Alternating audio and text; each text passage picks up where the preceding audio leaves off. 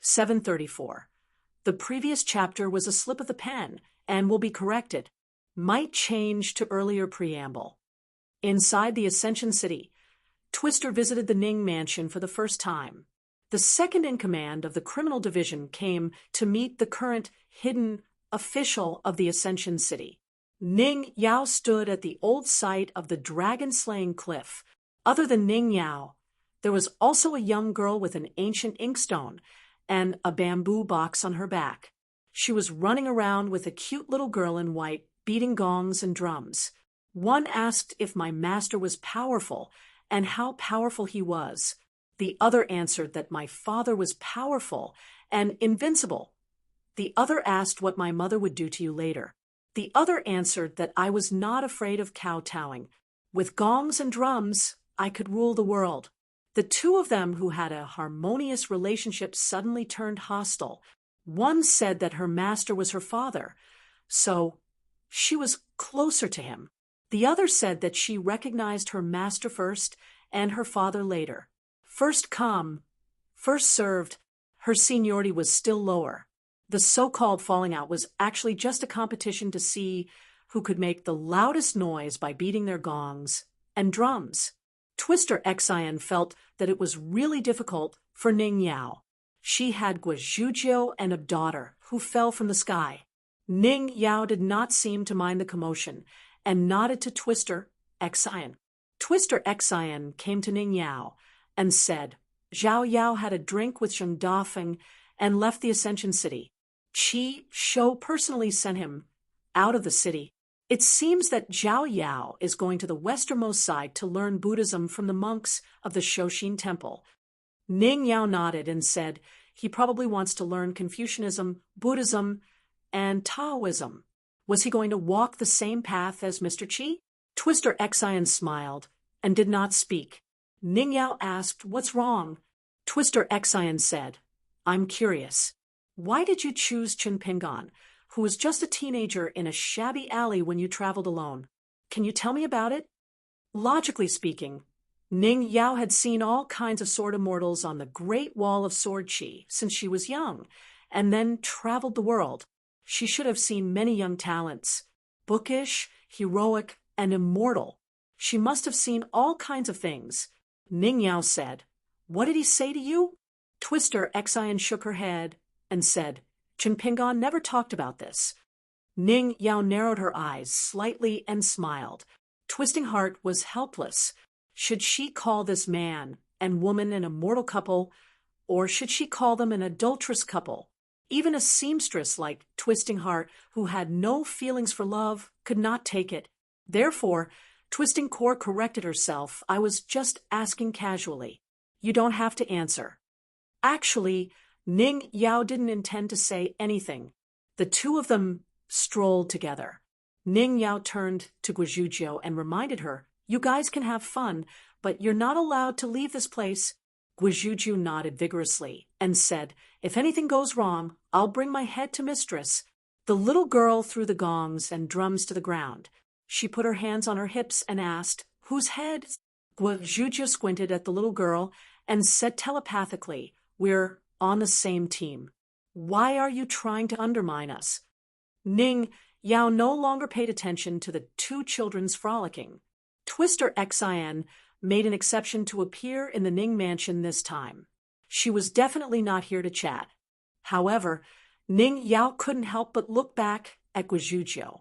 Guizhuzhou immediately straightened her back.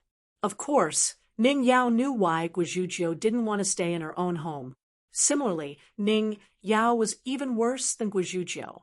She directly ran away from home.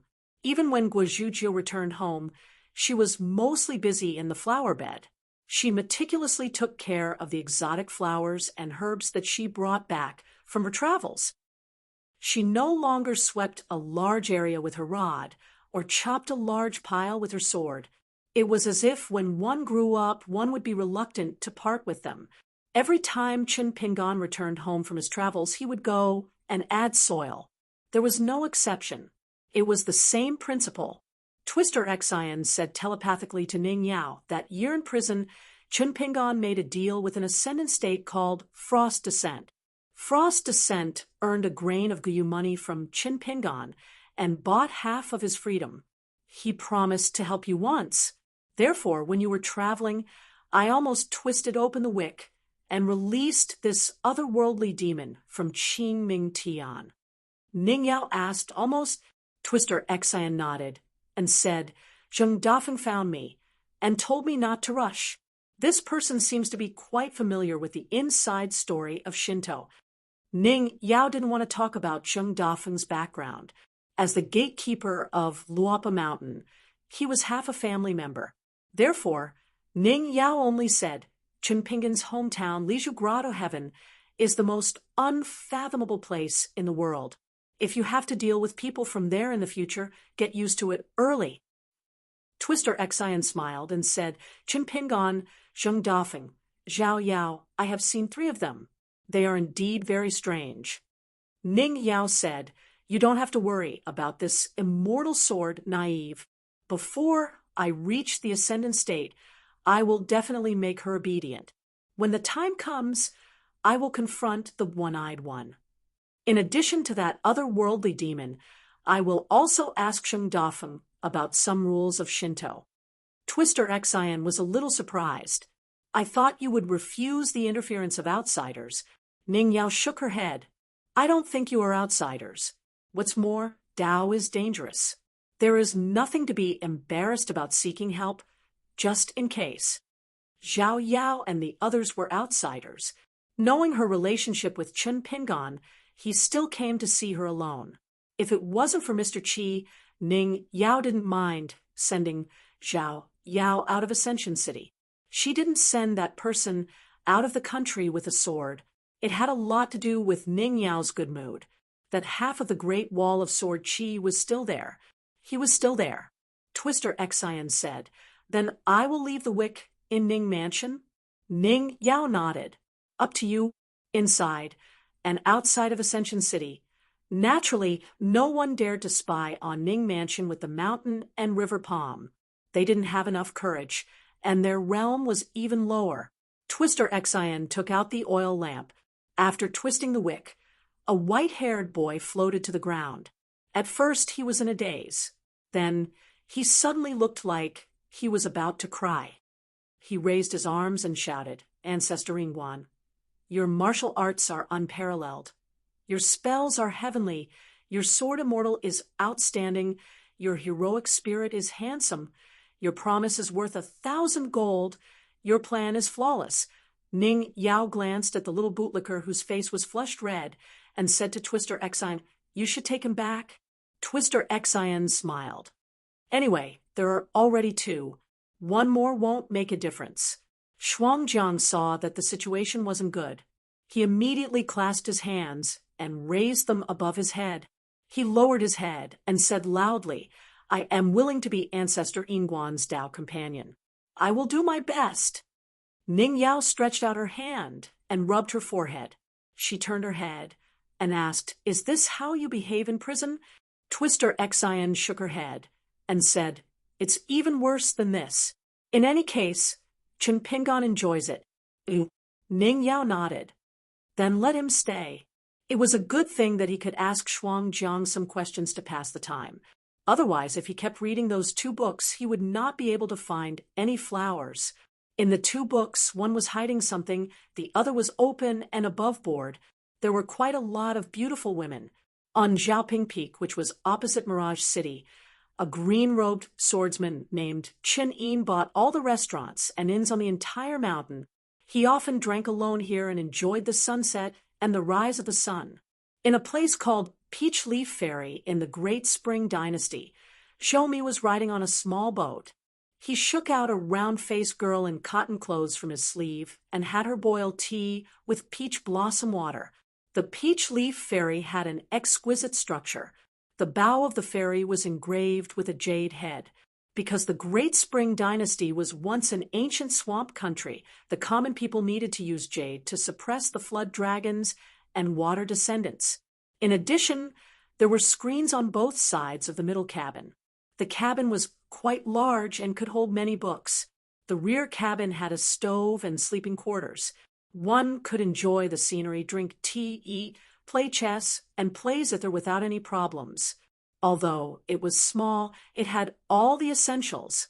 The peach blossom water, mandarin fish, and peach blossom fan of this ferry were once the favorites of the Great Spring Dynasty's officials and the female cultivators on the mountain.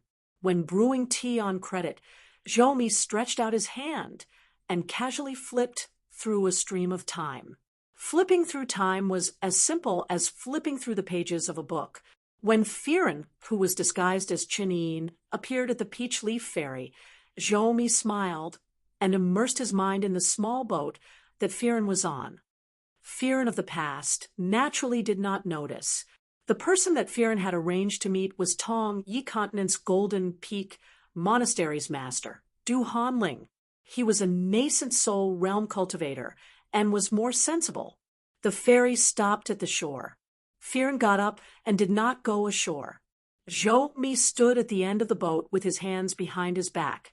He used the Qi observation technique to size up the group of people other than Du Hanling. Firen obviously did not expect Du Hanling to be so careless and bring outsiders here without permission. However, the nascent soul realm cultivator immediately bowed and apologized. He took the initiative to explain the reason to the messenger from the Guiyu tent. In the northern boundary of Tong Yi Continent, Heavenly Fault Peak, Green Tiger Palace, and Golden Peak Monastery were all big mountains not far from the word sect. It was just that the Green Tiger Palace had long moved to the Baoping Continent's old dragon city, while the Golden Apex Monastery had gone against the flow of the flood of refugees. Du Hanling first used a demon clan sword cultivator to establish a relationship with the Wuzi army camp stationed in the old southern Qi's capital city. Then, through the Wuzi army camp's matchmaking, he made an appointment with a Guiyu camp cultivator named Chen at Peach Leaf Crossing. Du Hanling had a rough understanding of the 60 military tents in the wilderness. Jiazi Tent was the leader. Other than that, there were a few other tents that were more eye-catching. For example, Jiazi Tent was a group of sword immortal embryos. There were many young cultivators, and each of them had a high status. Gui Hai Tent was in charge of paving the road on the sea. Geo Tent was in charge of moving mountains and opening up roads after landing on the shore. There was a king-level great demon overseeing each of them. They were Fei Fei, who was proficient in water techniques, and Yuan Shou, who was proficient in moving mountains. There was also Jiwei Tent, whose leader was the sword immortal minister. There was also one of the younger 10, who was on credit. As for Guiyu Tent, its reputation was relatively unknown. Zhou smiled knowingly. What a coincidence. It seemed that the people in front of him were old friends with the hidden official. Du Hanling was not the only one whose Dao heart had a ripple. There seemed to be a group of people who, after seeing Firen's current appearance, were not as patient as Du Hanling. Their expressions changed slightly and could not be concealed. Du Hanling was worthy of being an old nascent soul cultivator. He quickly recovered his normal state of mind. Whether or not the other party was Chun Pingan, who had messed up the situation of the Great Spring Temple in the past, did not matter much. These people were now in high positions in the Great Spring Dynasty. One of them was a vassal surnamed Liu, and the other was the only remaining duke of the Great Spring Dynasty. Especially Gao Shizhen. After seeing Firen, his face was gloomy and terrifying. In addition, there was also a master and disciple from the Golden Peak Monastery. Xiao Yuan ran. His master was Daoist Baozhen Yin Miaofeng, the master of the Dragon Gate realm and the disciple of the Golden Core realm. The master and the disciple were both cultivators in the Dragon Gate realm back then. They were not Earth Immortals, so they could not stay in the Mirage City as Master Jing. They could only go to the border and monitor the Yao family's iron cavalry for the Liu family of Daquan. They stayed there for more than 10 years. Among them, Xiao Yuan Ran looked young, but he was already half 100 years old. As for his master Yin Miaofeng, he was more than 200 years old. In addition, there was also a less conspicuous Lord City God, the city god of the riding crane city. The vassal kings and dukes of the Great Spring Temple, the earth immortals cultivators on the mountain, and the gods of the land gathered at the Peach Leaf Ferry. In the end, they saw a person they would never have thought of, Chun Pingon. Firen heard Duhan Ling's explanation and nodded with a smile. Old friends meet again, turning enemies into friends. Life is really unpredictable. Then Firen stood at the bow of the boat, and another group of people stood on the shore. They began to secretly discuss a plan. Zhou listened to them one by one. As for Zhou real body, he was still sitting on the ferry. He took a cup of tea from Kuyu and said with a smile, "Boiling tea is just boiling tea leaves." The round-faced girl's heart was not ordinary. She was first detained in the sleeve, and now she was alone with Mr. Wenhai, but she did not care at all. After pouring a cup of tea for herself, she said casually, "This is my skill. I can guarantee that it can be drunk. If Mr. Zhou is not satisfied, just call Firen. He seems to be proficient in everything." On the shore of the ferry, the conversation went smoothly. Among them, the young Taoist probably did not know that Chen Yin in front of him was much higher than he imagined. He was leisurely chatting with his master and said with a smile, "Master once said that there are often 1,000-year-old trees in the deep mountains, and there are few hundred-year-old people in the human world. At most, she will be old in 20 years. It seems that master was wrong." Yin Miaofeng twirled his beard and smiled. "It is indeed a little strange. Maybe there is a heretical immortal secret book in the Great Spring secret treasury that can make Yao Jinji's face permanent. If you say that Yao Jinji did not secretly cultivate, I will not believe it. The Great Spring secret treasury. The two properties of the Jin Huang Mountain Immortal Mansion and the Pine Needle Lake Water God Temple were not to be underestimated. The Lu family of the Great Spring secret treasury had been established for more than 200 years and had countless treasures.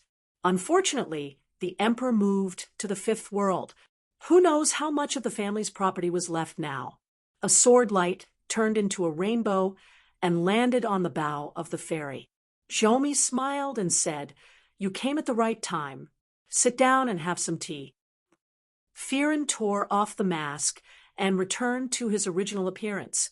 He said in a low voice, "Zhou, what do you want to do?" Zhou asked back, "Shouldn't you ask me what I have done first?" In the blessed land of lotus roots, many strange phenomena of heaven and earth appeared one after another, like bamboo shoots after the rain. The brilliance caused by the dozens of heavenly materials and earthly treasures appeared one after another in the beautiful land of mountains and rivers. There were also long swords left behind from ancient times that suddenly shot up into the sky. There were also 1,000-year-old trees that suddenly bore immortal fruits. The immortal aura was ethereal and contained fate energy. It was not as simple as having abundant spiritual aura. It was the best location for mountain cultivators to choose. Among the mountains, lakes, and seas, there were also plants that were blessed by nature. Most importantly, they would give birth to a little bit of natural divine light and become a kind of existence similar to mountain gods, water immortals, and earth gods. They were only short of being bestowed with righteousness. There were also many ancestral temple statues that had enjoyed the incense of the mortal world for hundreds of years. They were originally just clay sculptures and wooden embryos. Even if some of them belonged to the local obscene temples, there were now a few embryonic golden bodies that were formed and began to open their eyes to the mortal world. Cui Dongshan performed a great supernatural power of immortals that copied mountains and rivers and spread the scrolls on the ground. It was good for those who were not in a high realm to see more vividly. The eyes of the accountant, Wei Wenlong, lit up. His hands were quickly pinching his fingers in his sleeves as he did not stop calculating. The longevity fellow was obviously in a good mood. He pursed his lips and smiled. Chao Qinglang was puzzled. Little senior brother? Cui Dongshan had nothing to do, so he stepped on the spot and flew up with his sleeves. He smiled and said, "You guessed right. Lotus root blessed land not only became a superior blessed land, but also hit the bottleneck. In history, there were not many blessed lands with such good fortune. If I remember correctly, there were only 6. They were the result of many mountain peak sects preparing for hundreds of years. For example, the 100 Refinements blessed land of the talisman Yu Xianyi's sect was to let the blessed land have more fortune. Ordinary mountain peaks would not have such extravagant hopes at all. It turned out that other than the Luapa Mountain's own methods and the gifts from outsiders, the Lotus Root blessed land, which had just been promoted to a superior blessed land, had reached the bottleneck in less than an hour. Just the mountain of dragon pearls that Madame Qingzhong took out caused the blessed land's water luck to soar by 50%. In addition, during the battle of the 10 people in the world, the imperial tutor Zhongqiu obtained a celestial fortune. It was a 5 sacred mountains true form map. Zhongqiu tried to destroy it in order to guard against Yu Xini. Later, according to Lu Tai's instructions, he gave up the idea and handed it over to Chao Qinglang for safekeeping. Chao Qinglang asked Zhongqiu and little senior brother. One was willing to take it out, and the other said that there was no hidden danger. Therefore, the 5 sacred mountains that did not need to be conferred by the emperors of the 4 countries appeared in the Lotus Root blessed land. As for Yuan Lai's immortal fated chance, it was buried at the base of a tall mountain. Similarly, it possessed the embryonic form of a vast mountain. However, compared to the 5 great mountains' true form diagram, its grade was slightly lower. The small pond behind the Luapa Mountains bamboo building turned into a huge lake. A purple-golden lotus swayed, and wisps of purple-golden light slowly flowed into the lake. The qi of Tao permeated the surface of the lake. The floating duckweed sword lake was one of the 18 lakes. Together with the Tai Hui sword sex mountain, it had taken root and gradually merged with the heaven and earth. Other than that, there was a sea of clouds given by the ancestor of the white cloud sect of the Lying Ground Peak, a peach forest given by the Peach Mountain sect, a fiery cloud given by the Tai Xia sect, and a white conch cup given by the Yuanling Hall of the Finger Xian Peak. It was as big as an island and was a natural small Taoist field. Pei Qian frowned and said, "When water is full, it will overflow. Once it reaches a bottleneck and can't break through, it will be bad." Cui Dongshan immediately turned his head and gave Pei Qian a thumbs up. "Senior sister, you have a good eye. You are insightful." Zhou Mili finally had a place to use her skills. Holding the golden carrying pole and green bamboo cane, she clapped her hands quickly but silently. The so-called bottleneck was the size of the Blessed Land's territory. After all, the size of the blessed land was fixed. The blessed land of the Taoist temple in the past was considered the smallest among the 72 blessed lands. Once the spiritual energy of heaven and earth in the blessed land was too much, it would be as bad as not enough. Not only would it affect the physique and fate of the mortal teachers, it would also cause all kinds of natural and man-made disasters. For example, if the water was too heavy, it would cause the mountains and rivers to be turbulent and flood thousands of miles away. Or if a huge sun hung in the sky, the sun's essence would shine for thousands of miles and continue to burn the blessed land, causing drought to occur for a few years and killing all living things. The dense moonlight would sprinkle on the mortal world, causing the underworld to be filled with ghosts and spirits. They would form groups and wander at night, or the mountain and lake spirits that were together with the moon would flock and run rampant in the mortal world. The moon's excess would lead to a loss. This was the truth of the great Tao. This was the root cause of many people who ascended in the blessed lands. These people were favored by heaven and earth. They were blessed by fate. In a sense, they had no choice but to come out. If they forced themselves to stay in the blessed land, They would either be crushed by heaven and be regarded as a traitor who tried to usurp the throne. They would be reduced to returning to heaven and earth, or they would take advantage of the situation and leave. Therefore, the truth of many blessed lands in history came to light. However, some of them would attract unexpected disasters. For example, the last official of the Great Wall of Sword, Chi, broke the restriction of heaven and earth by himself and attracted the attention of the cultivators in the world. In the end, the entire blessed land was destroyed. The blessed land of Cloud Cave, controlled by the Jiang family, was famous for its vast land and many people. Even if they spent a lot of money because of the disasters caused by cultivation, the blessed land of Cloud Cave had never reached a bottleneck. The blessed land of Frost Crisp, owned by the Liu family of the Snow Mountain continent, was probably the least populated blessed land. There was only a large group of jade collectors specially trained by the Liu family, and they worked all year round. There were also female immortal masters from other sects who would take the initiative to find the Liu family of the Snow Mountain continent and become anonymous jade collectors without any salary. After all, the so-called jade collectors were dealing with snow all year round, which was greatly beneficial to cultivation. At the same time, the Liu family also owned the blessed land with the most people, the Tree Shade Blessed Land. It was an inferior blessed land that the Liu family would not spend a single immortal coin on. It had a total of 90 million people. Once a cultivator was lucky enough to reach the cave realm, they would immediately be taken away from the blessed land. Outsiders only knew that it was the request of the two ancestral masters. Of course, Cui Dongshan had a backup plan. He would never let the blessed land's bottleneck become a hidden danger. To be precise, he was one of the people in the world who only knew how to manage blessed lands. Jiang Shangzhen had long been prepared for this. Cui Dongshan looked down at a place with beautiful mountains and clear waters. There was a willow tree with a scroll hanging on the tree.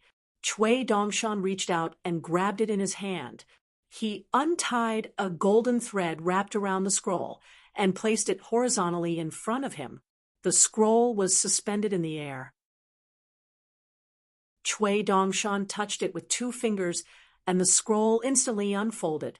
The images constantly swept out and finally revealed 1,000 miles of mountains and rivers painting. This was a great gift from Jiang Shangzhen to the blessed land. He bought it from an old ancestral master of Carte Blanche Blessed Land. It was originally a scroll that was tailor-made for the blessed land of Cloud Cave. After it took root, as long as the blessed land was empty and vast enough, it would become a real mountain and river after being soaked in abundant spiritual energy for 100 years. Other than that, most of the refugees from the Tongyi continent who were previously imprisoned by Jiang Shangzhen walked out of the blessed land in the Aquarius continent. Almost all of the Qi cultivators had left, leaving behind more than 200,000 ordinary people. It was unknown what method Jiang Shangzhen used. Most of them were coerced and tempted. In the end, they chose to stay in the blessed land and await the judgment of God. These were 2 acts of timely help. The painting of mountains and rivers was like this, and it was even more so for the 200,000 souls of the mortal teachers. As long as they lived and multiplied here, they would be able to repaint the white painting blessed land a bit more. Wei Pai praised from the bottom of his heart. Compared to consecrated Zhou, I am ashamed of my inferiority as the suzerain of the Jade Gui sect, and the head of the Jiang family. Jiang Shangzhen could be said to have given his all for Luopa Mountain, as a consecrator to this extent. Even Cui Dongshan wanted to give brother Zhou a golden plaque with the words "righteous beyond the clouds." It seemed that no matter what Jiang Shangzhen did, as long as he put his heart into it, he would be outstanding. The only private gain under the guise of public office was that Jiang Shangzhen left a small piece of land for himself, a willow branch that fell to the ground and became a shade. It was probably because he wanted to bring a beauty here for an outing. With the additional mountains and rivers that appeared out of thin air, the spiritual energy of the blessed land that was almost solidified began to flow naturally again, surging towards the empty mountains and rivers. Zhu Lian laughed and said, "Consecrated Zhou is indeed a wonderful person. It's rare in the world." Then Zhu Lian smiled and looked at Pei Qian. Pei Qian was a little puzzled. Zhu Lian explained, "Consecrated Zhou and I hit it off at first sight. We exchanged pointers on a Dao technique and were evenly matched, but in the end, he lost to you. Furthermore, Consecrated Zhou lost wholeheartedly." Pei Qian thought for a while and muttered, "What's all this about?" Zhou merely gently shook her head, which was considered as knocking on the door to greet Pei Qian. Pei Qian stretched out his hand and pressed on her head, saying softly, "Don't say that old chef is talking nonsense. There's no such thing. We, the Bamboo House, treat people with sincerity." In Pei Qian's small account book in the early years, there were many distinct factions. For example, she, Sister Wanshu, and Little Mealy belonged to the most direct Bamboo House faction. The Gatekeeper faction had Zheng Dafeng and Yuan Lai. The Dragon Riding Alley faction had Shiro, and the others who looked after the shops. There was also the Stake Walking and Dream Walking faction. Cui Dongshan said, "Next, I'll have to trouble Changming Judge, and Mr. Wei to take a few more steps to pick up the money and settle the accounts. Hongxia will bring Yunzi to help later. You don't know how lucky you are. It's not good to lie down and enjoy life without doing anything." Hongxia said softly, "Yes, Hongxia." Chen Lingjun said, "Count me in." Cui Dongshan smiled and looked at Grandpa Chen, who was walking a little light. "Then count you in? Do you want to bring that brother of yours along?" On this trip to the North Continent, Chen Lingjun had crossed a continent and back. He had been very careful when he walked, but that business of beheading a chicken and burning yellow paper to get to know a good brother was very daring, and not the least bit careless. Chen Lingjun shrunk his neck and took a big step forward. He took another big step forward and put his feet together. Thus, he stood next to Wanshu, the stupid girl, and said tentatively, "Then let's forget it, right?" Cui Dongshan no longer paid attention to this leader of Luo Pa Mountain's courage and wisdom. First, there was old Josie, who had never won a fight and never lost a quarrel. Then there was Lu Qicheng, who had my senior brother, is Zheng Juzhong, and I am best friends with Chen Pingan. Now, there was Chen Lingjun, who had scolded Wan Fei for being shameless, patted Lu Chen's shoulder twice, and even called the people of Zhanlong his brother. Each and every one of them was AF * king talent, the kind that could only be found but not sought. Even Cui Dongshan found it interesting that Luo Pa Mountain was able to occupy one of these rare heroes in the vast world. Cui Dongshan turned to Chao Qingleng and said, "That dragon boat ferry can be brought here to be repaired. If you think that Lu Zhongruan is suitable, you can let her bring some of the more level-headed direct disciples here to choose 2 or 3 mountains to cultivate. But let's make it clear in advance. Within 60 years, other than Island Master Lu, who can freely enter and leave, the direct disciples can't move around casually." Ooh. Cui Dongshan raised his hands, shook his sleeves, and pointed to 2 places.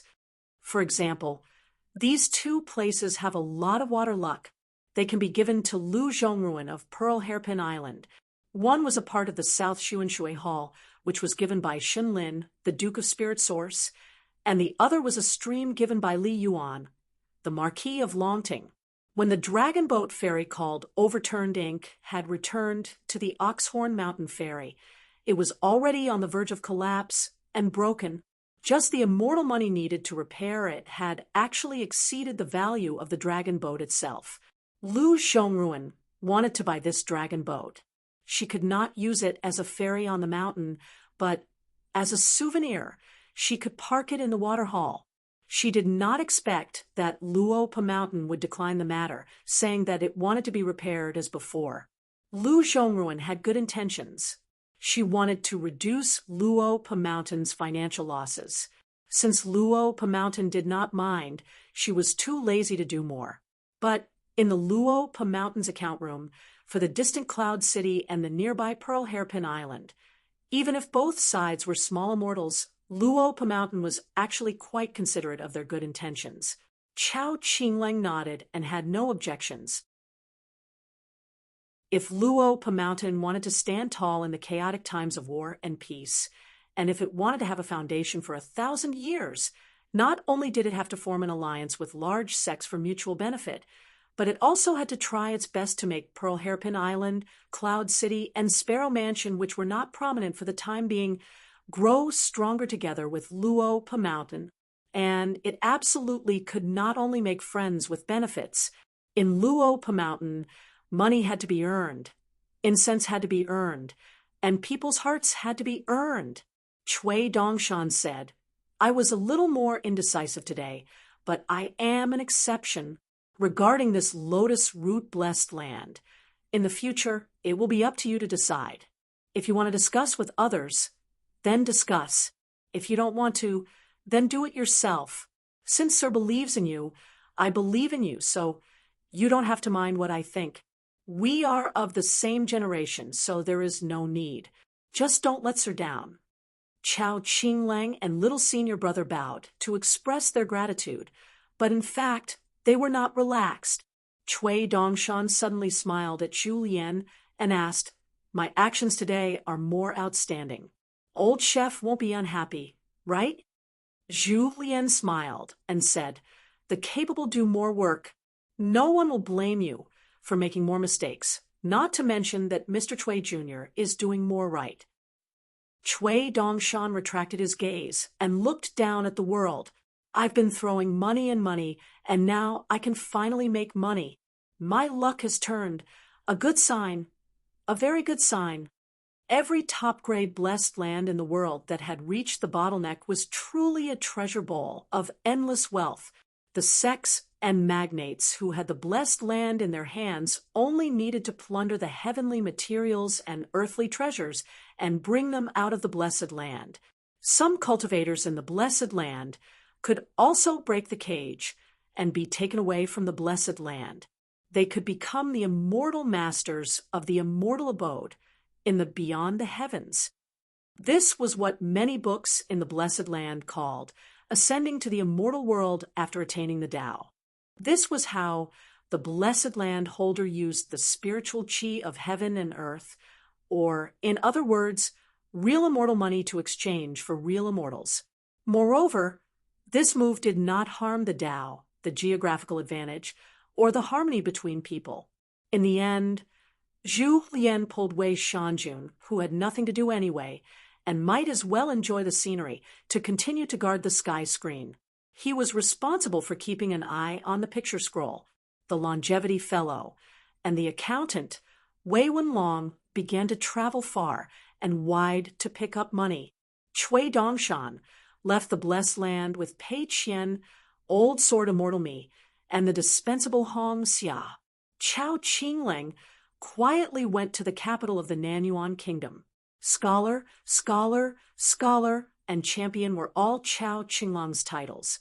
Chao Qinglang had participated in the imperial examinations of the Nanyuan Kingdom in the past and had been unstoppable. He had obtained the top scorer in the provincial examination, the champion in the general examination, and the champion in the palace examination. He had become the first scholar in the history of the Lotus Blossom Blessed Land to obtain the top score in all three examinations. Even the teacher, Zhong Qiu, did not know whether to laugh or cry. This was a series of titles that Chao Qinglang had earned with his own ability. Therefore, when Chao Qinglang left later, it became a major unsolved case in the capital of the Nanyuan Kingdom. Back then, in the Central Divine Continent's Liji Learning Palace, he had met the sage of literature, who was the ancestor. When the old scholar heard this from the teacher, he was overjoyed and almost burned 3 sticks of incense on the spot. He said that the student had surpassed the master. Our literary lineage is so arrogant that it soars to the heavens. Whether it's studying, playing chess, drinking, practicing the sword, writing, boxing, or speaking properly, which one of them isn't invincible in the world? And now, even the only thing that's lacking is scholarly honors. We can hold our heads up high. Chui Dongshan stayed at Luopa Mountain, and Hong Xia followed beside him, trembling with fear. Pei Qian and Miyu walked to the Oxhorn Mountain Ferry, one south and one north. Pei Qian wanted to take the ferry to the battlefield of the southern peak, while Miyu went to the North Continent's Sparrow residence. When they arrived at the Oxhorn Mountain Ferry, which was becoming more and more prosperous, it used to be a proper immortal mountain called the Bundle Shop. There were buildings of all sizes, and there were pavilions and markets. That year, the Bundle Shop made a mistake and did not think highly of the Dali Iron Cavalry's southern expedition. It was equivalent to giving it to the cloud-covering mountain and Luopa Mountain. After that, the Bundle Shop regretted it and wanted to buy it back at a high price. Wei Pai just happened to entertain the Bundle Shop's guests with a night banquet. After that, there was no follow-up. Later, Miyu would ask Wei Shanjun to help send it to the border of the northern peak. Then he would hide his breath and cross the continent on his sword alone. He would also visit the long bridge that connected the two continents. And this time, Pei Qian did not carry the mountain walking staff and the bamboo box on her back. She also left the auspicious symbol of the saber at Luopa Mountain. She only had a Dali Ministry of Justice jade token on her waist and 2 sabers on the other side of her waist. She would take a Dali border army ferry to the south and use the name of Zhengqian. Pei Qian planned to suppress her realm at the Golden Body level. She would speak with the accent of the Snow Continent, and her fist technique would be similar to that of the Horse Lake Residence's Leigong Temple. Miyu said to Pei Qian, "Be careful." Pei Qian nodded. Same for Sword Fairy Me. Miyu was helpless. Now, when he heard the 2 words Sword Fairy, he felt uncomfortable. At the stone table by the cliff, Chui Dongshan crossed his legs and casually cast a spell. On the stone table scroll, there was the figure of eldest senior sister and old Sword Fairy Me. The young man in white was leisurely eating melon seeds. Hongxia did not even dare to sit down. Chui Dongshan squinted at the nascent soul water dragon. "Do you want me to kneel and beg you to move before you invite Master Yunzi here?" Hongxia bowed and hurried to Mount Huimeng on the wind. On the way back to Luopa Mountain from the Blessed Land, Hongxia still did not dare to speak. In fact, she had her eyes on a remote river in the Songlai country. Compared to the place where Pei Xiong chose to stay in the Fox country, it was far inferior. After all, the latter still relied on a dragon vein, but the hidden dragon was not obvious. As a nascent soul water dragon, Hongxia was not suitable to cultivate in the Blessed Land if the Lotus Root Blessed Land was only a middle-level Blessed Land or a high-class Blessed Land. She would take away too much of the local Reiki and fate of the mountains and rivers. But now it was fine. Chui Dongshan saw through Hongxia's thoughts and did not make things difficult for her. Now, the Blessed Land's water fate was so rich that it made people's hair stand on end. If there were no restrictions and there were no water fairies or monsters, it would be inappropriate to absorb Reiki in the small world of the human body. Therefore, Chui Dongshan let Hong go down and bring the Golden Core Realm Cloud Child along with him, so as to avoid rolling around in the green mud slope of Mount Huimeng every day and creating a foul atmosphere. When other immortal masters passed by and saw this scene, they would mistakenly think that Luopa Mountain was a den of thieves doing illegal activities. The Lotus Root Blessed Land was divided into 4 by the old temple master. Except for the Nanyuan country, which was like a painting, the other people's mountains and rivers were like a drawing technique. Chui Dongshan knew that this was a valuable gift from the stinky Taoist, so that Xiu who could use it to make up for his Tao. But Chui Dongshan did not plan to accept the gift. Chui Dongshan whispered, "Let's see how good the old chef is at solving puzzles." In the blessed land, the longevity fellow had better eyesight. He found an interesting existence that even the painting of the mountains and rivers of the immortals did not show. It was a graceful woman with an ethereal figure. She was the condensation of literature and the manifestation of the great Tao. Now, the woman was secretly flipping through books in the library of a scholarly family in the city below, although she was not a big deal for the time being. As long as she was cultivated a little, it would be a huge profit for the blessed land. Wei Wenlong was pleasantly surprised. He said to Chong Ming telepathically, "Such a rare existence is priceless. There are only 17 of the 72 blessed lands that can be checked." Chong Ming said, "Master will not agree." In fact, she would not agree either. As the manifestation of the ancestor of the gold copper coins, Chong Ming and the woman's great Tao were similar. They were naturally close. Just like on Luopa Mountain, Chong Ming did not hide his affection for Nuanshu. Wei Wenlong smiled. "You're mistaken, Chong Ming." Chong Ming smiled, but did not say anything. Actually, he was not mistaken. Otherwise, Accountant Wei, be careful not to bump into coins and sprain your ankle. Chun Lingjun sat cross-legged in the air, riding the wind as he followed behind the two of them. Now that the big white goose was gone, Uncle Chun felt comfortable all over. He said in an old-fashioned manner, "Elder sister, are there any Jindan masters among the cultivators in this lotus flower-blessed land?" "Alas, even if there are, they are one generation behind me." Chong Ming said casually, "In 30 years at most, there will be 5 or 6 Jindan cultivators, the cultivators who gradually climbed the mountain, the gods of mountains and rivers who formed their Jindan bodies, the spirits of heroes and ghosts, and the monsters in the wild, would all compete for the great Tao. However, even if there was someone who reached the Jindan stage first, there would be no additional great Tao blessing. This was because the first true cultivator in the Lotus Root Blessed Land's history, Eugenie of the Lake Mountain sect, had already formed his Jindan before the land was split into 4. This person was born in an inferior blessed land, but he was able to break through to the Jindan Earth immortal stage. He could be said to be a genius among geniuses. Therefore, even if there were new Jindan cultivators in the Lotus Root Blessed Land, they could be proud of themselves behind closed doors. As for boasting, they could forget about it. According to Zhou Fei, the consecrator of Luopa Mountain, Eugenie was shameless. He went up the mountain to cultivate immortal techniques, and then went down the mountain to bully those who practiced martial arts. How could he bully others like that? Chin Lingjun suddenly slapped his head.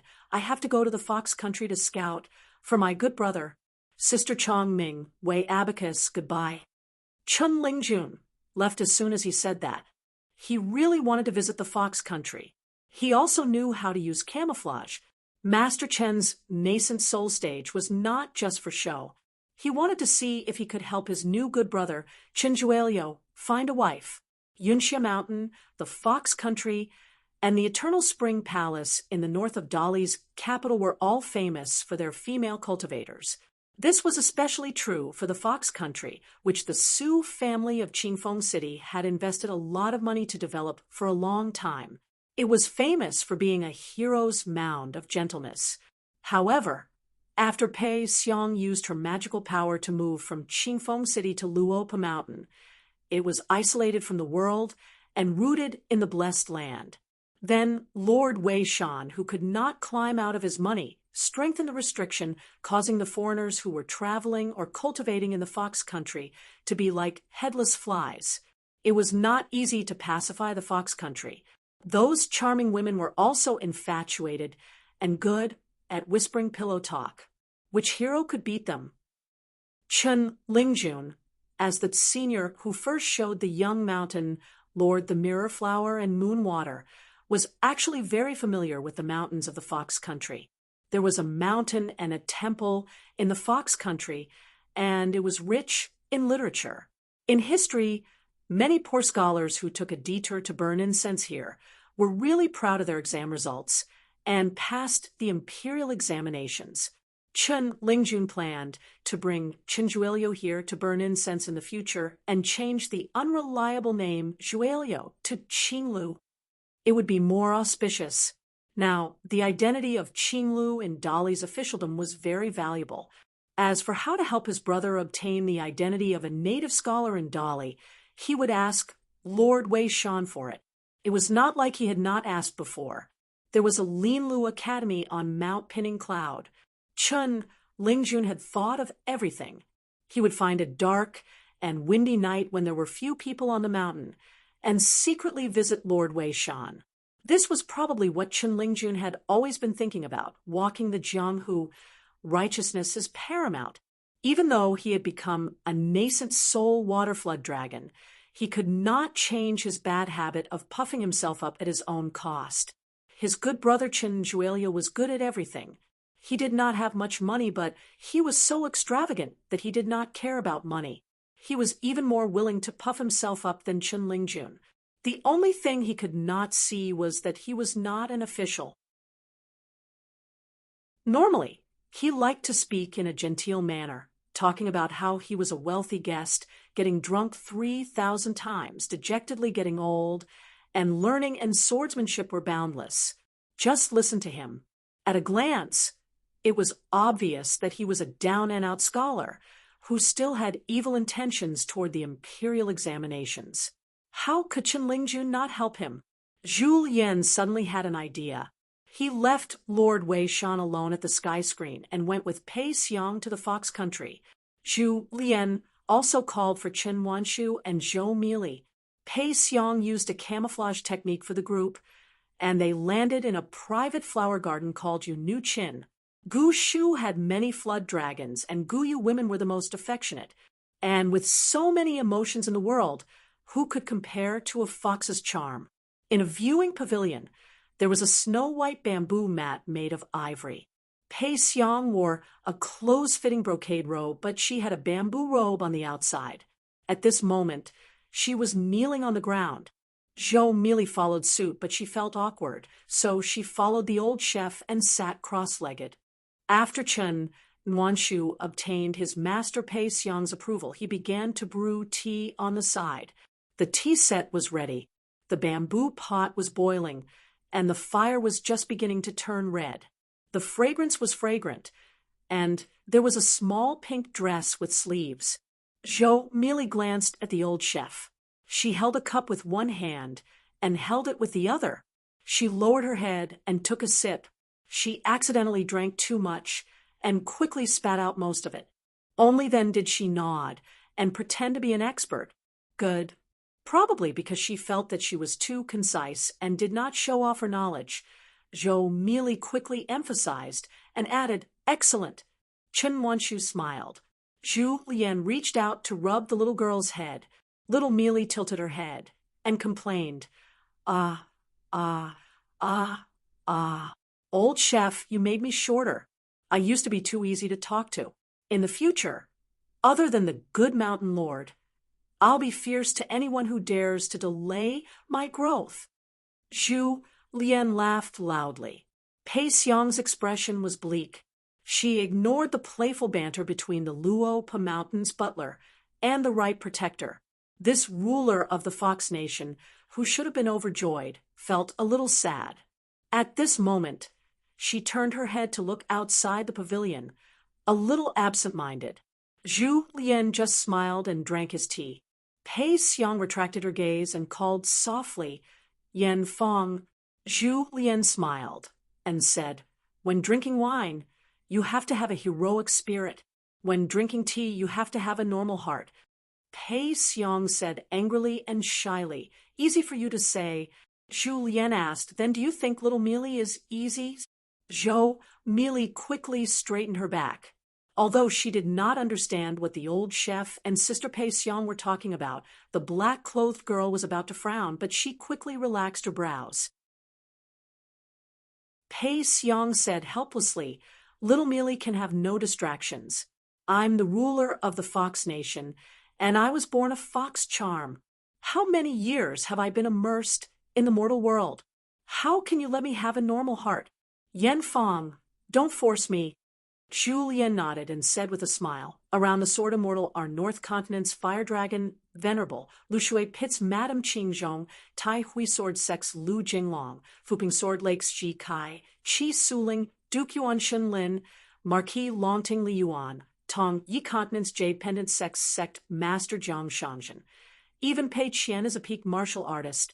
There's also the immortal realm Chui Dongshan. As for the previous owner of the Lotus Root Blessed Land, he's the old master of the Eastern Sea Temple, a great cultivator of the 14th realm. Pei Xiang is already very calm for not being frightened to the point that her beautiful face turned pale. Pei Xiang's face was pale, and her breathing was unstable. One of her palms gently pressed against the mat. Zhou Mili was about to speak and gave the old chef a look. However, she saw Sister Nuanshu gently shaking her head at her. Zhou Mili quickly shut her mouth and lowered her head to continue drinking tea. She knew that the old chef was talking to Pei Xiang about the big bowl. Chen Nuanshu handed Pei Xiang a cup of tea. Pei Xiang took the teacup and asked Zhu Lian, "Did Luo Mountain know from the beginning why I chose that dragon vein?" Originally, she thought that Luo Mountain would not think too much about it. She only thought that she had chosen a treasure land with mountains and rivers on behalf of the Fox Nation. But now that Pei Xiang knew the true foundation of Luo Mountain, she realized that her shrewdness was simply like a child talking about the principles of the sage. It was extremely laughable. Luo Mountain was too hidden and did not reveal anything. They had only managed an inferior blessed land for a few years, but they had gradually advanced layer by layer, interlocking with each other without any flaws. In an instant, they had raised an intermediate blessed land to the bottleneck of a superior blessed land. Where did so much immortal money come from? Where did so many mountain peak connections and incense offerings come from? One after another, immortal blessings fell like rain on the blessed land, as if they did not cost money. Zhu Lian nodded and said, "The Fox Nation secretly gathered a lot of literary luck for the Sioux clan of Qingfeng City, and the Sioux clan also married the daughter of the first wife to the son of the Yuan clan of the Pillar Nation. I guess that it will most likely be a pair of twins, the boy supporting the dragon, the girl climbing the dragon. Of course, Su Han did not have the guts to involve the fate of the nation, competing with Xiu, who in scheming was purely courting death. But this kind of icing on the cake, even if the Song clan knew, they would be happy to see it happen. Anyway, literary luck still fell on the Dali dynasty. If it could fall on the Song clan, of course it would be better. Actually, you don't have too much of a burden on this matter. On the account of Luo Mountain, this is really just a small matter." Pei Xiang's mind was blank. She could only look at Zhu Lian in a daze.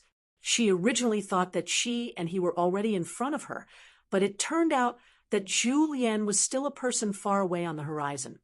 Zhou Mili also heard this, but she did not remember it. She would probably forget it soon.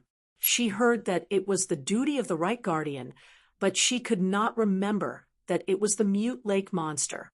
Her vision was high and her heart bigger than the table. Zhu Lian stopped smiling and put down his teacup. "Pei Xiang, since you've entered Luo Mountain, do as the Romans do and treat people with sincerity." Zhu Lian pointed at himself. "For example, I can understand your vigilance, so I've been waiting for you to speak up and reveal the inside story. But you didn't." He pointed at Pei Xiang. "I've waited until now to help you reveal it. This has already happened twice. Our Luo Mountain has an unwritten rule called no more than 3 times. Pei Xiang looked puzzled. She frowned and then shook her head, indicating that she did not understand. Zhu Lian smiled. "Nuanshu, Mili, leave for a moment." The 2 girls immediately bid farewell and left without any hesitation. Zhu Lian slowly stood up. His body was hunched, and his fist posture was still loose. He said with a smile, before Mr. Cui Xiao left, He said that there was a small mystery hidden in the Fox Nation. He wanted to test me and see if I could solve it.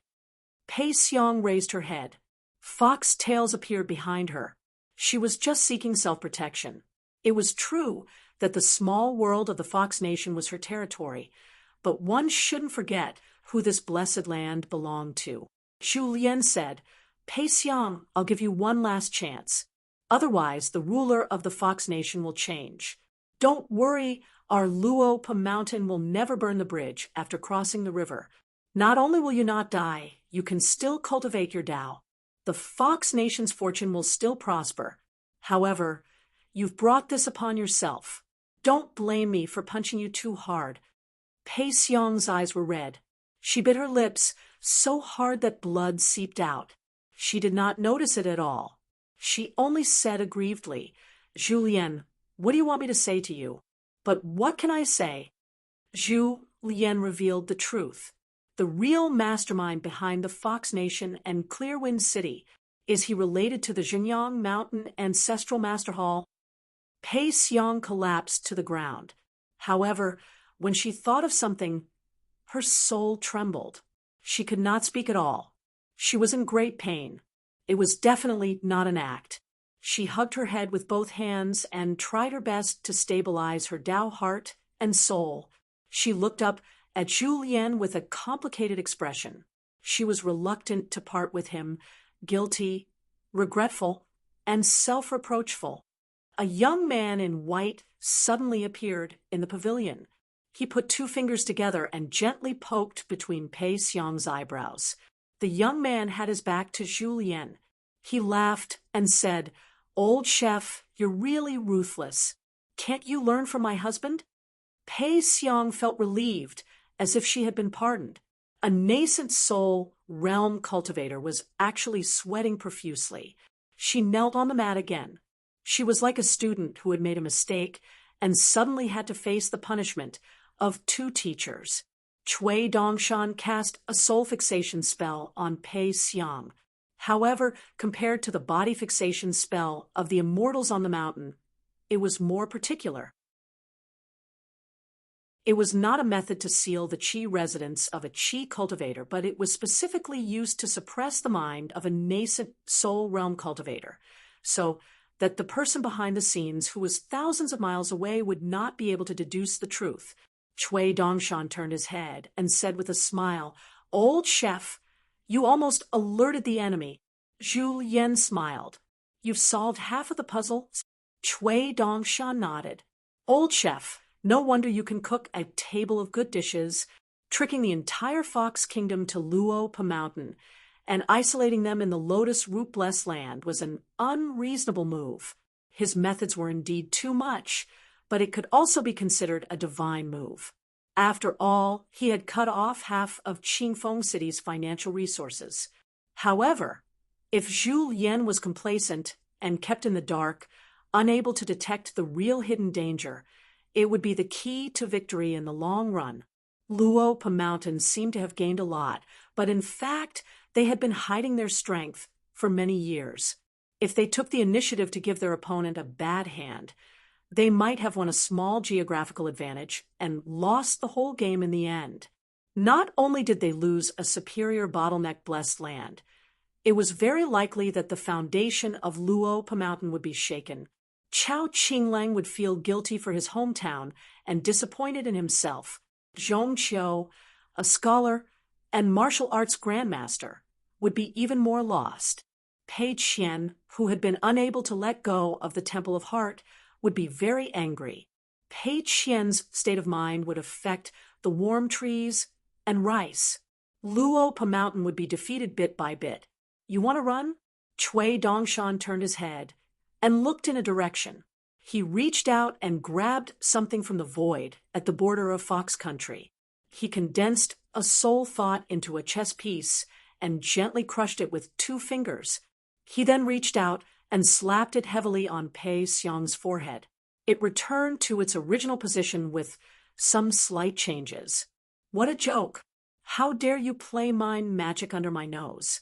Go back obediently. Cui Dongshan bent 2 fingers and gently knocked on Pei Xiang's forehead. Yes, Zhu Lian was silent. No wonder the world envied immortals for having a variety of spells and powerful abilities. The person behind the scenes who used a secret technique to seal Pei Xiang's mind was an immortal. Cui Dongshan was able to capture a thought that had escaped into the distance, play with it, and return it to Pei Xiang. Of course, it was an immortal's method. Zhu Lian suddenly condensed his voice into a line and said to Cui Dongshan, "Gu can send a secret letter to Cloud Pinning Mountain and entrusted Wei Pai to deliver it to Luo Pa Mountain." She said that Chai Bofu and the Su family woman beside him are the identities of his senior brothers. Chai Bofu also knows that his junior sister is actually taught by another secret master.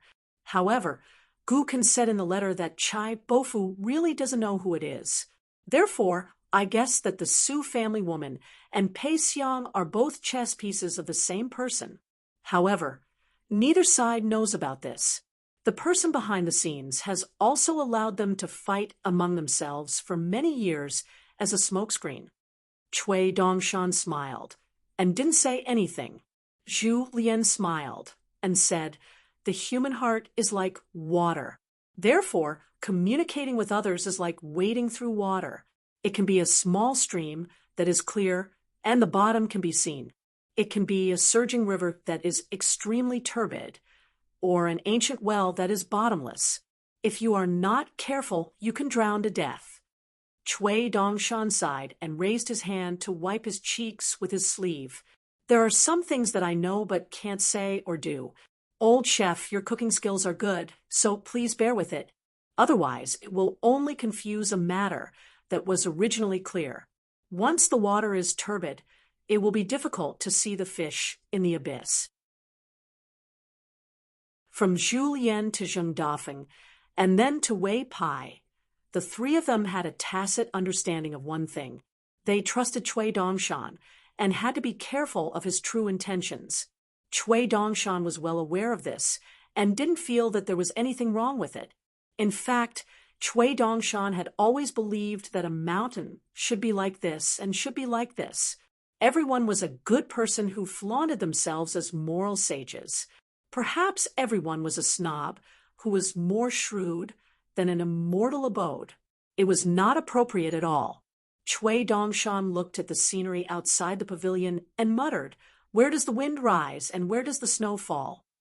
Zhu Lian smiled casually and said, "Hibiscus Mountain?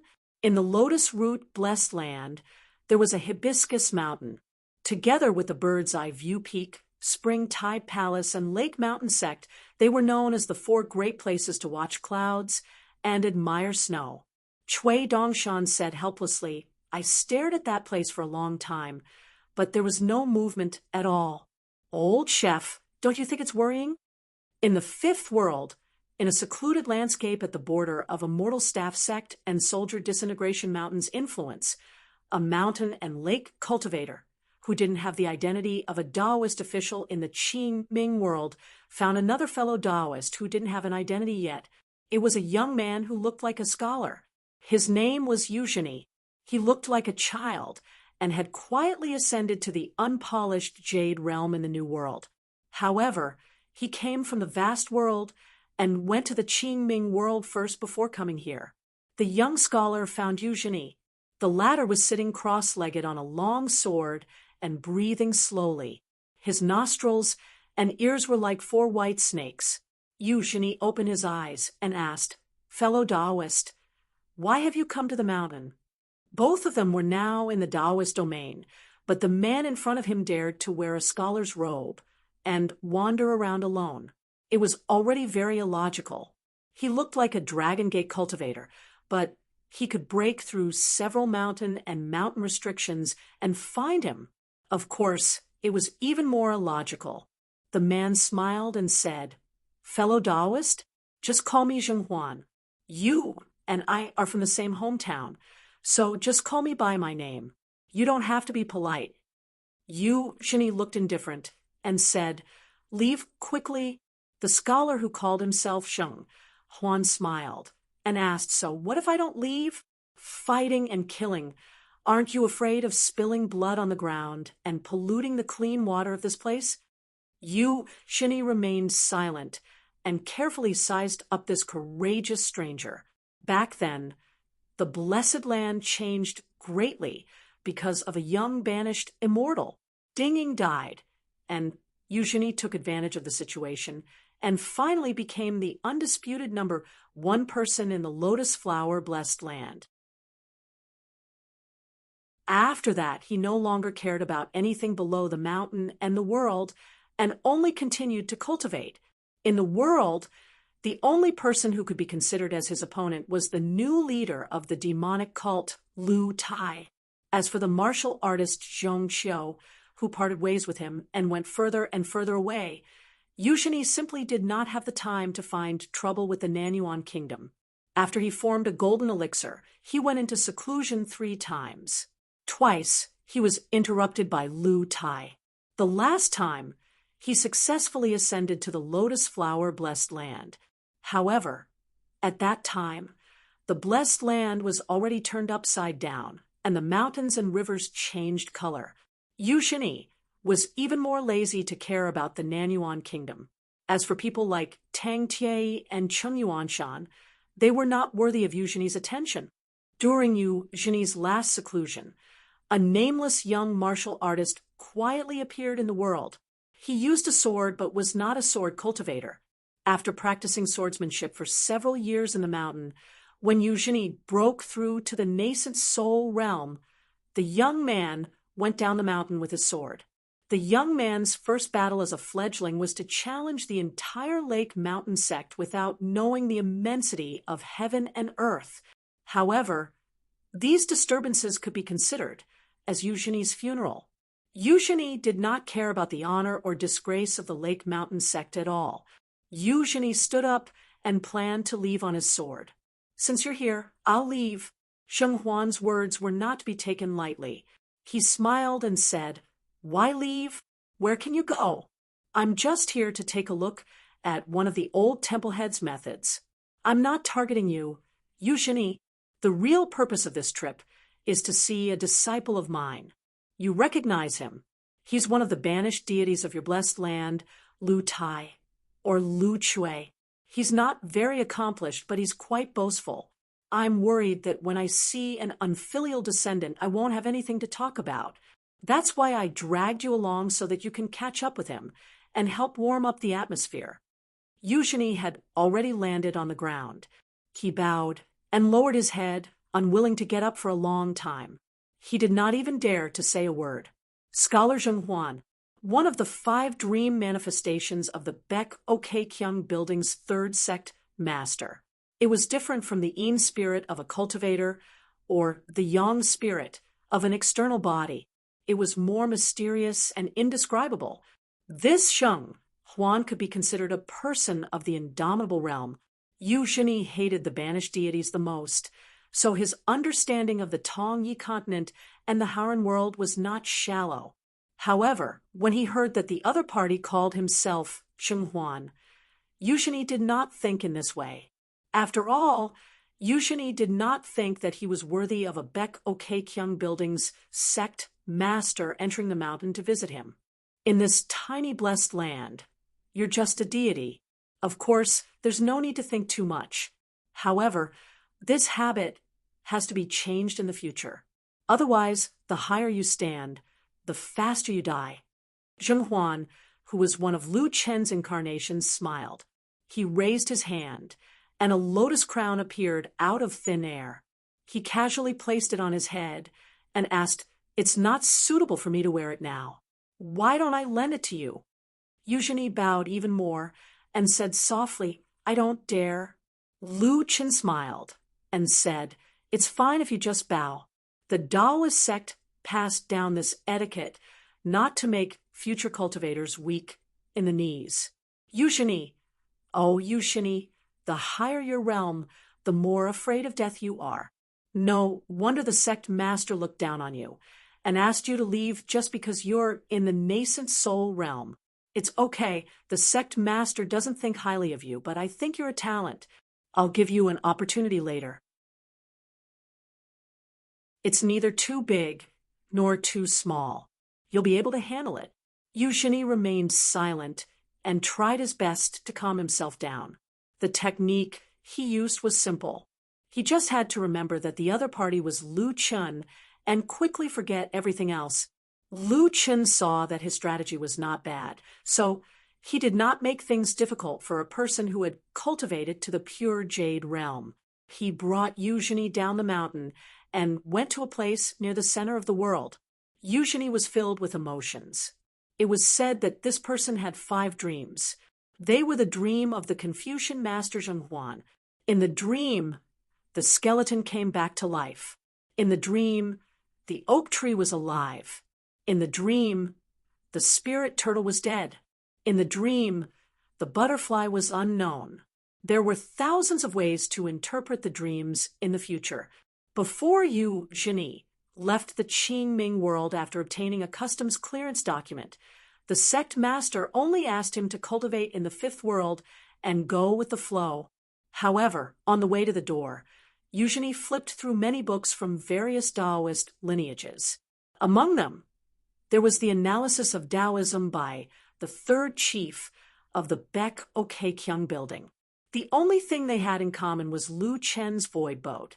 One of the books from the Taoist sect described Lu Chen in an even stranger way. It said that Lu Chen was never the real person in the eyes of others. From Eugenie's point of view, it was similar to the Buddhists saying that when you see Tathagata, you are not Tathagata. It was another typical Taoist generalization, which made Eugenie feel helpless. After that, he followed the scholar Zhenghuan or the sect master Lu Chen all the way to the center of the world. This made Eugenie feel even more helpless. Eugenie did not even dare to ride on the sword. He only dared to ride on the wind with the sect master Lu. He did not want to offend the sect master. Among the 3 sect masters of the Baek Okekyung building, the great chief was known as the most natural in Taoism. The second in Taoism was, of course, Na Jin Wudi. On the other hand, Lu Chen was said to be the most unpredictable. According to the Taoist sect, who did not like to give any face to the Baek Okekyung building, even Lu Chen himself did not know what was going on in his mind. On this day, Lu Chen finally stopped in his tracks. He extended a finger and drew an ordinary talisman. A door appeared in front of him. He turned around and said, "You're about to return to your hometown. After all the hard work, you're finally reunited. Are you happy?" Eugenie said, "I have no attachments to my hometown." Lu Chen shook his head and looked at him with pity. "You come from afar, but you know little." Eugenie said sincerely, "I've learned something. One does not leave the house to know the world. One does not pry into the Tao of heaven. Lu Chen brought Eugenie into the blessed land where no one had descended." Suddenly, he swept his arm and slapped Eugenie's face with the back of his hand. A dazzling talisman appeared on Eugenie's face. It disappeared in a flash, causing a cultivator of the unpolished jade realm to be unable to breathe. It was as if he had fallen to the cave realm. Eugenie staggered. It took him a lot of effort to regain his footing. The doors of several natal chi residences were tightly shut. Not only that, when Eugenie used his divine thoughts to look inside himself, he was shocked. The spiritual energy of many residences in his body first condensed into water, then solidified into golden jade, and fell to the ground. That was why Eugenie's footsteps were heavy. The door behind them closed automatically. Lu Chen walked forward slowly. Languid, he said, "The old head is still protective of his disciples. The blessed land that he gave to my disciples was only of medium quality. You're in the unpolished jade realm. If a colossal creature wades through the water, it will affect the weather. Won't there be a storm? There are only 2 of us. Who are you trying to scare? Quickly get used to the cave realm. If you're like the mortals at the foot of the mountain, it will be difficult for you to go from extravagance to frugality. How can you be a cultivator?" Eugenie immediately stabilized his Tao heart and followed behind Lu Chen. Lu Chen asked, "Do you know why the saints are closer to water than to the mountain?" Eugenie shook his head. "Please enlighten me." Lu Chen said, "A bowl of water in Buddhism contains 48,000 worms." The old man sighed at the water. He was reluctant to part with the day and night.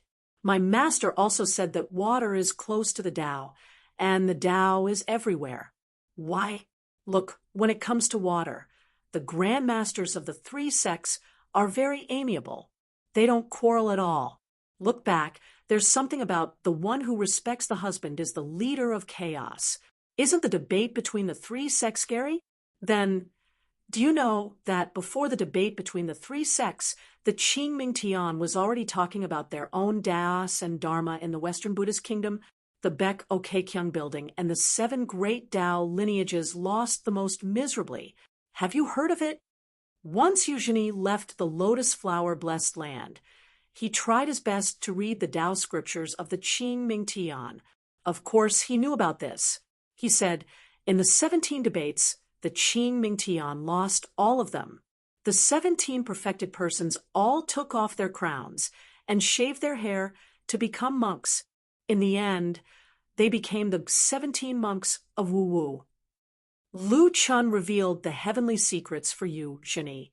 In the early years, the 5 supremes of the heavenly courts were the masters of the pugilistic world. Other than being in charge of all the blasphemous rivers in the 5 lakes and 4 seas, the one that was truly in charge was the river of time. Every time a god disappeared, his corpse would turn into the stars in the sky. His divinity would fuse with time and gather into a river. The souls of the human race were actually born from the water.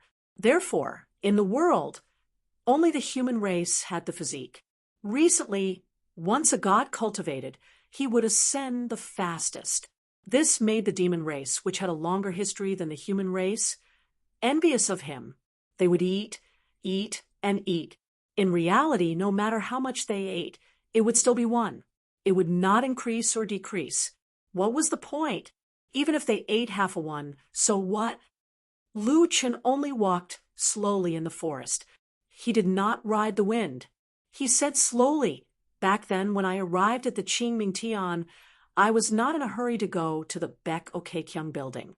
Because I had nothing to do, I specially collected Buddhist gathas. Their literary talent was outstanding. They were both exquisite and beautiful. I once saw with my own eyes all the remaining temples in the Qingming Tian.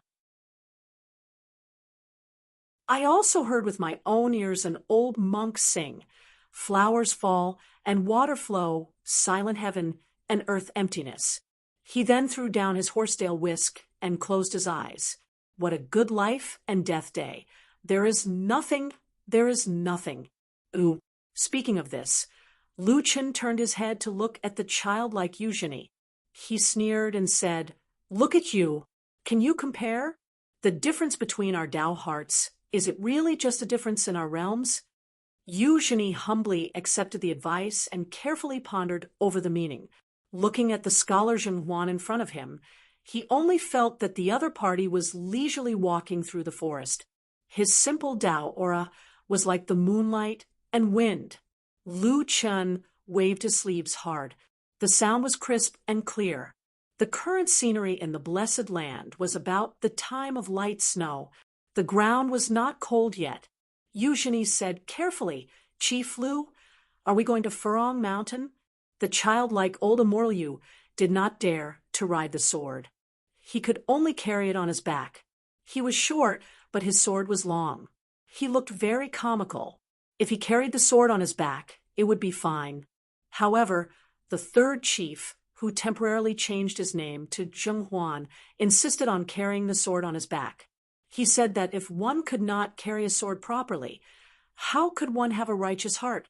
If one's heart was not righteous, how could one practice the sword and cultivate the Tao? Previously, Lu Chen casually threw the lotus crown to Eugenie and said that he would help him wear it.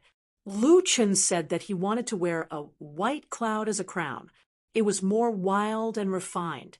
This lotus crown was the chief's keepsake of the Baek Okekyung building. Eugenie would, of course, not stupidly wear it. He just held it with both hands. Lu Chen said, "What do you think?" Eugenie nodded. After becoming an immortal, Eugenie traveled around on his sword alone. Therefore, he had appeared under his feet and soared in all the famous places in the world. Chief Lu must have his own reasons. Lu Chen asked, "Are we going in the wrong direction?" Eugenie was stunned and nodded again. Lu Chen turned around and hit Eugenie's head with his sleeves. He reprimanded, "Why didn't you say so earlier?" Lu Chen started to fly and let Eugenie lead the way to Furong Mountain, which was thousands of miles away. However, Eugenie did not know that the third chief of the Baek Okekyung building in front of him was not the real Lu Chen. Therefore, the lotus crown in Eugenie's hands was naturally not the real thing. Lu Chen left scholar Zhengmeng in the fifth world. According to the rules of the Confucian Temple, he had to be under the pure jade state. Just like when he went to Lizhu Cave, he had to be under the peak of the ascendant state. Lu Chen missed the old man in the Yang drugstore. He could not help but recite, "Mountains cover the creeks, flowers bloom and wilt, clouds cover the sun and the moon. It's all Dongjuan's fault." Lu Chen shook his head. "Don't blame the heavens." Eugenie had long been used to the third chief of the Baek Okekyung building's nagging. For example, Lu Chen would say that the person was planting seedlings, planting trees, and scattering a bunch of grass seeds on the lily plain. Lu Chen suddenly asked, "He likes to hide his identity. Is he a secretary of Songlai country right under your nose? He even opened a shop that sells folding fans and seals?" Eugenie answered, "Indeed. Lu Tai is a man of high standards and unparalleled elegance. Therefore, he is known as the second banished immortal after Julien. He is a noble young master." Lu Chen rubbed his eyebrows. "My head hurts." The lotus flower blessed land was divided into four. The one on Luapa Mountain was renamed Lotus Root Blessed Land, an inferior blessed land. Eugenie's place was a superior blessed land. It was placed by the old chief at Qingmingtian, Lu Tai's blessed land, and the blessed land where the young man, the little white ape, and the young Taoist traveled together were both of medium quality. The blessed land where Lu Chen and Eugenie were guests was brought to the fifth blessed land by the little Taoist who carried a huge blade strengthening gourd on his back in the first year of Chun Jia. The two of them flew past the green mountains and clear waters, towering over the white clouds and yellow cranes. Finally, they saw the hibiscus mountain that was known as the Cloud and Water Paradise. The mountain range was like a lotus flower, and the peaks were like hibiscus.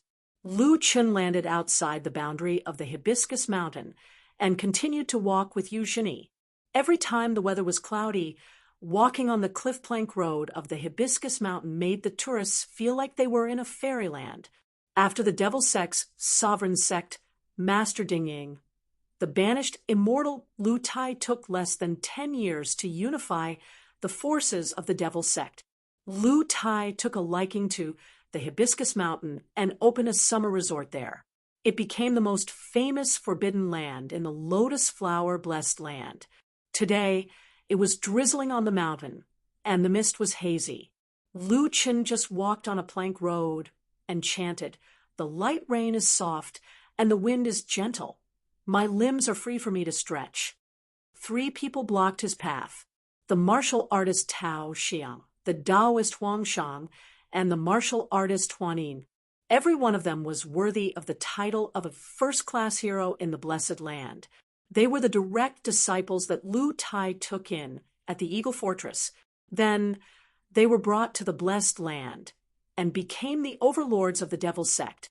Not only did they look down on the nobles at the foot of the mountain, but they also killed many immortals who cultivated and climbed the mountain in the past 20 years.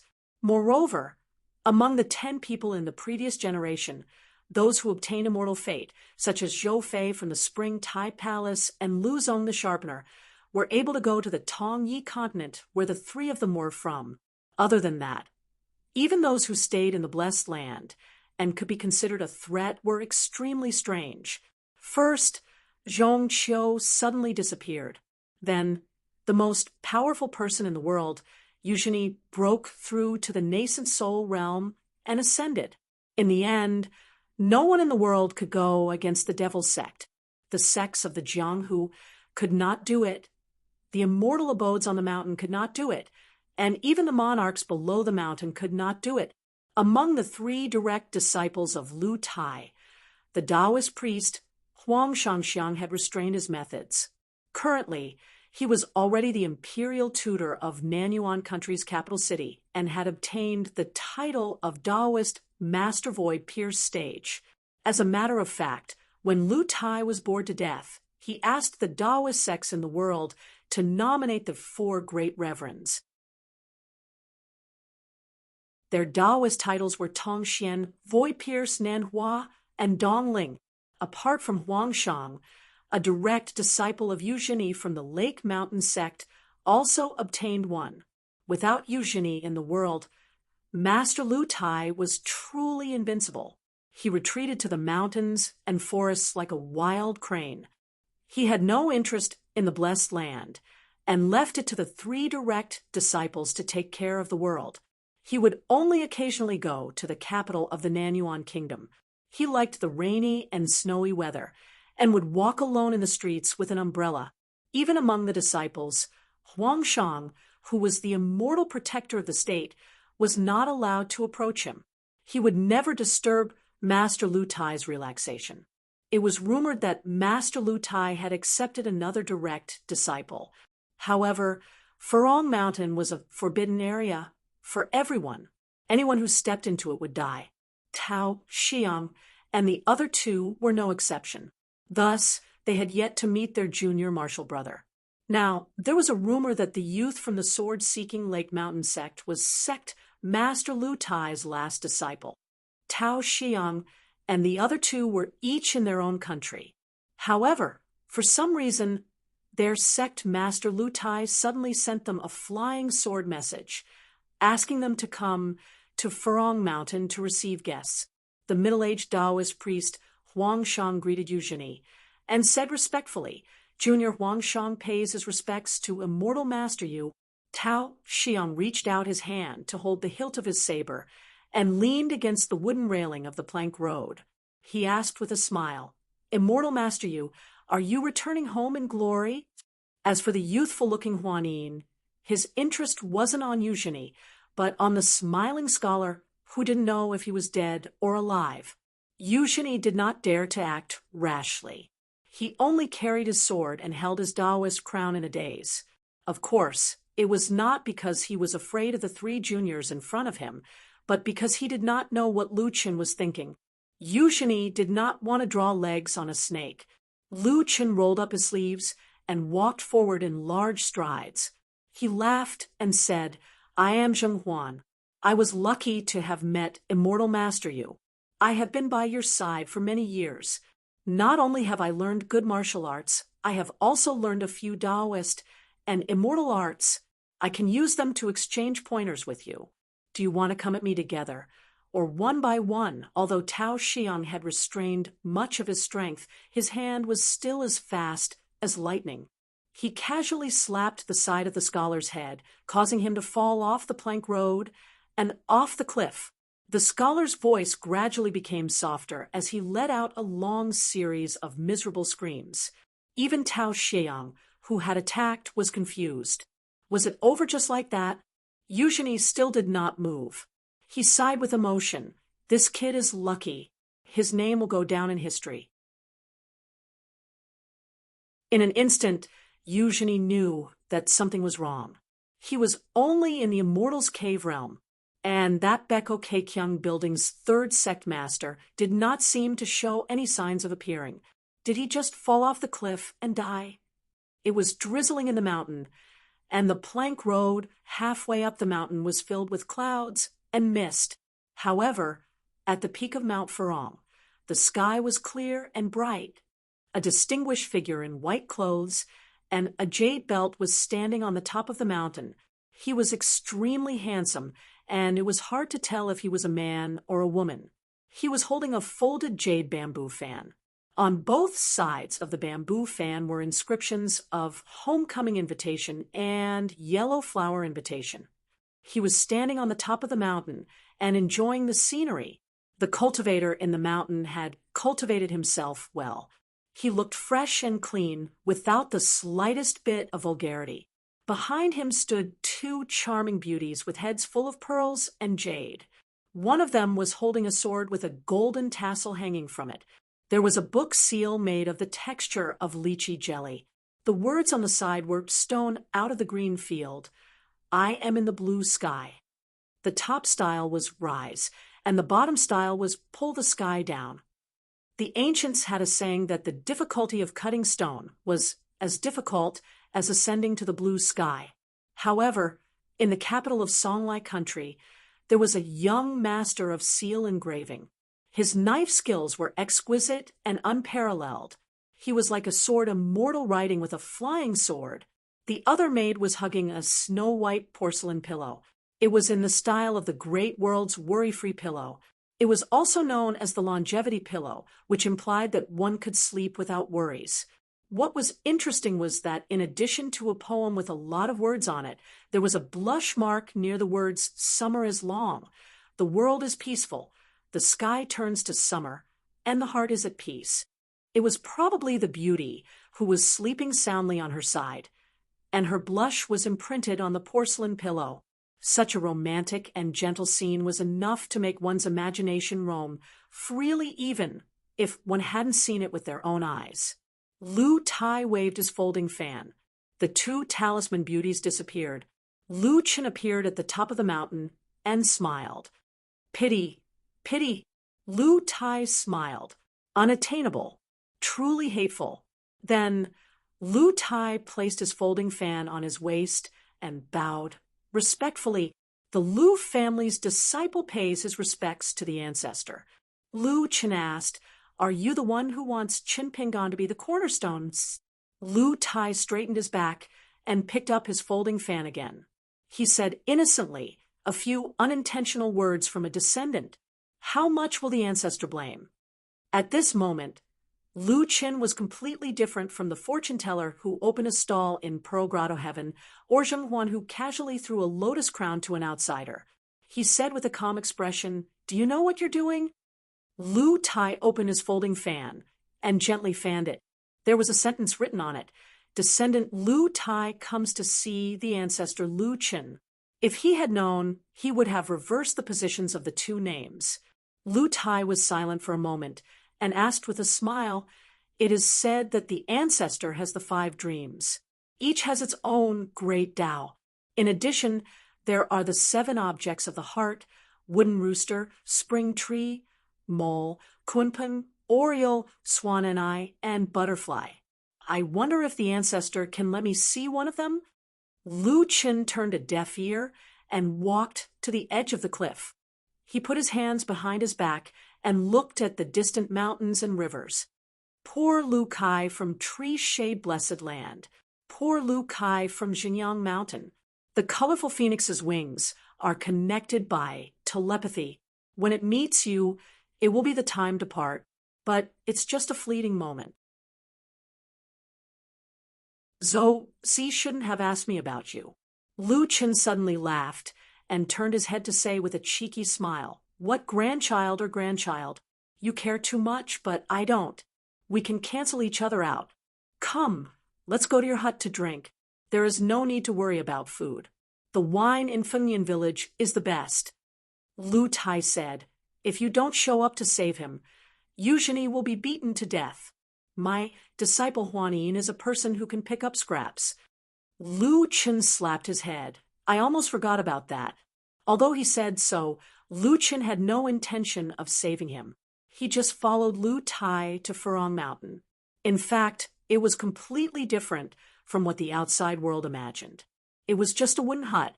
There was the sound of dogs barking at the wooden door. Lu Tai looked up at the sky. Lu Qin tiptoed and put his hands on the wooden door.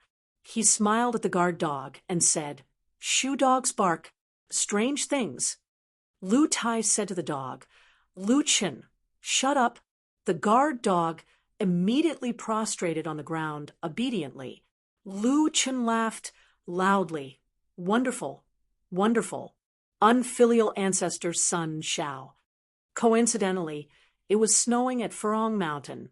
Lu Chen decided to spend the night at Furong Mountain. Lu Tai went to the peak to admire the snow. Lu Chen sat on a bamboo chair and smiled. What a snowy night.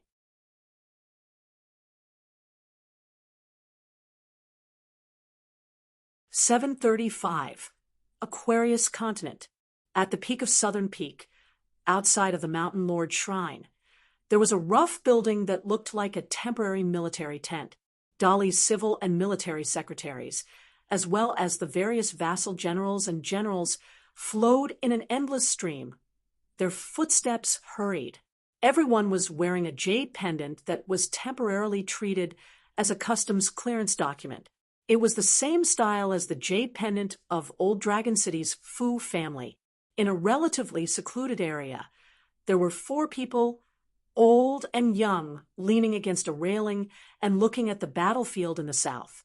They were all from the Central Plains. One of the old men was holding 2 military pills in his hand and gently twirling them like a martial artist from a small country playing with a metal ball. He grabbed the jade pendant with one hand and laughed. Good show who he is good at both earning money and saving money. Old Jiang, have you learned the matter of saving money? Inside and outside the battlefield of Dali, according to our rough calculations, there are about 3,600 big and small matters. Earning money and spending money is the majority, and saving money is only about 273 matters. Small matters like this jade pendant are actually the key to showing Xiu skills. In the future, when old Jiang teaches at the Mountain of Ancestors, you can emphasize on this matter. The other old man called Old Jiang, who was dressed in coarse hemp clothes and had a small fish basket at his waist, nodded his head, and then looked at the complicated layout of the battlefield in the distance and sighed. Attacking has a formation, defending has a seat, crisscrossing and crisscrossing. The disorder is picturesque. All of these are related to the theory of war. Other than that, there are also some books on the art of war that are related to the country's talent reserves, and the 2 matters of alliances. I can see some familiar traces. The context is clear. Seems like Xiu, who really admires Brother Wei. No wonder people say that when Xiu was young, he repeatedly flipped through 3 books, and one of them was Brother Wei's book on the art of war. The old man with the surname Wei stroked his beard and laughed. The other 2 books are slightly superfluous and are probably just a side dish. My book on the art of war is the real wine. It wasn't that this old cultivator of the Central Plains couldn't stand the praise. In fact, this old man surnamed Wei had received enough praise in his life, both in and out of books. The old man added sincerely, I used to think that Cui Dong was too smart and shrewd. His real skills were only in the path of cultivation and learning. He was more than qualified to be the deputy hierarch of the Confucian Temple. However, when it came to the art of war, it was very likely that he was just an armchair strategist. Now it seems that I underestimated Xiu's ability to govern the country and pacify the world. It turns out that Haran Xiu is indeed very resourceful. The 2 old men both came from the ancestral court of the military school in the Central Divine Continent. According to the rules, they were the upper sects of the Wind, Snow Temple, and Martial Mountain. The ancestral mountain, which had a deep relationship with martial arts fate and had a long history, was where the orthodox military school of the world was located. The 2 old men with the surnames Jiang and Wei were, without a doubt, the forefathers of the school of the military. However, Jiang and Wei could only be considered as the rejuvenating forefathers of the school of the military. After all, the old almanac of the school of the military had a lot of blank pages. Beside the 2 old men was a young man and a young woman. One of them was Su Bai. Due to his proficiency in chess, he had the titles of Young Jiang Taigong and Su Xian. The other young woman was called Chun Qing. She wore a green robe woven with fine bamboo threads. Her hair was tied up in a ponytail that went past her shoulders and hung in front of her. A bamboo blade and a bamboo sword hung from her waist. Chun-Ching came from the Bamboo Sea Grotto Heaven and was the only direct disciple of the Lady of the Green Immortal Mountain. She was both the opening and final disciple. Su Bai asked softly, "The Aquarius continent is not in a mess at all. Is the human heart really that useful? We traveled from the north to the south. During our journey, we even traveled thousands of miles along the coast. It seems like there are no cultivators trying to escape from the Aquarius continent. Isn't that strange? Not to mention the Tongyi continent. Even if we were to talk about the Fuyao continent and Jinjia continent, the cultivators on the mountains would not be able to do such a thing. Many of the wandering cultivators would form groups and secretly leave the continent." Old man Jiang laughed. "The reason is simple. The cultivators of the Aquarius continent do not dare to do so. They do not dare to do so because Dali's laws are strict. The existence of the various coastal battlefronts is a form of intimidation. The heads of the immortals on the mountains are not any more than the heads of the mortals, leaving their posts without permission and killing without questioning. That is the current law of Dali. They do not dare to do so because the various vassal states, the immortals of the mountains and rivers, along with their own ancestral halls, and the wild cultivators who spread the news, are all watching each other. No one is willing to be implicated. They do not dare to do so because the war in the Aquarius continent is destined to be more intense than the war between the three continents. But they can still fight. Even the ignorant kids in the countryside, the idle ruffians and scoundrels, do not think that Dali, or rather the Aquarius continent, will definitely lose." Su Bai looked at the battlefield on the ground. He found a military general dressed in armor and asked softly, "He is already the highest-ranking military general in Dali, and he still wants to die? Is he willing, or does Xiuhu want him to die, so that he can be the role model of the Dali border army and pacify the vassal states after the war?" Old man Jiang laughed. "The military generals of Dali border army, which one of them is not a living person who stood up from a pile of corpses, from Song Zhengqiang to Su Gaoshan, Chao Gui, they are all the same. If we say that once the official title is big, they cannot bear to die, and their lives are too valuable to die, then Dali's armored cavalry are not that strong." Su Bai, "Have you ever thought about this? The pillar state of Great Li can be hereditary, and in the future, it will continue to move toward the title of civil official. Then, what about the position of hunting inspector, which is a first-class military general?" Emperor Dali has never mentioned this before. Naturally, because Imperial Tutor Cui Dong has never mentioned it before. Why? Of course it is because the hunting patrol envoy, or Su Gaoshan, or the Eastern Front's commander Chao Gui, have all died in battle. Then Xiu, who can bring it up, and at that time, it will be justified. I think great General Su Gaoshan is very clear about this. Su Bai could not help but say, but Su Gaoshan is only in his 50s, and he has to die on the battlefield. Even if he uses this grace to bring glory to his descendants, how can he ensure that the military merit of the hunting patrol envoy will be passed down through the generations? It is human nature we have to worry. At this point, Su Bai nodded to himself and said, "I understand. After dying in battle, they will be promoted to the martial temple heroic spirit, just like Yuan and Chao Gui. With Gao Cheng and Zhong Kui's divine power, not only can they continue to command the Yin soldiers on the battlefield, even if they die in battle, they can still take care of their families." Chun-Ching said, "Mr. Cui, you are a man of great talent and vision, and you can see through people's hearts." The young Confucian scholar Cui Dong actually had some grievances with the Bamboo Sea Cave, but Chun-Ching's master, the Lady of the Green Mountain God of the Bamboo Sea Cave, actually had a good impression of Cui Dong.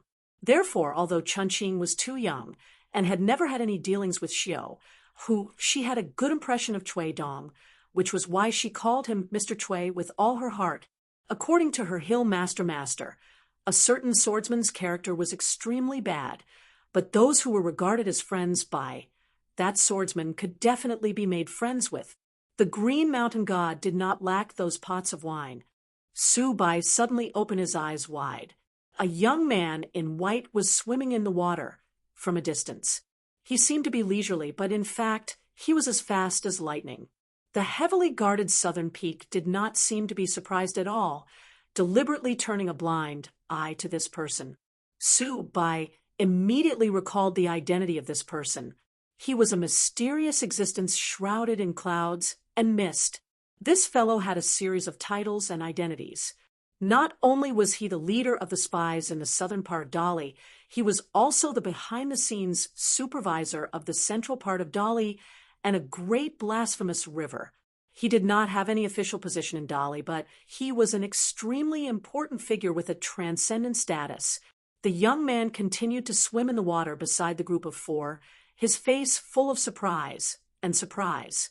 He shouted, "Hey, hey, isn't this our elder Jiang, who is really invincible in elephant play? You're still dressed so plainly. You've come to fish. What's the problem? What's the problem? This is such a big pond. There are all kinds of fish and shrimps. There's an Annie called Imperial Concubine Fei, who is the biggest fish. With the help of Ancestor Wei, would an Imperial Concubine Fei be easily caught? I'm just afraid that the little fish basket on Elder Zhang's waist won't be able to hold her." An old Confucian scholar with white hair suddenly appeared and pressed a hand on Cui Dongshan's head, not allowing the latter to continue. The young man in white fell to the ground with a bang.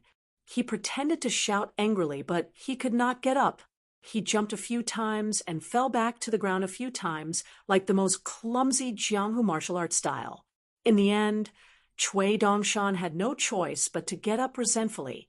Su-bai, who had always been strict and respectful, was somewhat confused. Dali Xiuhu did not seem to have cast any spells or restrictions. So why was the young man in such a sorry state? Cui Dong, as a Confucian scholar, bowed to the two military ancestors with his hands clasped in front of his chest. The two old men who had been talking and laughing casually also cupped their fists in return. Respect was something that could not be begged for, but if it came, it could not be stopped. Cui Dong smiled and said, "Ancestor Jiang, Mr. Wei, why don't you take a walk with me and have a chat?" The two military ancestors followed Cui Dong into the distance, leaving behind three young men who seemed to be of similar age. If Cui Dongshan's real age was calculated from the time his soul was separated from Li Zhu's grotto heaven, then he was indeed about the same age as Chun Qing and Su-bai. Cui Dongshan leaned on the railing. About 10,000 miles away was the border between the southernmost tip of the Aquarius continent and the sea. At present, excluding the old Dragon City, the entire southern peak had become the second battlefield of the Aquarius continent after the old Dragon City, with the demonic army that was constantly surging onto the land from the wilderness. Both sides were on the verge of war. The vast battlefield to the south of the southern peak and the mountain peaks had all been moved away. The elites of the Dali Empire and its vassals had already gathered here. Dali's direct cavalry had 300,000 men. 25 of them were light cavalry and 50,000 were heavy cavalry. The light cavalry and their horses were all dressed in aqua cloud armor, and each armor was engraved with patterns of water and clouds by the talisman cultivators. They did not deliberately strive for perfection in the details of the talisman's seal script. Dali's 300,000 men were led by Su Gaoshan, born of the cold race of the Dali dynasty. He had previously relied on his illustrious military achievements to become the first hunting envoy in the history of Dali. His official rank was equal to the title of the Pillar State of Dali. The 800,000 infantrymen were divided into 5 square formations, and each square formation was separated by a distance of 10 miles. In actual fact, for this kind of war and this kind of battlefield, this distance was completely negligible. A total of 800,000 heavily armored infantrymen were transferred from the vassal states in the south of the Aquarius continent, including the old White Frost dynasty. They were all heavily armored infantrymen and were stationed in different positions according to the square formations. The infantrymen wore different colored mountain inscriptions of the 5 mountains armor, which was the same as the 5-colored earth of the land of mountains and rivers. All of the 5-colored earth came from the mountains of the various vassal states. In the early years, under the premise of not harming the country's power and the fate of the mountains and rivers, under the supervision of the Dali border army, thousands of mountain spirits, Mahis puppets, and talisman strongmen worked together to excavate mountains of all sizes and handed them over to Dali and the various vassal government offices to coordinate. During this period, countless laborers from the various vassal states were mobilized, and under the leadership of the cultivators on the mountains, they worked day and night to forge the mountain inscriptions of the 5 mountains armor. The 300,000 cavalry were split into 5 groups, 3 light and 2 heavy, located within the distance of the infantrymen. Together with the 5 heavy infantrymen formations, they formed a landscape of the battlefield. General Su Gaoshan was in the middle of the formation, holding an iron spear in his hand. 30 years of military life, from a nameless soldier of the border army, he rose to become the highest military official of a continent and a country. Su Gaoshan sat on the back of the horse and looked back. Unfortunately, the south mountain blocked his line of sight. Otherwise, if he looked all the way to the north, he would be able to see all the mountains and rivers. As far as his eyes could see, it was all Dali's land. An ordinary man, at this point in his life, he was born at the best time and died at the best time. Su Gaoshan lightly patted the hilt of his blade with one hand and raised his helmet with the other. This only hunting envoy from the cold race in Dali's border army had a determined look in his eyes as he muttered, "Let me, Su Gaoshan, pave a bright path for the future generations of the cold race." In front of the cavalry and infantrymen, at the front of the battlefield, there was a horse-repelling formation. It was formed by the young and strong border army of the vassal states, numbering up to 80,000 people. Behind them was the second battle line. Each person held a huge saber. Both sides signed a military pledge with each state's imperial court acting as the sacrificial soldiers. They constructed a horse-repelling formation that had never been seen before. Between the cavalry formation and the saber formation was the great formation of Aquarius continent's cultivators. There were also 120,000 archers and 12,000 catapults. They were arranged in the shape of a crescent moon. Other than that, there were 3,000 arqueballistas. Each arrow was as big as an iron spear and was as powerful as lightning. Their power was not weaker than the flying swords of the Middle 5 Realms sword cultivators. On this battle line, the military cultivators from Mount Xinwu and Wind Snow Temple were the main generals. The cultivators from Mount Xinwu were the most familiar with the battlefield and battle formation. They had already joined Dali and other vassal states, and most of them were already high-ranking generals. In addition to fighting, they also needed to mobilize the troops and punish the generals. The fighting style of the cultivators from Wind Snow Temple was more similar to that of a ranger, and most of them were cultivators who followed the border army of each state. Among them, one of the 10 young candidates, Ma Kushwan, was in the battlefield. He ordered more than 10 gods from Mount Xinwu's ancestral court to stand side by side on both sides of the battlefield.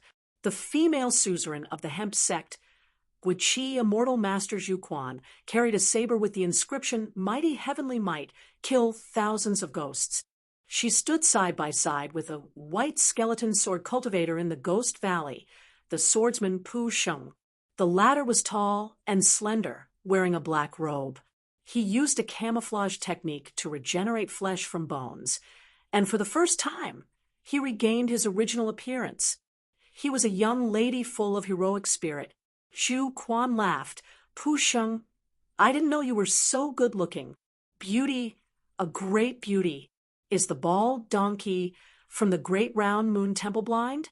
If he can return alive, I'll fight for justice for you. You can't bear to scold him, but I'm an outsider anyway. I'll find a reason to scold him, so that he'll be even more confused. Just as Zhu Quan finished her words, a monk and a Taoist with Dolly's Ministry of Justice's peace plate hanging on their waists arrived together with the wind. They landed on the left and right of Zhu Quan and Pu Sheng respectively. They were a Taoist from Shaoxian Temple and the monk who couldn't solve the knot in his heart in the Great Round Moon Temple. The monk stood beside Pu Sheng. Pu Sheng removed her camouflage technique and reappeared with her white skeleton face. The monk turned to look at her and said softly, "Those who become Buddha will become Buddha. Those who pity others will pity them. If you can't become Buddha because of this, you must make a mistake. You can only make a mistake, the Buddha Tathagata." Pu Sheng turned her head and turned her back to the monk, as if she didn't dare to see him. Zhu Quan stomped her feet. "Mother, I'm so jealous." The old Taoist laughed. "Lord Zhu, you're ruining the mood again." Zhu Quan held the hilt of her sword with one hand and raised her head high to look towards the south. She sneered, "Bulsh *T, Mili Kai, and Pu Meng, the women of the North Continent. Regardless of whether they are sword cultivators or not, human or ghost, we are scenery." A large group of cultivators were stationed on the mountains of the southern peak. Most of the Qi cultivators who were of lower realms were stationed at the southern peak ancestral mountain. From the foot of the mountain to the mountainside, the spiritual energy of heaven and earth was so dense that it condensed into mist. Some of the Qi cultivators of the lower 5 realms seemed to be drunk. Further up, there were sword boats floating in the air. King Song Mu, who was wearing a python robe, personally guarded the military tent outside the temple on the peak of the southern peak ancestral mountain. Song Mu retreated very late in the Battle of Old Dragon City. The king guarded the country's gate. Halfway up the southern peak ancestral mountain, the heroic spirit of Jingwan City Gao Cheng and the ghost Zhong Kui from the Tong Yezhou Academy stood beside an old monk who was touching his own bald head. There was a child behind Gao Cheng. He looked at Gao Cheng's back and called him brother. Then he told Gao Cheng that his master, Cui Dongshan, had arrived at the southern peak. Gao Cheng turned a deaf ear to this. On the southern peak Crown Prince's Mountain, 2 10th realm martial artists, Li Er and Wang Fubing, stood side by side. In addition, there was also the Yueying Academy's mountain elder, Zhou, who also came from the North Continent. He had the same name as the King Stage Great Demon, Yueying Mountain when high.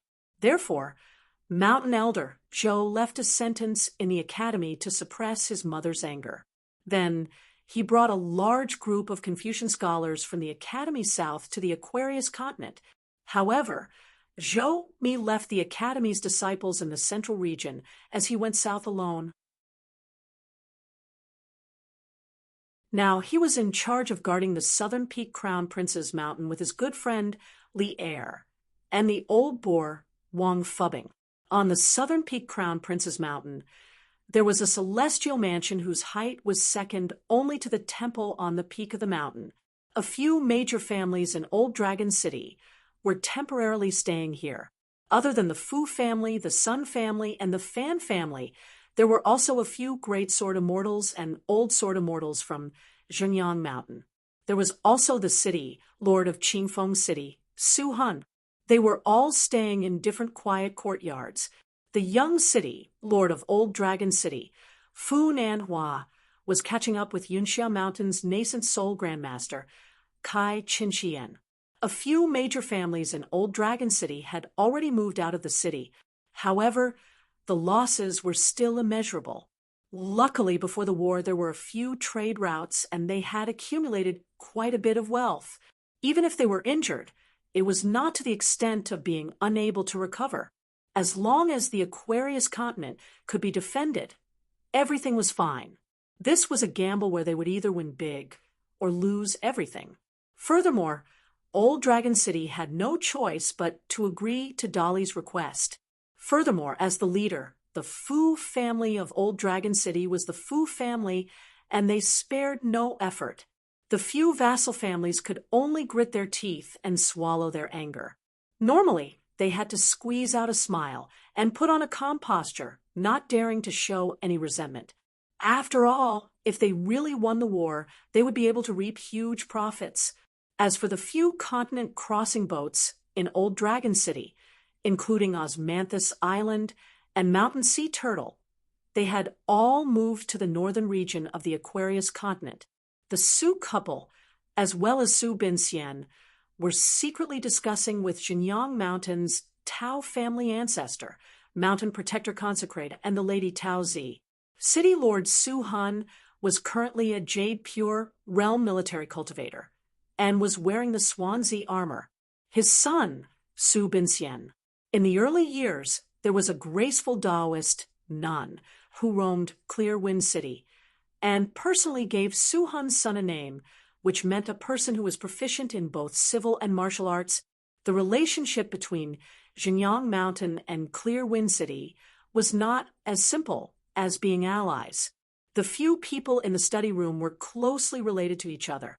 Su Han was expressionless as he looked at the lady who came to ask for forgiveness anxiously. His tone was not harsh.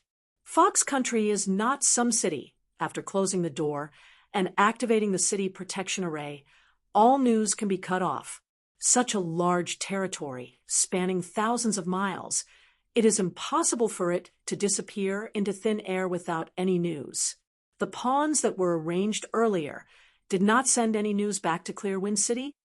The Su family lady shook her head. For some reason, there was no news at all. Su Han frowned. That outsider called Yan Fang. Is he a survivor of the Zhuing dynasty's Dugu family? Madame Su said cautiously. The Zhuing dynasty has been destroyed for many years, and the situation is too chaotic. That dynasty of sword cultivators was also famous in the early years for having a complicated network of people on the top and at the bottom of the mountain. This Yan Fang fella is too sneaky. Many of the clues in Zhuing dynasty are fragmented. We cannot piece together the truth, so it is hard to confirm if he is a survivor of the Dugu family. It was not a lie, for example, in the mountains and rivers of the old White Frost dynasty, when the Taoist called Chaorong appeared in the Old Dragon City battlefield. He unleashed many mystical divine abilities, causing the cultivators of the Aquarius continent to be shocked. There was such a powerful Tao enlightened spiritual master. Although his exact realm was hard to predict, but his methods and techniques were profound. He could be seen as an immortal. His Tao techniques were not weaker than the new great heavenly lord of Treasure Bottle Continent, Shen Yao Zongqizhen. This shocked Treasure Bottle Continent, but also made them feel proud. My Treasure Bottle Continent is indeed full of hidden dragons and crouching tigers. The mountains are too high to climb, the waters unfathomable. So even if Old Dragon City was reduced to ruins of the battlefield and fell into the hands of the wild beasts, the cultivators of Treasure Bottle Continent and the cavalry at the foot of the mountain belonged to the border army. The morale did not decrease, but increased. In such a battle, no matter how many people died, they would not feel aggrieved or cowardly. So if there was a fight, they could fight. As for that Tongyi continent, it was a mess that could be easily broken. To think that we treated our Treasure Bottle Continent as a small family in the early years and always felt that the big family in the south was very powerful, to the extent that there were many rumors circulating in the mountain and river newspaper saying that the Tongyi continent's Jindan could kill Treasure Bottle Continent's Yuaning. Many Qi cultivators believed in it and did not doubt it. In the end, it turned out that our continent had a strong foundation and great courage, but to the current Clear Wind City, half of their financial resources were mysteriously cut off, and they could not even find a relatively accurate connection. Naturally, they were not in a good mood. Even with the help of Xinjiang Mountain, and some Zhongyuan sword show to search for clues, it is still difficult to dig out Yen Fong's roots. The lady was about to cry. She took a handkerchief and wiped the corner of her eyes. Su Han waved his hand. Then we will discuss it again. It was better to discuss some of the real inside stories behind closed doors with family members. The Tao family ancestor laughed. Until now, no one from Luopa Mountain has appeared on the battlefield. Maybe, but they did not earn any fame. Su Binxian laughed. It seems that they only gave Dali military a dragon boat ferry. Is that considered contributing? Hypocrites, after doing business for so long, they know how to buy people's hearts. That is a good method. Basking in the light of great mountain, lordway of cloud-spreading mountain, with one Oxhorn mountain crossing. They hugged the thighs of North Continent's linen sect and spring dew garden. Now, they have become the largest landlord in Old Pearl Land. The number of vassal mountains has already surpassed the Dragon Spring Sword sect. The moving mountain ape of Xinjiang Mountain was dressed in white. He was tall and sturdy. He crossed his arms in front of his chest and sneered. What a lucky turn of events, making a brat famous and powerful.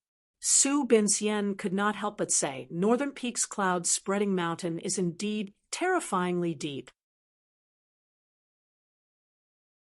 But Wei Pai has clearly been abandoned by Dali.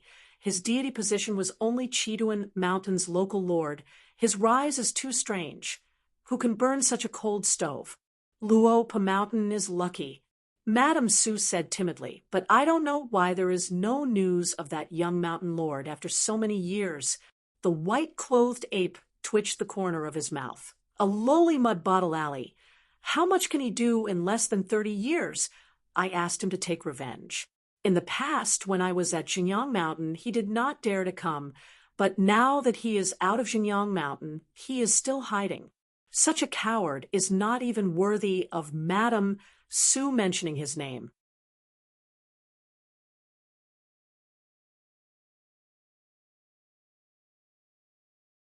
"7:36. The meeting finally ended.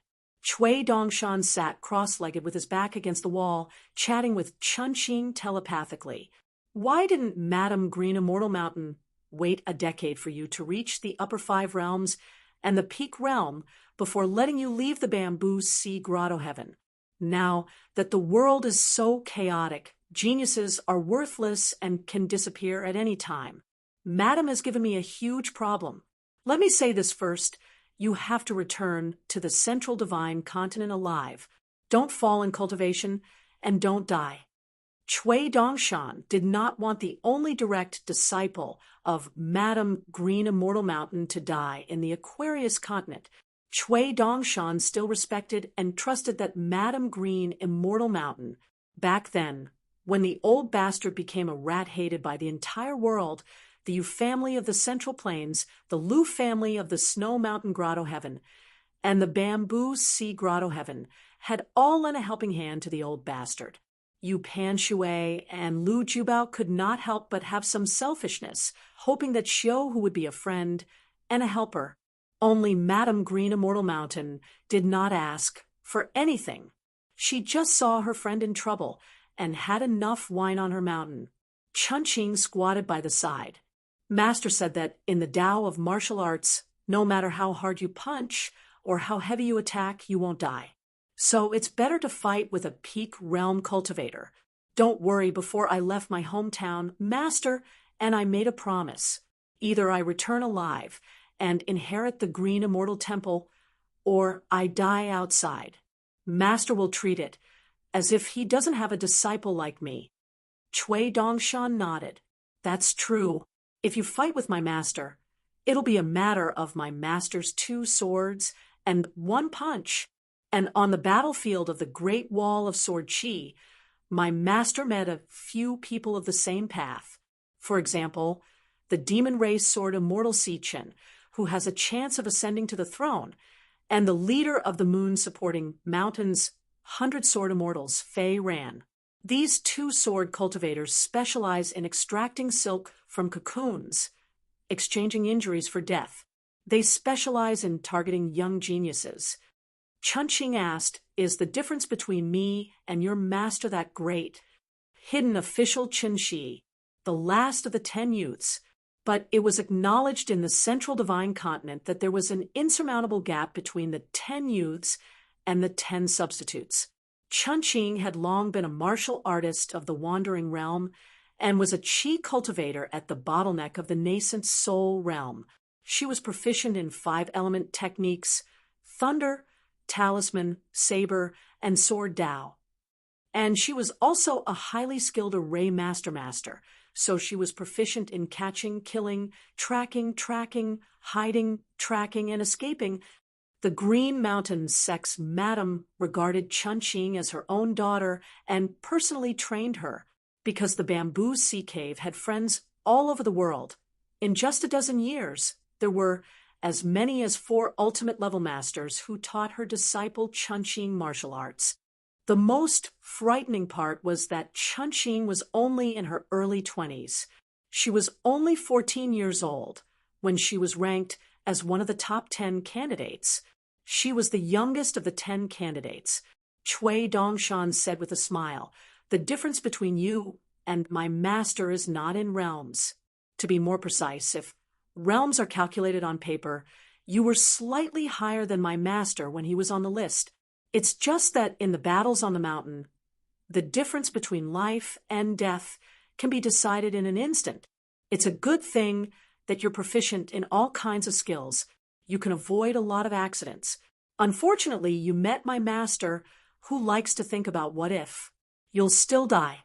Don't be angry." Chunqing shook her head. "I'm not angry. I'm just not convinced." Cui Dongshan said with a smile, "I like Chunqing's straightforward temper. Why don't we become sworn siblings? We can even burn some paper money here. We can go down the mountain and travel in Jianghu. Etiquette is the last thing we need." Chunqing shook her head again. "In this way, I'll be 1 generation lower than the hidden official. It's not worth it." Cui Dongshan patted his chest. "That's easy. We'll be sworn siblings." Chunqing couldn't help but turn around and look at this young man with a sincere expression. She was puzzled. Was he stupid, or did he think she was stupid? But how could a fool have the cultivation of a mortal realm?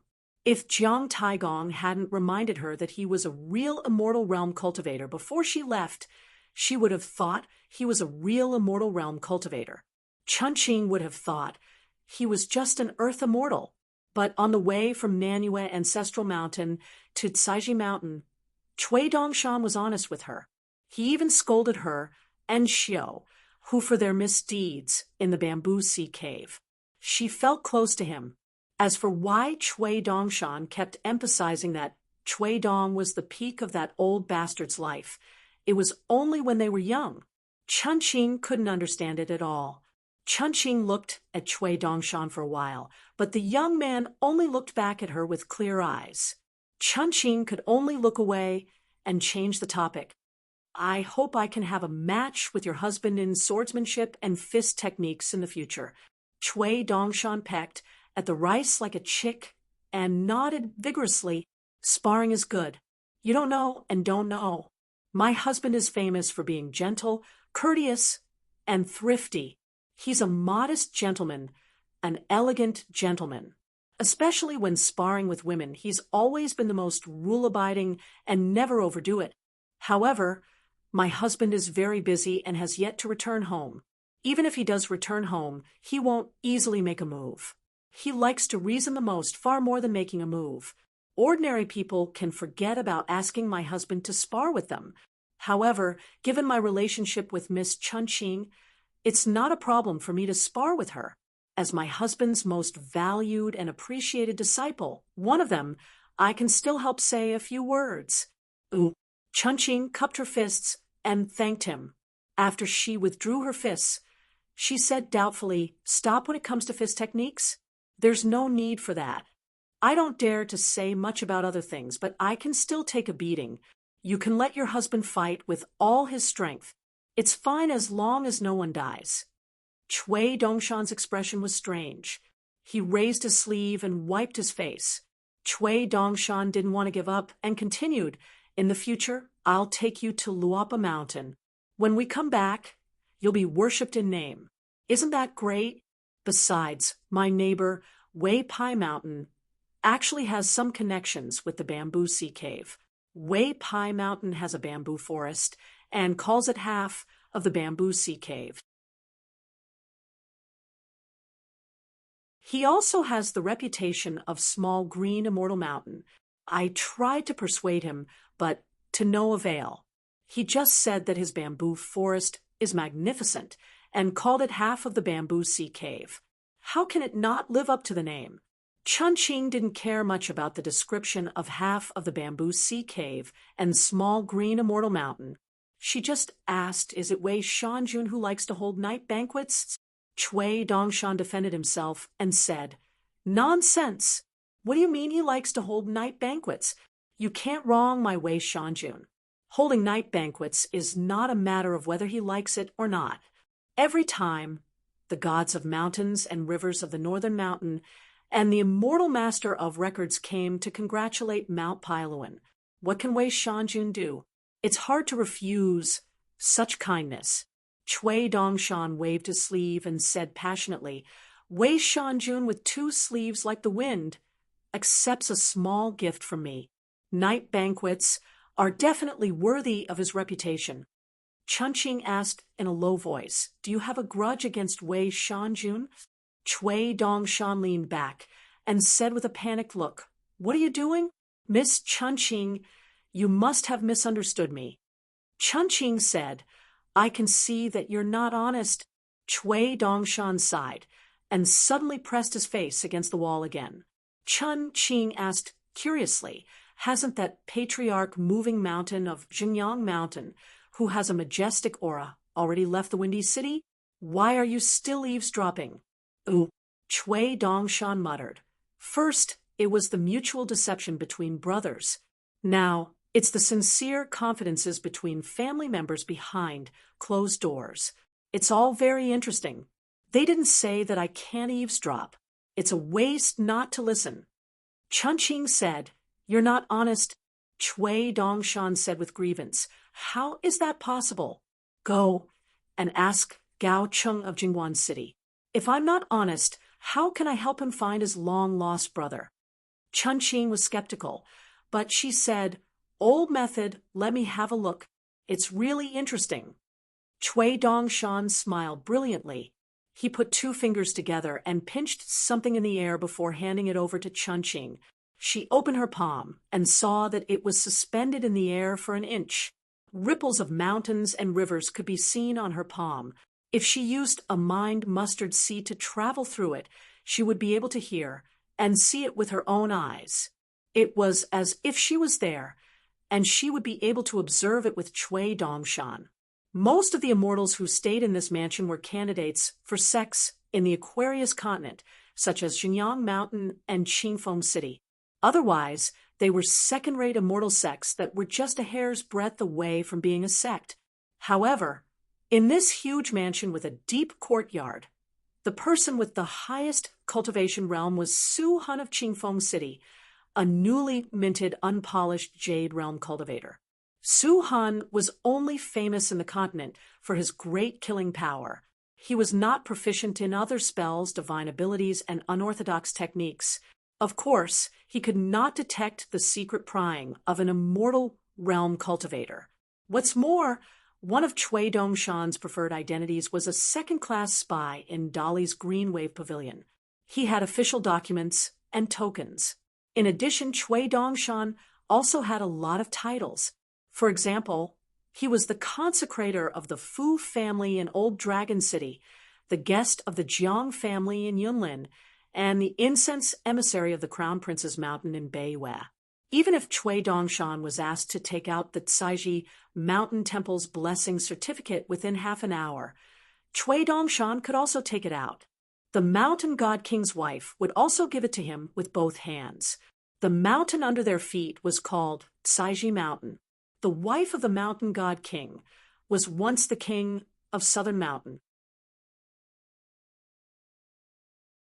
After becoming a vassal state of Dali, Saiji Mountain was demoted to Southern Mountain Crown Prince Mountain. It seemed to be a demotion, but in fact, it was a huge promotion of the mountain's officialdom. In the southern mountain of a continent, Saiji Mountain was above all other mountains. Saiji Mountain produced a kind of 10,000-year-old soil called tranquil soil. It was the best material for otherworldly spirits to open their own Taoist field. It was also the most precious treasure on the mountain that cultivators who cultivated ghosts dreamed of. A middle-aged Qi cultivator of the sea-viewing realm happened to be hurriedly passing by the corner of the road. After seeing the young boy and girl squatting at the foot of the wall, he slowed down and turned his head several times. The more he looked, the more he frowned. They did not pay attention to the taboos on the mountain. They did not wear the peace token issued by the Ministry of Justice of Dali, nor did they wear the rain pendant made by the old dragon city and distributed by the vassal state. Could it be that they were the direct disciples of the ancestral hall of some small mountain and had come down the mountain to gain experience? But now on Saiji Mountain, the rules were so strict. Moreover, this dear mansion was a place where immortal masters gathered at the peak of a continent. How could they be rash? How did their elders discipline them? How could they let these two children come out and behave so atrociously? The cultivator from the great immortal mansion stopped and said with a displeased face, "What are you doing? Which mountain are you from? Do you know the rules? You tell me your names. I'll report this matter to the steward of Deer Mansion, or should I drag you to see Steward Chu?" Chui Dongshan eavesdropped while staring at the sea-viewing realm old immortal. Chunqing pointed at Chui Dongshan and signaled the white-clothed youth beside her to make the decision. Then she stood up and squatted on the other side of Chui Dongshan. Chui Dongshan did not raise his butt. He moved half a circle and changed his face to the wall, using his butt to face the century-old old immortal from the Cloud Stopping House. The first 3 generations of Cloud Stopping House cultivators were all immortal masters with extremely tough bones. Their realm was not high, but they dared to beat, scold, and even drop their realm. It was similar to the style of the invincible divine Fist Gang. However, the moral degeneration of the world was getting worse with each generation. Now every single immortal master of the Cloud Stopping House, from the Hall Master to the Hall of Worship to the direct disciples of the Hall of Ancestral Masters, they were all famous for catching rats like dogs. In the early years, they clung to an old sword immortal of the Zhuiying dynasty with outstanding swordsmanship and unparalleled flying swords. Now they seem to have begun to think about hugging the thighs of Xinjiang Mountain. They relied on money, begging, and the incense accumulated by their ancestors to shamelessly live in this dear mansion. And the nascent soul sword cultivator, who fled all the way from the book-slip lake, actually died in the hands of Wan Xiao and Chui Dongshan. The sea-viewing cultivator of the Cloud-Stopping House was furious, but he did not shout to kill. He planned to complain to Chief Steward Chu, who was in charge of the temple of the Saiji Mountain. Chunqing glanced at him, and he disappeared on the spot. There was no trace of him, not even a ripple of qi dynamic. This was very strange. Chunqing only saw Chui Dongshan shake his sleeve. She guessed that he was put into the heaven and earth in the sleeve, which was unique to cultivators of the upper 5 realms. Chunqing asked curiously, "How did you do it?" "I can roughly sense the supernatural power of an ordinary immortal." Chui Dongshan just gently lifted the snow-white sleeve. Chunqing looked at it carefully and found 2 strings of tiny characters swaying on the robe like 2 water plants. The sun and the moon bird in the cage, the heaven and earth duckweed on the water. Chunqing also studied the talisman Tao. She was in high spirits and asked, "Did you use a talisman formation to detain this person just now?" Chui Dongshan smiled and said, "No, I just captured a sea-viewing cultivator to help him sharpen his Tao heart. There's no need to make such a big fuss. I just showed off my robe to Chunqing. It's not worse than the green bamboo robe on you, right?" Chunqing did not say anything. After the three of Mount Jinyang left, Su Han sat in the study with his eyes closed. He did not criticize the woman, nor did he speak. The swansea armor on his body was completely different from the military armor imagined by the outside world.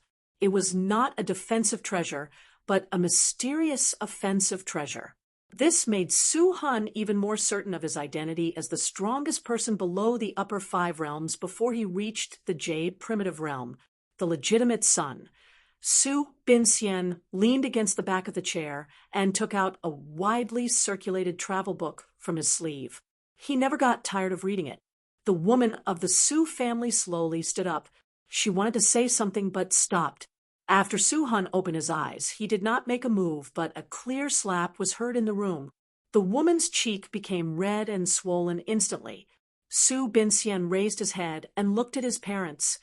He then lowered his head and flipped through the book. This young cultivator who had never fought a battle had a short sword and a dharma saber hanging on the same side of his waist. They were also tied with a purple ribbon at the two ends of the saber and the sword. The woman of the Su family reached out and covered her cheek. She did not look angry at all. Instead, she reminded her husband with a soft voice, "It's better to isolate the heaven and earth. Otherwise, the Tao family's patriarch of Mount Jinyang will eavesdrop on our conversation. Mount Jinyang likes to act in the dark and has always been unrestrained. There's nothing they dare not do."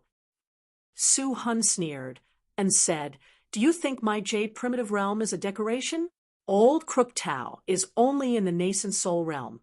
You may be stupid, but he's not." Su Binxian continued flipping through the book. "It's better to be safe than sorry. I always feel that there's something strange about Mount Jinyang." Su Han thought for a while and cast a spell restriction unique to Clear Wind City. He then stared at the woman and said with a gloomy face, "A Fox Kingdom is equivalent to half of Clear Wind City's income. Pei Xiong is also a nascent soul cultivator. The Fox Skin Talisman not only earns money, but also has connections in Clear Wind City. Besides, you should know the true meaning of the Fox Kingdom. It's been accumulating literary luck for hundreds of years." Su Binxian's sister is still with the Yuan family, waiting for this literary luck. The woman of the Su family kept silent and secretly shed tears. The Su family married their legitimate daughter to the son of the Yuan family, who was the pillar of the kingdom. They had a great ambition. They wanted to take the family name of the pillar of the kingdom and the position of the military officer of the hunting envoy. Su Han sighed, and his expression softened. "Let's sit down and talk. Your senior brother Chai Bofu disappeared into thin air just like that. In name, Clear Wind City had Su Han and Pei Xiong, the ruler of the Fox Kingdom, who were two nascent soul cultivators. In fact, the woman of the Su family had another senior brother with a strange temperament and a hidden identity. Chai Bofu, whose Taoist name was Long Bo, was an old nascent soul cultivator whose whereabouts were unknown. He was experienced and had a high cultivation base, especially proficient in water techniques. He was able to arm wrestle with Lu Jimao of the Calligraphy Lake and almost fought to the death in order to snatch a copy of the River Severing Sutra.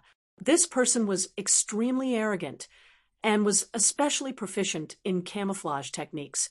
In the history of the Aquarius continent, he had used various appearances and identities to appear in various places. Chai Bofu, indeed, had the capital to be arrogant.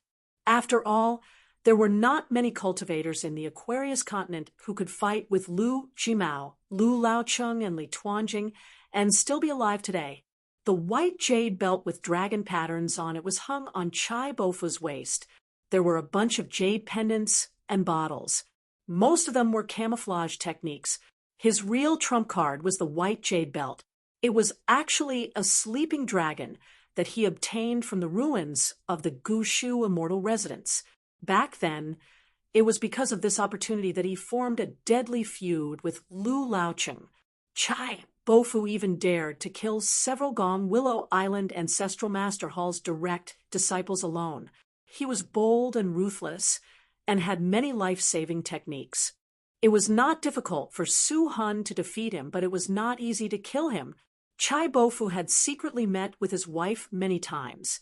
He even dared to teach his son Su Binxian. Su Han actually wanted to kill him. This famous rogue cultivator, whose Taoist name was Long Bo, and his wife were from the same sect. The two of them worked together to kill the person who taught them. They each took what they wanted and betrayed their sect together. However, the people who taught them were not good people either. In the end, Chai Bofu completely walked on the path of rogue cultivators while his junior sister married into the Clear Wind City. If it was not for the water techniques taught by Chai Bofu, which greatly benefited Su Binxian's Tao, Su Han would not have turned a blind eye to this person. In addition, Chai Bofu was equivalent to half of the Clear Wind City's guest elder. For example, when Su Han was in seclusion, the Fox Nation was in chaos. Chai Bofu contributed a lot. Otherwise, when Su Han came out of seclusion, the Fox Nation would be in a mess. The woman nodded and said, "Senior brother has always been cautious since we cultivated separately and met again in the Clear Wind City.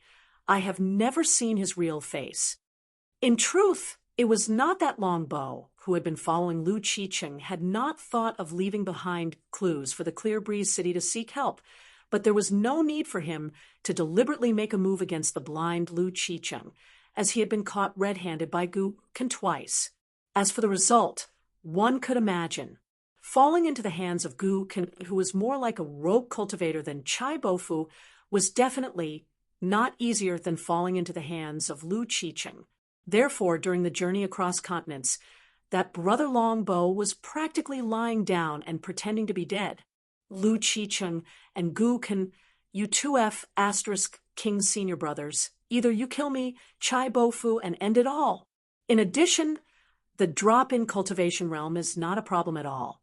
We cultivators, don't we use our cultivation realm to drop in cultivation realm? Su Han suddenly asked, "Let's not talk about whether the content is true or not. According to the description in this travel book, where is Chun Pingan now, and what is his realm?" The woman said softly, "In the empty bamboo lake, or the book slip lake. Chun Pingan did work as an accountant in the Verdant Canyon Island for a few years. It is estimated that this young man's combat power at that time was roughly equivalent to that of a gold core cultivator. Calculating." Su Han frowned and said, "A sword cultivator?" The woman hesitated for a moment. It's hard to say whether he should be regarded as a gold core sword cultivator or not.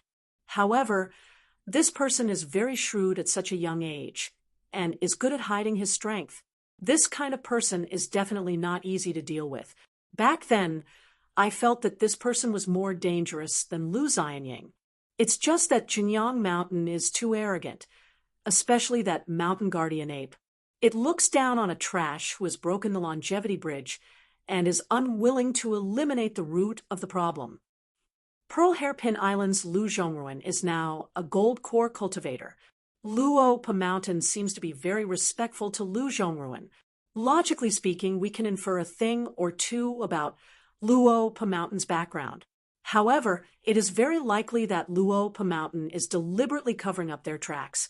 The only confirmed news is that a few years ago, Luopa Mountain and Jade Liquid River's Water God Prefecture had a conflict.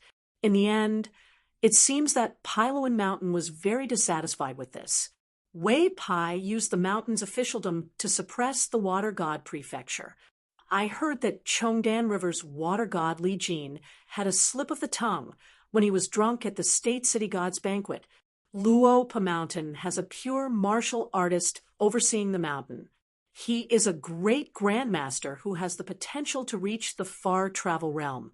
He is responsible for teaching the younger generation fist techniques. As for the water god of Jade Liquid River, she once resented Luopa Mountain a lot in private.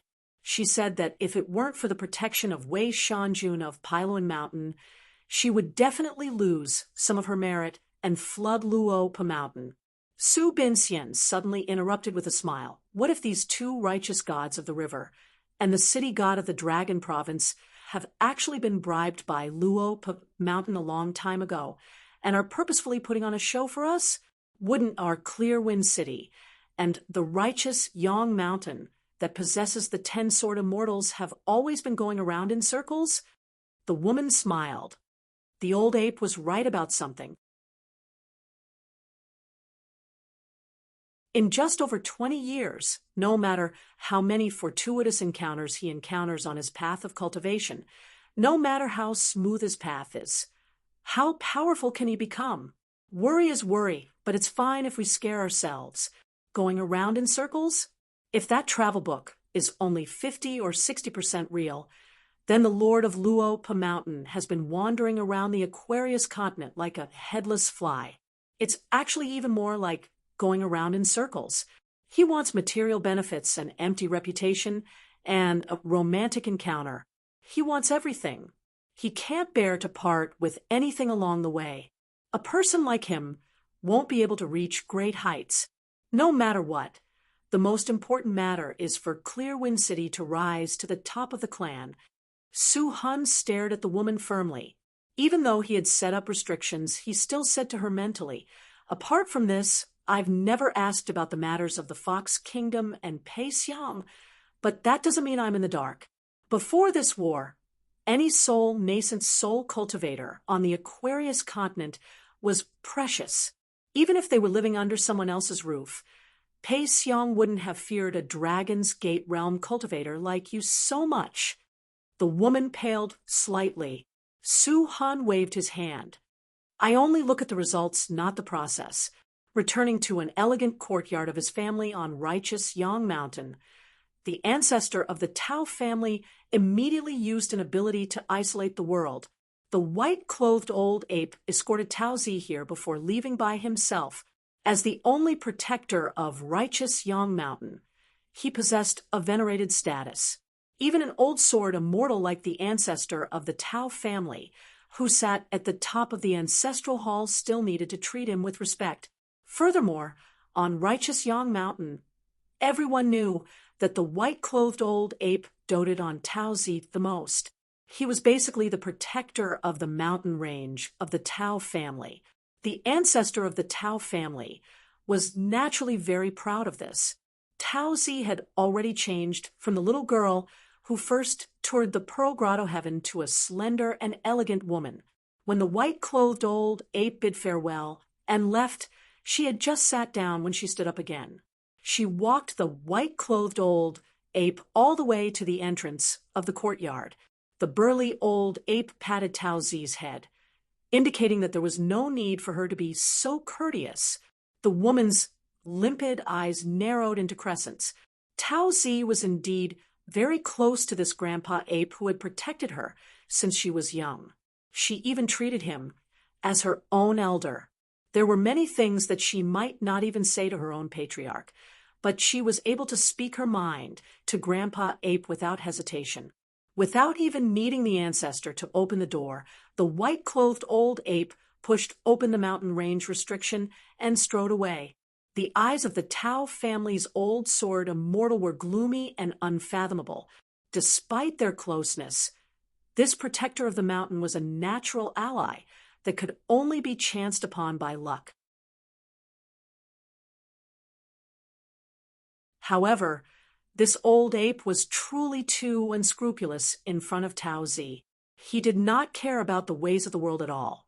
After the white-clothed old ape left, Tao Zi returned to her seat and said with a chuckle, once Grandpa Ape succeeds in breaking through, he will definitely have an additional immortal opportunity. It's a wonderful thing. The ancestor of the Tao family nodded with a smile.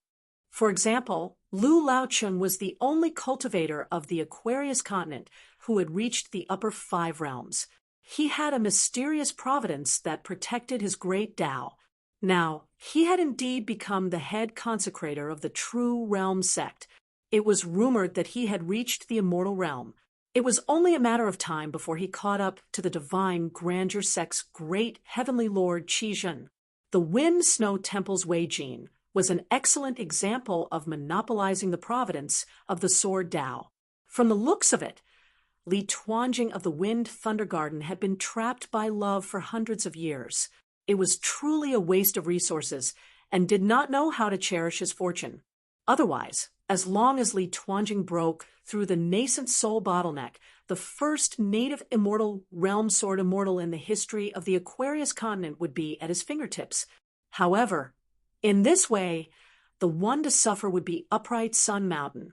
The so-called 10-peak sword Daos would only become the greatest laughingstock of the Aquarius continent. Otherwise, Li Tuanjing would only need to ride his sword to the peak of Upright Sun Mountain alone. Who would dare to court death by then? The white-clothed old ape planned to go to the highest point of the shrine to enjoy the scenery. At the foot of the wall outside Deer Cry residence, Chun Qing asked, "What do you mean?" Cui Dongshan immediately stood up and said seriously, "Since we can't fight them head-on, we can only avoid them." The two slipped away together.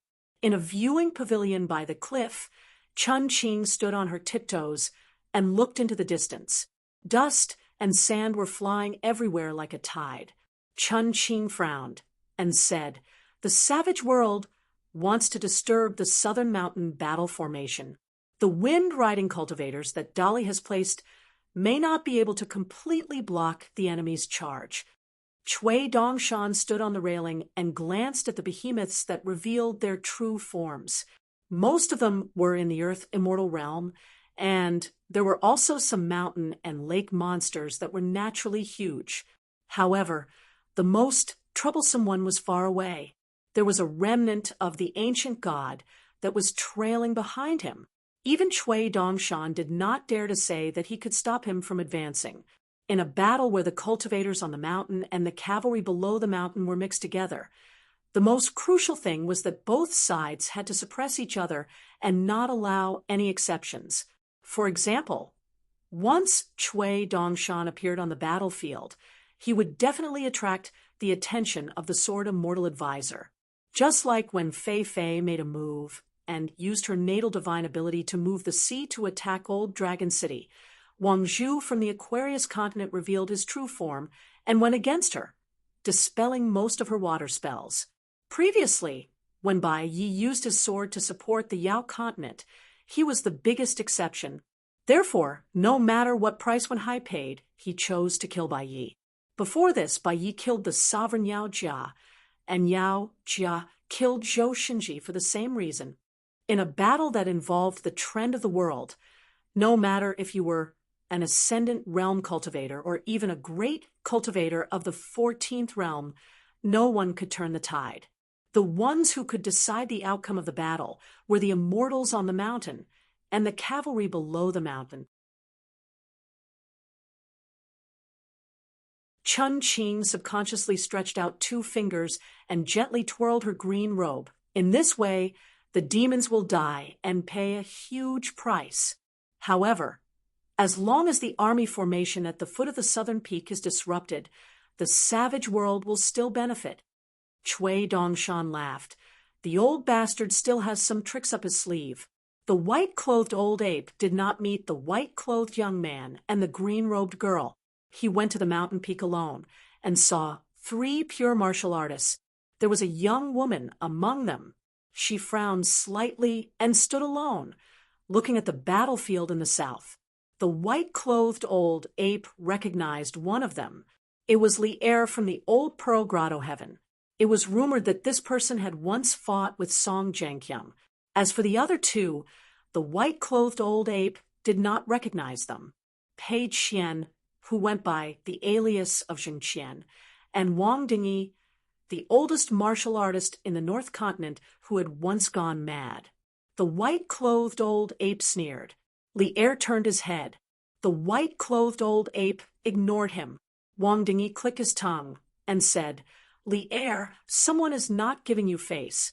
In our North Continent, if this isn't the F * King Wen Quan, what is it?" Li Er said, "Someone?" The white-clothed old ape finally turned his head. However, the white-clothed old ape's expression suddenly changed and became gloomy. He could not care less about the boorish Li'er anymore, because the destiny of the continent's mountains and rivers suddenly changed. First, a 10,000 feet tall god in armor stood tall, carrying the martial destiny of the Aquarius continent. His figure was ethereal, and in the blink of an eye, he flew from the capital of Dali to the southern peak. He stepped on the void and floated towards the south, and that Chui Dongshan was stunned and speechless. Suddenly, he started cursing Chui Dong for being a bastard. It turned out that there was another scholar with a blurry face who appeared from the Chi-Du temple. He was dressed in a green robe, and his figure was no different from a normal person. However, with just one step, he shrunk the mountains and rivers of half a continent. Suddenly, he was 10,000 feet tall and directly appeared in the ruins of the old dragon city. He pressed down on the head of the ancient high god and smiled. If you are unable to resolve something, ask me for help.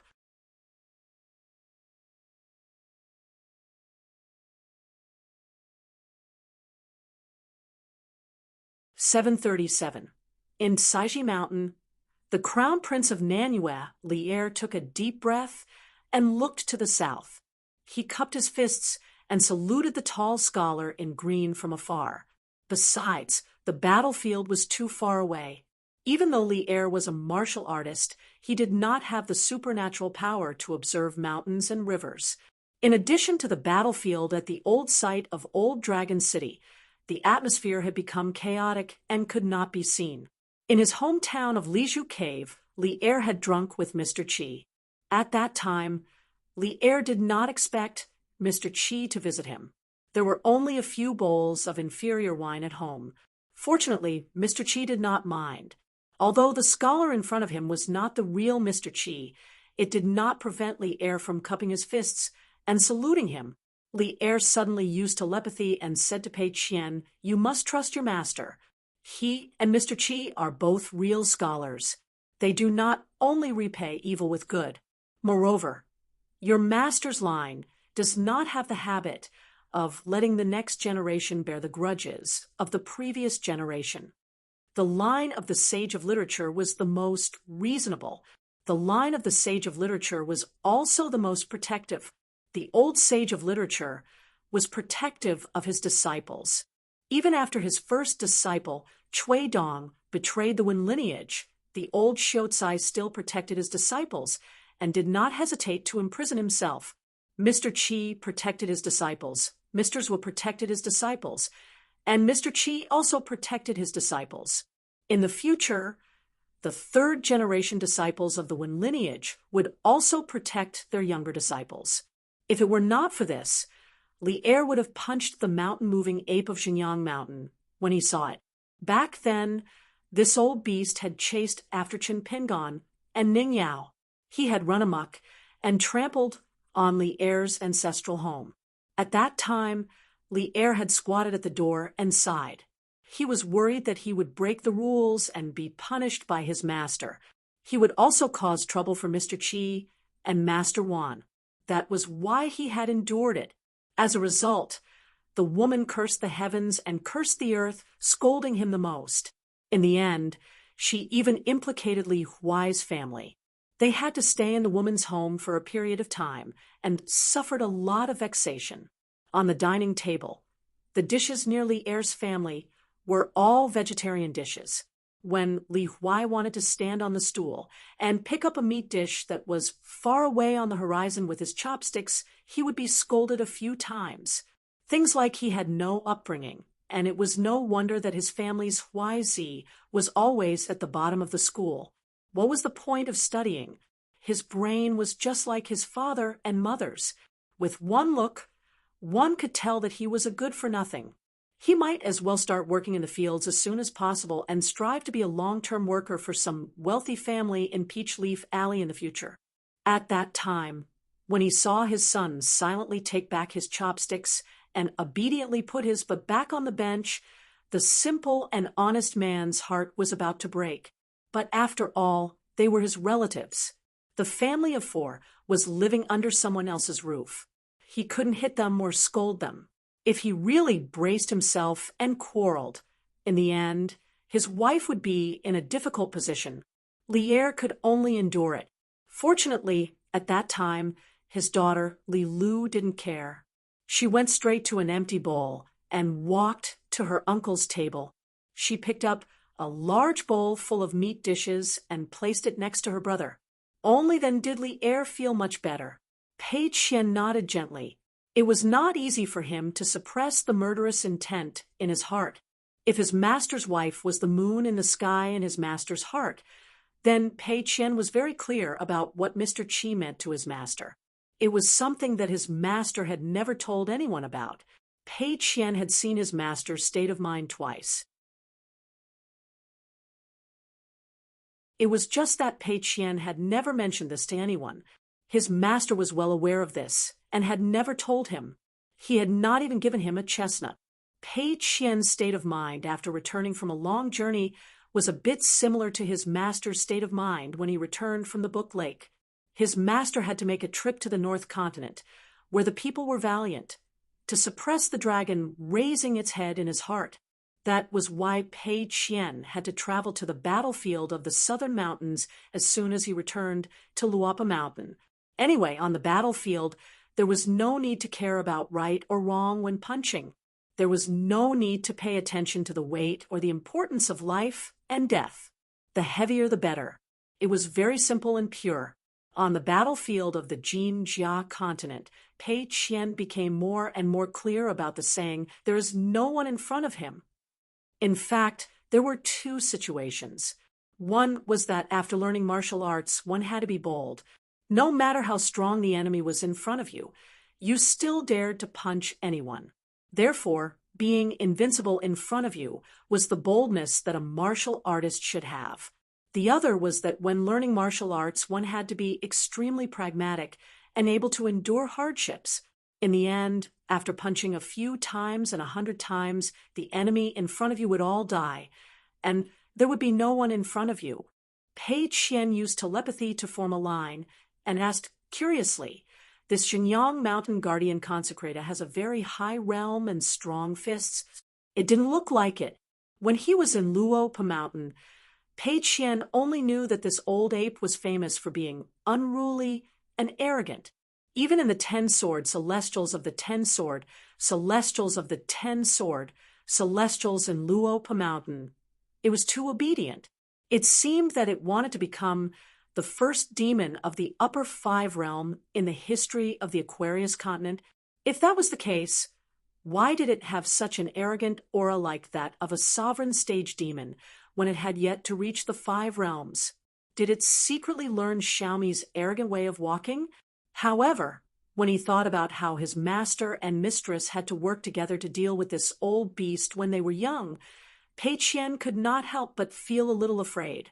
Although his fists were not careless and did not hinder the peak of fist intent, he was still a little afraid. Li Erxiao replied, "It's passable. In the past, he was able to rely on the advantage of his physique to spar with the vassal king, Song Zhenqiang. Don't look down on him. Fist intent needs to be higher than the sky. Fist techniques need to be bigger than the earth. Fist techniques need to have a normal heart. The combination of the 3 is the theory of fist." However, this is what Zheng Dafeng said. Uncle Li can't say these theories. Pei Qian nodded. Uncle Li's theory of fist is in his fists. Zheng Dafeng is indeed more eloquent, but his fists are not as good as Uncle Li's. Master once told me in private that although Uncle Li did not study, there were many principles outside of books. Moreover, Uncle Li's vision was even better because Uncle Li was the first person to see that my master had the aptitude to practice martial arts. He even wanted to give my master a Dragon King basket and a golden carp. My master said that it was a pity that his luck was not good at that time and was unable to receive these gifts. However, my master has always been grateful for this. When Pei Qian talked about her master, her expression would naturally soften, and her state of mind would become tranquil. Li Erxiao grinned. He did not have any insight. Back then, he liked the straw sandal boy the most. After all, he had watched him grow up. When Chen Pingan was still a child, he had a lot of dealings with the Yang family's medicine shop, and Li Erxiao had seen it all. Sometimes, old Yang would ask Li Erxiao to help watch the children go up the mountain to pick herbs. Just as Pei Qian said, Li Erxiao was the first person in Lizhu Grotto heaven to think highly of Chen Pingan. In fact, Li Erxiao had a good impression of Pei Qian, Chen Pingan's first disciple. The little girl respected her master and could endure hardships when learning martial arts. When she succeeded in learning martial arts, the better her fist technique was, the less she would punch. Who was she like? Li Erxiao. Wang Dafeng complained. What are you two whispering about? Zheng Dafeng, do you think I'm an outsider? Pei Qian smiled. Wang Dafeng asked, Zheng Dafeng, are you sure you don't want to change your master and practice martial arts with me? If you become my last disciple, you'll definitely be the female martial god of the North Continent in the future. Pei Qian shook her head, once again rejecting the old martial artist's good intentions. As a martial artist, when learning martial arts, our greatest enemy is ourselves. We don't seek fame. Wang Dafeng was stunned, then laughed angrily. What **T principles did your master teach you? If it was the young Pei Qian, she would have dug up all 18 generations of Wang Dafeng's ancestors in her heart just because of this nonsense. Now, Pei Qian just said calmly, Elder Wang, my master said that if today I'm better than yesterday, tomorrow I'll be better than today. That's true success in martial arts.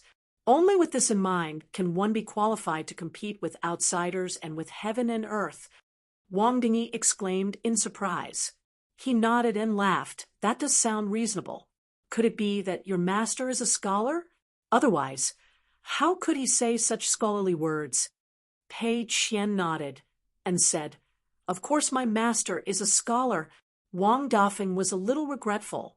These days he had been trying to trick Zheng Qian into becoming his disciple, but the little girl was still unmoved. This girl called Zheng Qian was extraordinary. Not to mention the origin of her martial arts, she was a martial arts fanatic who seemed to be possessed by the devil.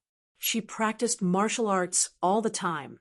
After meeting Li Er, she took the initiative to ask for 4 extremely strange talismans from the Lion's Peak. The light talisman was actually very heavy. Pei Qian pasted them on her wrists and ankles to suppress her own martial arts and strengthen her body.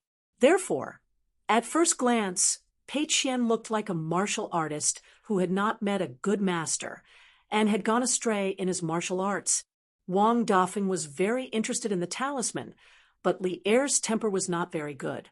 He said that he could not buy it with money, but he could give it away for free. The premise was that he could defeat Li Er's fist. If he won, let alone 4, even 40 talismans would not be a problem. When Wang Dafeng thought about the Lion's Peak that did not have any rules and regulations, he felt a headache coming. Forget it. The fist was afraid of the young and strong. A young lad that could kill an old master. What kind of ability was that? This old man was magnanimous and could tolerate the impudence of the younger generation, and would not bicker with a young man like Li Er whose body and spirit were at the peak. If this old man was 100 or 200 years younger, I would take a dozen more punches from you and fall to the ground. Wang Dafeng asked, Your master, how old is he? Pei Qian treated him with sincerity. He is older than me, younger than Uncle Li and Senior Wang. Wang Dafeng was surprised and could not help but ask again. Then he is an expert in suppressing the opponent's fist. Pei Qian nodded her head. Of course. Wang Dafeng asked Li Er, Does the Aquarius continent really have such a young martial arts grandmaster? Why is there no news about him? Even the pure Jade continent has a sister, Xiang. Her name has reached my ears. The Aquarius continent is so close to the North Continent. Her name should have spread across the 2 continents. Li Er said bluntly, I am not familiar with you. Ask someone else. Wang Dafeng, the famous old boorish man, immediately became angry. He rubbed his hands and said, Li-Er, let's find a place to fight. Li-Er said, then lay on the ground after 3 to 5 punches and pretend to be dead. Li-Er was indeed not good at chatting. He was good at tearing down the ancestral hall. Wang Dafeng did not mind having a fight with Li-Er, but with Zheng Qian beside him, he let Li-Er off for now. Pei Qian glanced at the white-clothed old ape from the corner of his eyes. He did not seem to be in a good mood. Very good. Then I am in a good mood. The upright young mountain that is filled with sword immortals. Just wait. Wang Dafeng said regretfully, it is a pity that our sword immortal drinking buddy is not here. Otherwise, we can see the strange phenomenon at Old Dragon City more clearly. This is the bad thing about martial artists. We do not have those messy techniques. At the Crown Prince's Mountain, the only thing that martial artists could see clearly was the strange phenomenon at the battlefield in front of the southern peak. In the pavilion, Chunqing quickly took out a pot of green immortal mountain wine. She drank a mouthful to calm herself down. How did the Dali dynasty, or rather embroidered tiger Chui Dong, manage to refine the fate of a continent's civil and martial officials so completely and finally make it his own? The bodies of mortals could not be compared to true deities after all. After this battle, it would probably no longer be the final conclusion of the cultivators in the world. The 10,000 feet tall golden-armored deity from before appeared from the capital. He held an iron mace in his hand. Another armored deity held a Dali standard battle saber, standing in the mortal world without warning. One on the left and one on the right, the 2 armored generals appeared one after another in the center of the battlefield, like a family's door gods, blocking the ferocious charge of the demons who broke the formation like a swarm of locusts. In reality, these 2 martial arts deities who enjoyed the worship of countless mortals were the ancestors of the Yuan and Chao families of the Upper Pillar state of Dali. They were the 2 faces that everyone was most familiar with in the land of a continent, mountains and rivers. The 2 martial arts deities who were equivalent to the ascendant realm said loudly almost at the same time, those who invade our land shall be killed. Those who trample on our land shall be killed. But what was even more unbelievable was the green-robed scholar, who pressed the ancient deities into the sea with a slap. Then he stomped down again, creating a huge wave. He stomped the originally invincible ancient deities into the seabed.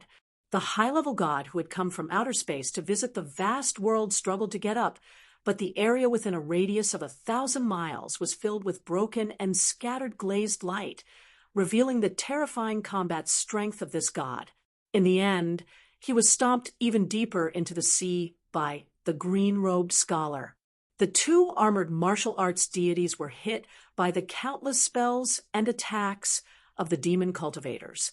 Although they were still standing, some of their divinity was still damaged. Only the Dharma of the green-robed scholar in Old Dragon City ignored the attacks completely, because he was in the center of the battlefield where the demon army gathered.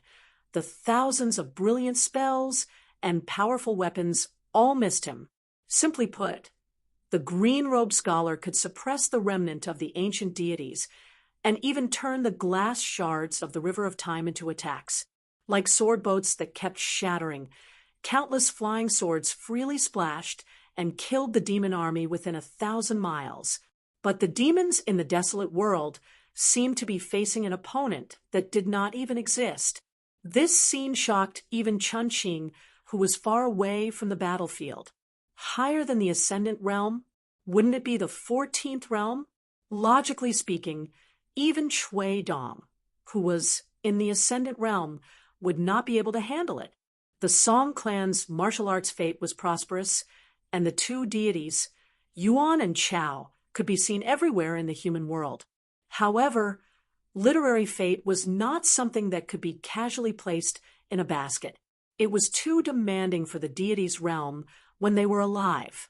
Even the 4 sages of the Confucian temple couldn't do it. As for the 4 sages of the Confucian temple, excluding the sage of literature, the sage of rites, the sage of ceremonies, and the old scholar, all of them had the tolerance However, the three of them had their own paths, which was equivalent to cutting off their paths. Otherwise, the Confucian school would have used this method to deal with the desolate world. The three hierarchs of the Confucian temple were all willing to do this. By then, there would be a 14th realm in the Tongya continent, another in the Fuyao continent, and another in the South Hassa continent. Chun Qing took out a pot of wine and asked Cui Dongshan, "Do you want a drink?" Cui Dongshan stood on the railing and laughed. "Drink? I'm drinking right now. I'm already drunk." Cui Dongshan raised his arms high and jumped up and down as he shouted, "Uncle Master is awesome. Uncle Master is strong. Uncle Master is fierce. Uncle Master is invincible." Chun Qing understood that it was indeed Mr. Qi. In the line of the sage of literature, other than Lu Shilu, who was the most inconspicuous, Qi Jingquan's two senior martial brothers were actually even more famous. Cui Shi of the three noble and splendid triads started practicing the sword very late, but his swordsmanship was the best in the world. On the other hand, it was Qi Jingquan who was the old scholar's favorite. There were more rumors on the mountain that had little to do with the depth of one's knowledge or the level of one's cultivation. For example, the lord of White Emperor's city, Zheng Juzhong, was willing to take the initiative to leave the city and invite an outsider to the colored clouds for a round of chess. Cui Dongshan suddenly fell silent. He turned to Chun Qing and said, "Give me a pot of wine." Chun Qing threw him a pot of wine. Cui Dongshan opened the mud seal and gulped down the wine until his face was covered in wine. The green-robed figure had one foot on the land of Aquarius Continent's old dragon city, and the other foot trapped the ancient high-level god at the bottom of the sea. Every time the latter struggled to get up, he would be kicked, and his huge body would sink even deeper. In the southernmost sea region of the Aquarius Continent, the wind and clouds surged, and the waves surged. The originally orderly battle formation of the wasteland was broken by him alone. The white-robed ape at the top of Tsaiji Mountain saw this scene, and his eyelids trembled. He clenched his fists and almost revealed his true form, as if only then would he feel more at ease. The green-robed scholar's figure became more and more ethereal, like the ean spirit of a cultivator at the top of the mountain. One of his Dharma forms first formed the Aquarius seal, then the Sutra seal, the Fearless seal, the Vow seal, the Demon-subduing seal, and the Dhyana seal. In an instant, 386 seals were formed. The green-robed scholar was like a scholarly sage who spoke in Buddhist language. Lions roar. The light of treasures flowed between heaven and earth, shining brightly in all directions. The other green-robed scholar formed a Taoist spell, forming a total of 356 seals. Each seal was a talisman, and in the end, a lightning formation was formed.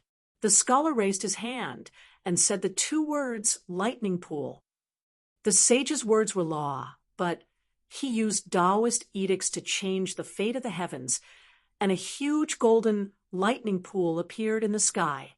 This person was like a Buddhist sage who had appeared in the human world, but also like the talisman Yuxian and the grand heavenly master of Mount Longhu. The lightning formation crashed into the sea. Previously, it used the landscape to imprison the remnant of the ancient god in the sea, and then used the lightning pool of heavenly tribulation to refine it. In addition, half of the nearly 400 Dharma seals of the Buddhist sects took root one after another, causing the densely packed demon race army to disappear into thin air and fall into various small worlds. The remaining half, almost 200 seals, all landed in the vast sea between the two continents. The whirlpools were endless, and the seabed could be seen. The great demons of the wasteland were either running for their lives to escape or trying to fill up the whirlpools that destroyed the sea path.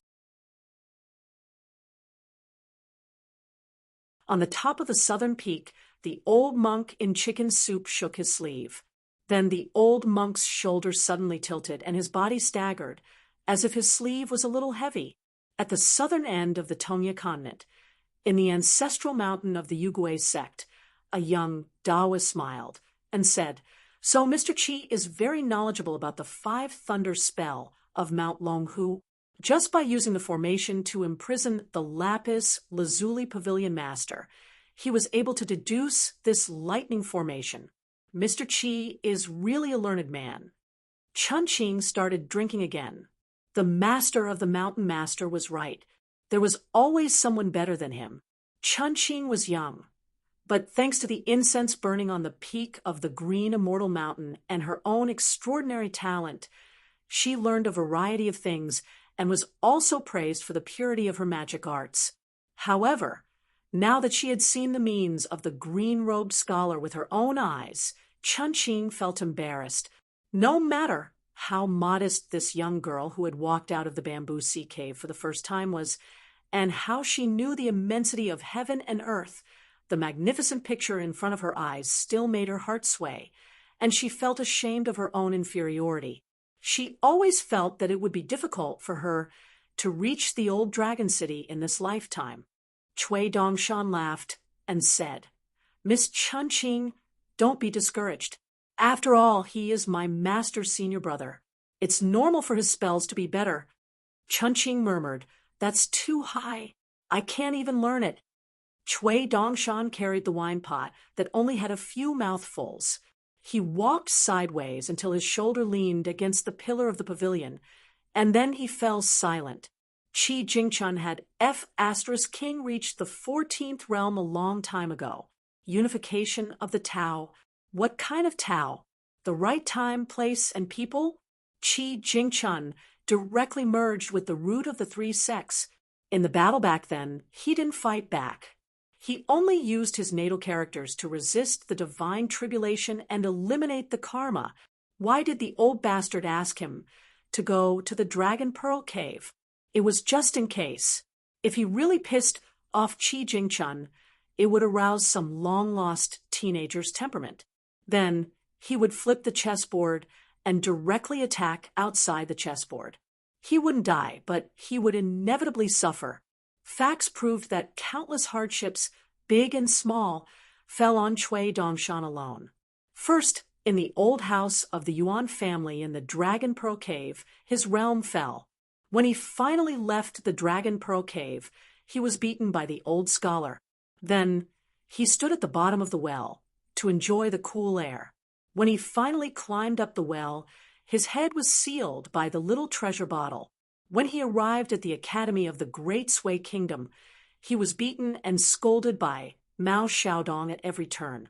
Then he was bullied by a grandson named Kai Xinjing. Everything happened one after another. His bitter tears could be used as ink to write a few long tragic poems. However, at that time, the old bastard wasn't sure about Qi Jingchun's real realm. Immortal realm? Ascendant realm? It wasn't until Cui Dongshan and Cui Dong re-examined the scroll of the River of Time that they accidentally found a scene. At that time, Qi Jingchun and the youth in straw sandals were standing under the old locust tree. After that, they connected all the things that Qi Jingchun had arranged, such as traveling to the Lotus Cave, discussing Taoism with the Taoist ancestor, and finally getting a lotus flower that covered the mysteries of heaven for the old sword. If an ascendant realm cultivator died, and only a remnant of his soul was left, how could he ascend to the green underworld? How could Qi Jingchun be able to use his finger as a sword and split the dragon-slaying platform? Qi Jingchun was not a sword cultivator, and he didn't have a suitable weapon in his hand.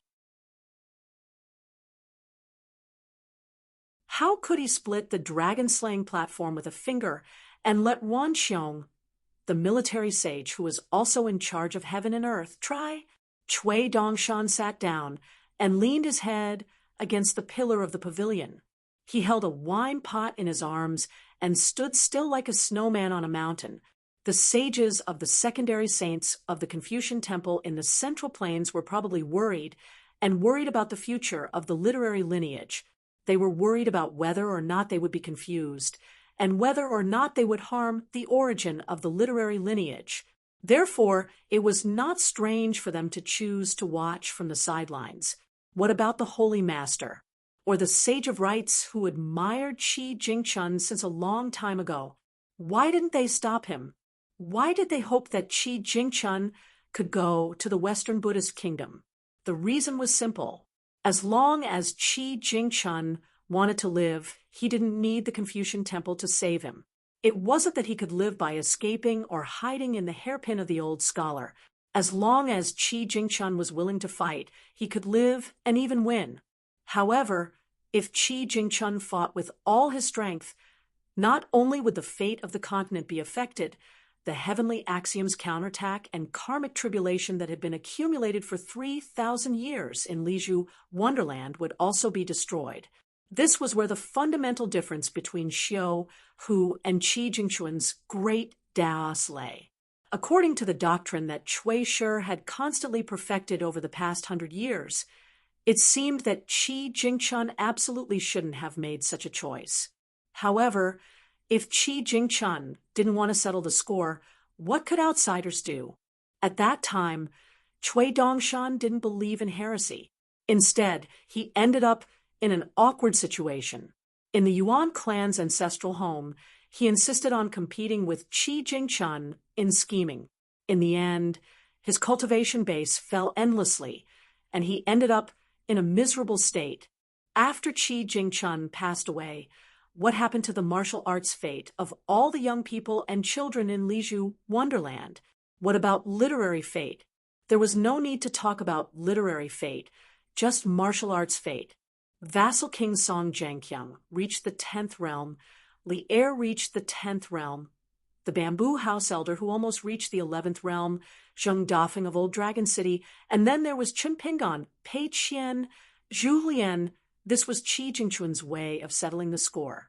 With me alone, I can stand shoulder to shoulder with the gods and not be as good as the mortals in the world. Thousands of heart lamps lit up. The way of the world was good, to be independent, to study. The way of the world was not so good, to help the world, to risk one's life, to not pass on one's responsibility. Cui Dongshan suddenly plopped his butt on the railing, feeling extremely sorrowful. He muttered in his heart, in the end, Qi Jingchun still left her cultivation of level 14 to that old bastard, and still treated that Cui Shi as her senior brother. Cui Dong, that bastard. Even in this state, he still set up the calligraphy lake introspection trap and wrote that travel book. The old bastard never told me these things, purposely keeping me in the dark and not knowing anything. Cui Dong had truly concealed many things.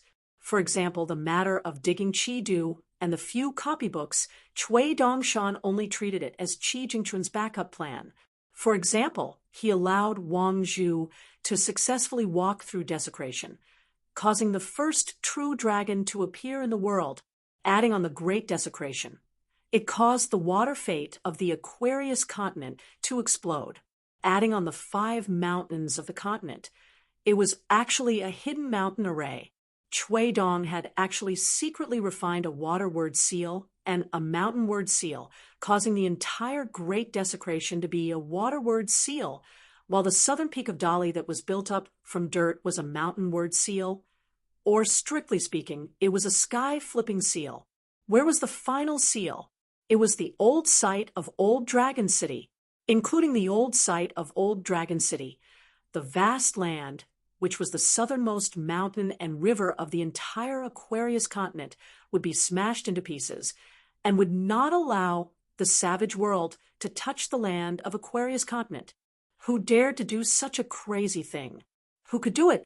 In the entire world, only Xiu who dared to do it. Once it was done, he would be able to let the people on and off the mountain feel satisfied. Are you afraid? Cui Dongshan himself was afraid. Cui Dongshan was clear about all of this, because all of these plans were made by Cui Dong and Cui Dongshan, who were separated from their souls, playing chess with themselves, and had long planned out their strategies. So all these years of hard work, he was willing to work himself to the bone. Only in the Qi-Du shrine, There was a person who seemed to be a limitless realm, and was also a level 14 Qi Jingchun. Cui Dong did not mention a single word about him to Cui Dongshan.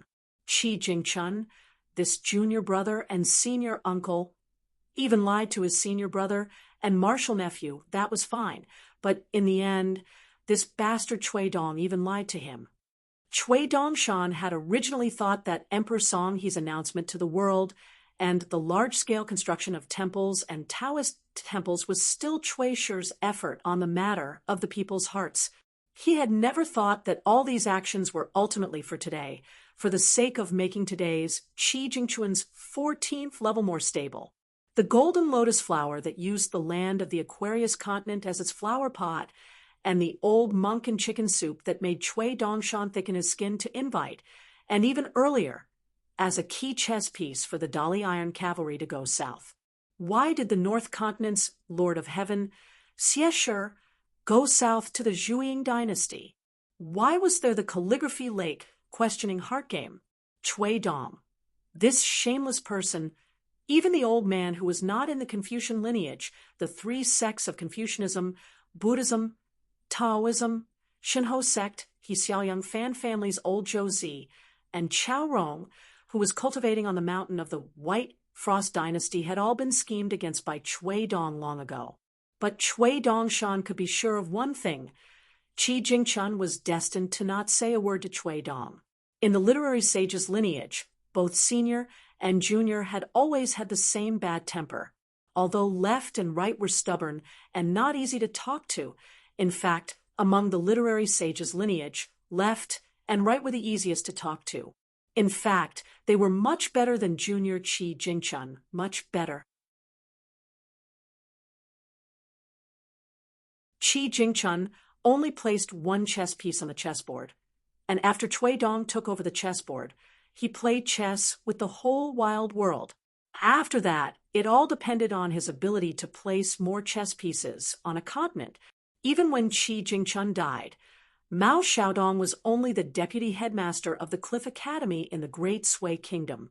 In the end, Cui Dong took over as headmaster and led the academy back to the top 72. This was all calculated by Qi Jingchun. Cui Dongshan sat on the railing in a daze. He had already thrown away the empty flagon, but there was still wine on his face. I know, it's because of the Chun seal. Qi Jingchun gave the seal to his disciple Zhao Yao, but it was intercepted by Cui Dongshan and easily crushed it, causing the spring breeze of the Chun seal to scatter between heaven and earth. And that year, the whole world. He should have been schemed against by Qi Jingchun and Cui Dong, that old bastard. Cui Dong and Qi Jingchun, the two senior and junior, who had fallen out with each other for a long time, had been playing chess with each other for so many years, but they were in the same camp and played a game of chess together. Of course, it was more about the skills of the two chess players. In the end, the two of them became enemies with two world powers. Cui Dongshan said to himself, there was a year when spring left very late and summer came very late. He suddenly turned his head and asked, Chunqing, do you know how many strokes there are in a Chun ? Chunqing was confused. Is it not 9 strokes? Cui Dongshan asked again, how many continents are there in the world? Chunqing said helplessly, you already know the answer. There are 9 continents. Cui Dongshan nodded and muttered, that's right. On the peak of Southern Peak, the two military ancestors that Cui Dong respectfully called Old Ancestor Jiang and Mr. Wei, after seeing the strange phenomenon at the old site of Old Dragon City, immediately looked at each other. And Cui Dong had asked for a large stack of papers earlier, and now he was looking down and flipping through them one by one. They were the answers to a large examination that the military disciples of the ancestral court of the Central Plains had given last year. The questions that old ancestor Jiang gave were very simple. If you were the imperial tutor of Dali, Cui Dong, how would the Aquarius continent deal with the demon race's attack from the Tongyi continent? Cui Dong was like a teacher who was the chief examiner of an imperial examination. Whenever he saw a sentence with appropriate wording, his mind would be moved, and he would annotate 1 or 2 lines of words. Chui Dong flipped through and annotated very quickly. He quickly took out 3 sets of papers and returned the rest to old ancestor Jiang. Chui Dong smiled and said, "These 3 people, if they are willing to come to Dali to serve in the future, I will send people to protect them. But I hope that when they come here, they will not break the rules when in Rome do as the Romans do. They will take it 1 step at a time. Their final position will depend on their own abilities, and if any of them are young and impetuous and want to talk about backing me, Dali, it will not have much meaning and will only cause the mountain to collapse. I will say the ugly words to old ancestor Jiang, and Mr. Wei first, eat sugar cane." Old ancestor Wei laughed. "That's it." Chui Dong laughed and asked, "Did Mr. Wei compile another military book?" What he meant was if it was just the previous book, Chui Dong had already read it thoroughly, and there was no need to flip through the pages in the Aquarius continent. Old ancestor Jiang sighed. "Just based on the foundation on paper, the Tongyi continent is actually not bad." Old ancestor Wei laughed. "They are lacking in show who would have thought that?" Chui Dong would shake his head. "There will be a time when a person's strength is exhausted. The Tongyi continent has 2 Chui Dongs, but they are not of much use. The realm of a cultivator in times of peace would be interesting, but not necessarily meaningful. In times of chaos, it would be interesting, but not necessarily meaningful." Old ancestor Jiang asked, "I am very clear that the literary luck on this Qi Jingchun is just a smokescreen for your show who. How did he do it in the past?" Chui Dong was silent for a long time. He placed his hands behind his back and leaned on the railing, looking towards the south. He suddenly laughed and answered, "I also want to ask about the spring breeze. The spring breeze has no words." Old ancestor Wei's expression became serious. If this continues, that Jia Sheng, who has always been hiding his head and tail, will finally make his move openly for the first time. Chui Dong's figure dissipated. His wandering Yin spirit was about to return to the sky above Pidu, leaving behind a joke for the 2 military ancestors. That banner in White Emperor City that worships the world's ancestors should have been removed long ago. Chui Dong's Yin spirit returned to the sky above Pidu and fused with his true body. Today, there was no preaching or lecturing, so there was no one in the sky above the sea of clouds. Chui Dong raised his hand. Hovering in the air, a seal that had once been shattered and then reformed by Chui Dong. The seal script originally read, "The world's welcoming spring." But after being shattered by Chui Dong Shan, all that was left of the seal was a lonely spring character. Lin Shi rode the wind over from the great blasphemy temple outside Pidu. He was perhaps the only exception of the Dali dynasty, and outsiders simply did not dare approach the Sea of Clouds at this time. The fact that Lin Shi could temporarily serve as the temple attendant of great blasphemy was enough to explain everything. Lin Shi clasped his hands and bowed, then sat upright and still on the Sea of Clouds, not far from the imperial tutor Chui Dong and martial uncle Xiu, who, he softly asked, "Martial uncle, teacher?" Chui Dong said a Buddhist phrase. "Although the light is extinguished, the lamp still remains." Although Qi Jingchun's body was dead, there was absolutely no suspense, but the great Tao did not disappear. Using the Confucian sage's natal character, tranquility, and then using the Buddhist meditation method with the posture of a person without a realm, only a little spiritual light was preserved in the spring character seal, surviving until today, and finally being placed in the Qi blasphemy temple. Lin Shi's eyes were filled with tears. "Teacher has 3 natal characters." Chui Dong nodded. "No one has done it before, and no one will do it in the future." Chui Dong gently pushed the seal, and for the first time he was somewhat sentimental, and said softly, "Go." In the vast 9 continents, in the mountains, in the water, in the books, in the hearts of people, there was spring wind everywhere in the world. 9 vast spring winds first appeared from a school in the Aquarius continent, and the other 8 continents stirred up one by one, silently gathering in 9 places. Finally, The 8 spring winds of the 8 continents came to the Aquarius continent, lingering around the sleeves of the green-robed scholar. Finally, they condensed into a natal character, spring. The vast spring winds were proud. Bai Yesher was invincible. The spring winds were Qi Jingchun. The 10,000 feet tall Dharma image disappeared, and a middle-aged scholar with white hair appeared, looking at a certain place in the Tong Yi continent. The Dharma image condensed into a tranquility character, imperial concubine. Fei used to move no weaker than the move of water that flooded the old dragon city, and smashed it towards the small scholar. The scholar put 2 fingers together, and with the cheat character, he chopped down, shattering the natal ability of a sovereign great demon. Then, with a wave of his sleeve, he dispersed the water of the sea that was split into 2 further away, 3 natal characters, one of the 14 realms. This direct disciple of the literary sage's lineage, who was not famous for his divine arts cultivation base or fighting, completely ignored the imperial concubine Fei and asked with a bright smile, "Where is Jiasheng?"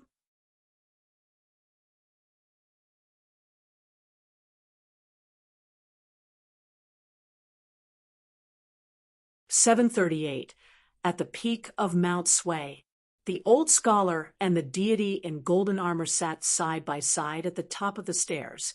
The deity in Mount Sui, who was taller than the old scholar even when he was sitting, asked, 'Why don't you take a look at the south of the Aquarius continent?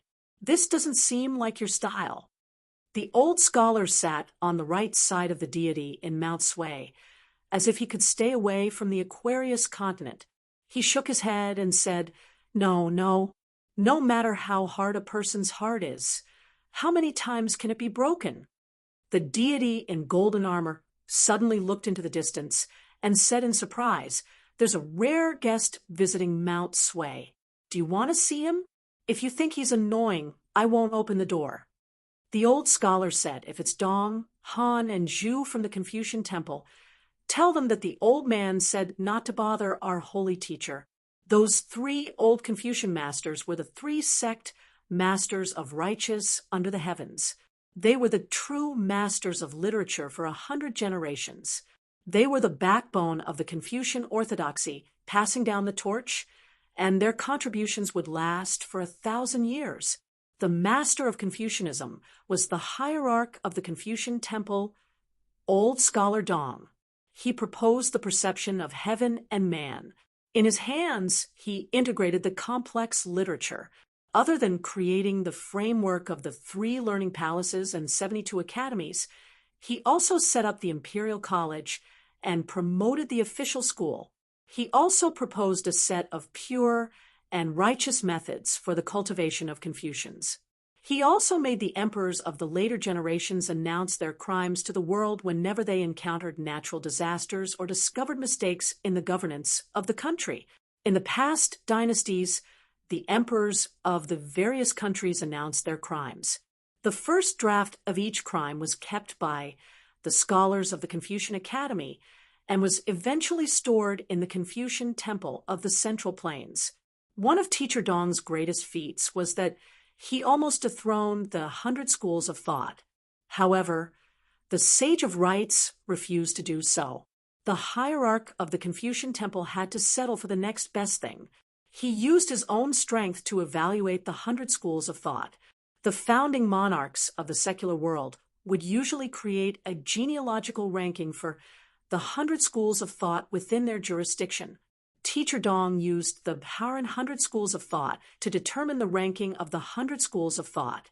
Among them, the Shu school and the Shang school, who ranked at the bottom, could only accept it. Not only that, old scholar Dong advocated the integration of rites and dharma.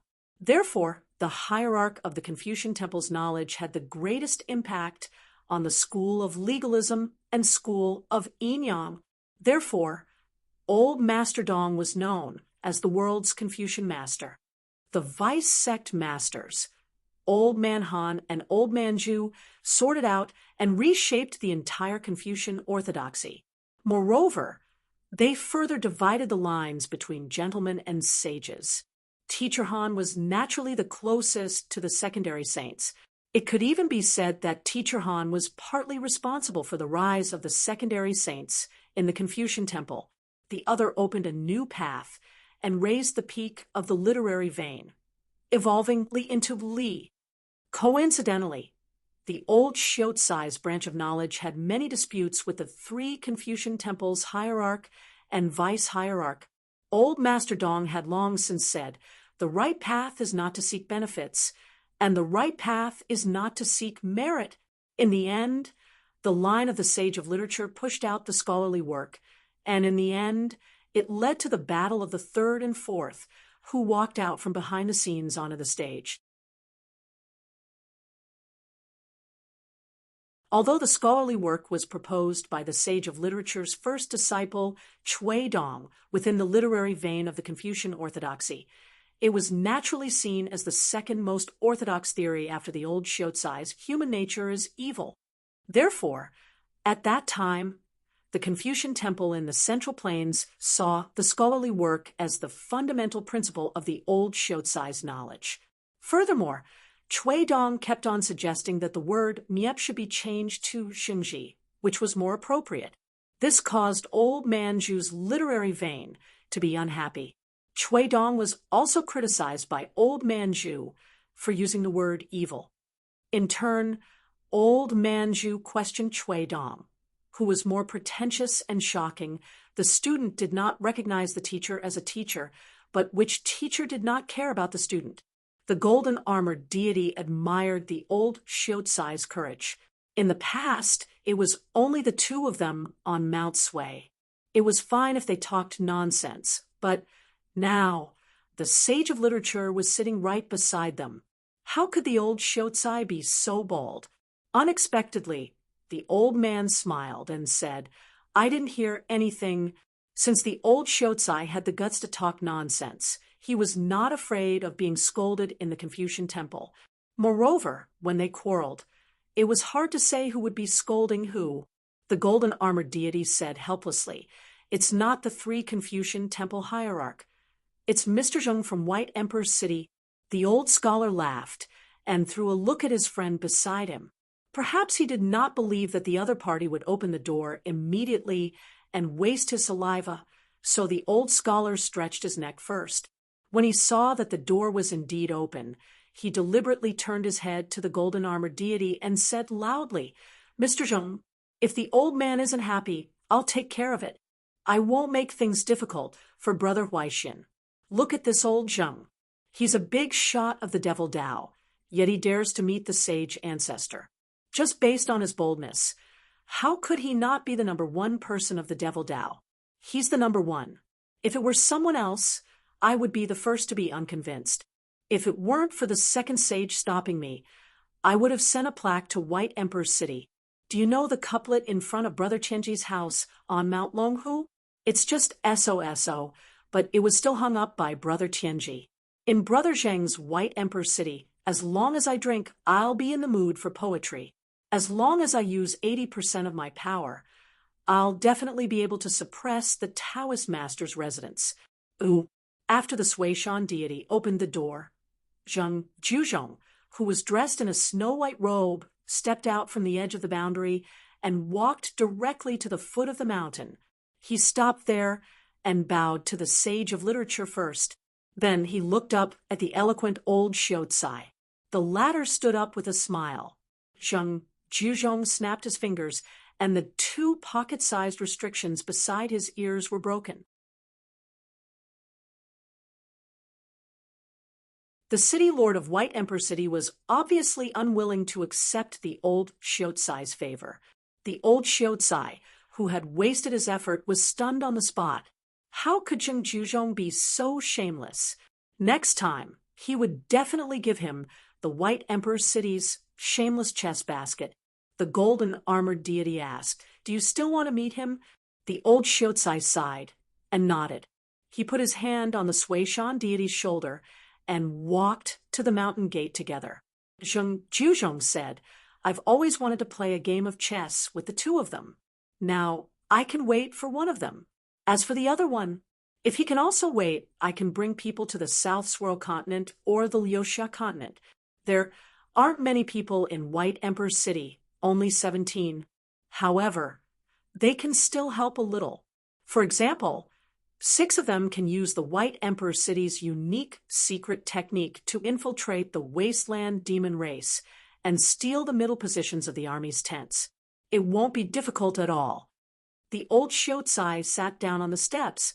Forget it. Don't rub salt in my wound. You can go to those 2 continents if you want. In any case, he would definitely go. Perhaps White Emperor City had already done this. Sheng Juzhong's way of doing things had always been very wild. It seems that Mr. Wen Sheng's 2 disciples have no way of turning back. Sheng Juzhong sat beside the old Shiotsai. After a moment of silence, he said, "Back then, after the chess game with Xiao, who in the colorful clouds, Xiao who actually left behind a message that the world doesn't know. He said that his junior brother, Qi Jingchun, was better at chess, so Cui Dong could only win against him and not against the Wensheng's lineage. That was why I was so curious back then. I wanted to go out of the city to welcome Qi Jingchun and invite him to play a game, because I wanted to know who in the world could make someone as proud and arrogant as Xiao, who admit that he was inferior to an outsider." The old Shiotsai was silent. However, Zheng Juzhong said something that no one expected. "But I've always felt that Cui Shi's chess skills are higher when he's outside the chessboard. Back then, when he lost, especially the last game that hadn't been spread out, Cui Shi lost because the chessboard was too small for both sides. Even to this day, I still think so. Qi Jingchun's chess pieces were scattered all over the place. Cui Dong had to place his chess pieces alone, but he also had to be able to connect all the pieces on the chessboard. In the end, he had to make the entire chessboard as one. It wasn't easy, and normal people wouldn't be able to imagine it." The old Shiotsai was still silent. Zheng Juzhong suddenly asked, "Years ago, before Master Dong entered the Confucian temple, he once preached in the countryside. Was the uninvited guest who didn't seem to care much about the teachings of the Confucian temple an ordinary old fox from the wild, or a flying squirrel transformed from Lu Chen's Tao heart?" The old Shiotsai said softly, "I'll help you ask later." Zheng Juzhong asked, "Old Shiotsai, are you really unable to persuade Cui Dong to change his mind?" The old Shiotsai shook his head. "All the disciples are too good. Mr. doesn't have the heart to persuade them. Even if he did, it would be useless."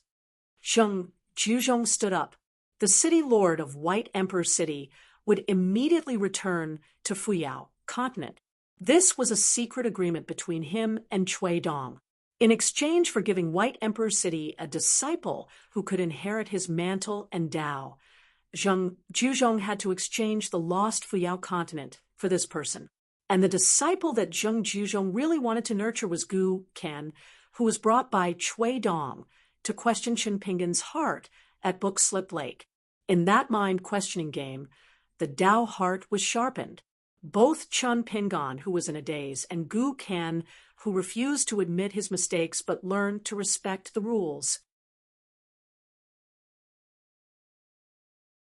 If Gu Ken admitted his mistakes, it would be nothing more than the Dali dynasty or the Aquarius continent. A half-baked scholar, Gu Ken, who refused to admit his mistakes but was willing to correct his mistakes, would appear in the vast world. Then there would be another White Emperor City's Gu Ken, who would make many of the later generations, who thought they were smart, understand the true demonic path in the hearts of Cui Dong and White Emperor City's Zheng Juzhong. Beside the pavilion on Saiji Mountain, there were hundreds of pine trees which were rooted in the crevices of ancient cliffs. The branches and leaves slanted across the pavilion, as if an immortal master was drawing eyebrows for the pavilion. When the wind blew, the pine trees rustled, and the mountain became more serene.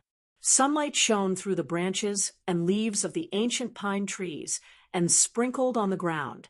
The fine fragments of gold in the pavilion moved with the wind, making a soundless song. There was also a white-clothed youth and a green-robed girl sitting at the two ends of the cliff's railing. Chui Dongshan's body was curled up, his head leaning against the pavilion's pillar. He asked Chunqing for a pot of the world-famous green immortal mountain wine. This was the most indispensable item for the green immortal banquet in the bamboo sea cave. Chunqing had brought a lot of wine with her this time, and there were hundreds of jars of various sizes in the near hand. Master Mountain Master had said that if one met someone who hit it off, regardless of whether it was a Jianghu hero at the foot of the mountain or a peddler in the marketplace, one should not be stingy with their wine. Chunqing's movements were gentle. She threw a pot of wine to the mysterious Mr. Chui Xiao. The white-clothed youth twisted his neck and held the wine pot with his head. His head shook again, and the wine pot fell forward. He caught it with his hand. Chunqing was young, but she had seen a lot. However, she had never seen someone like Chui Dongshan.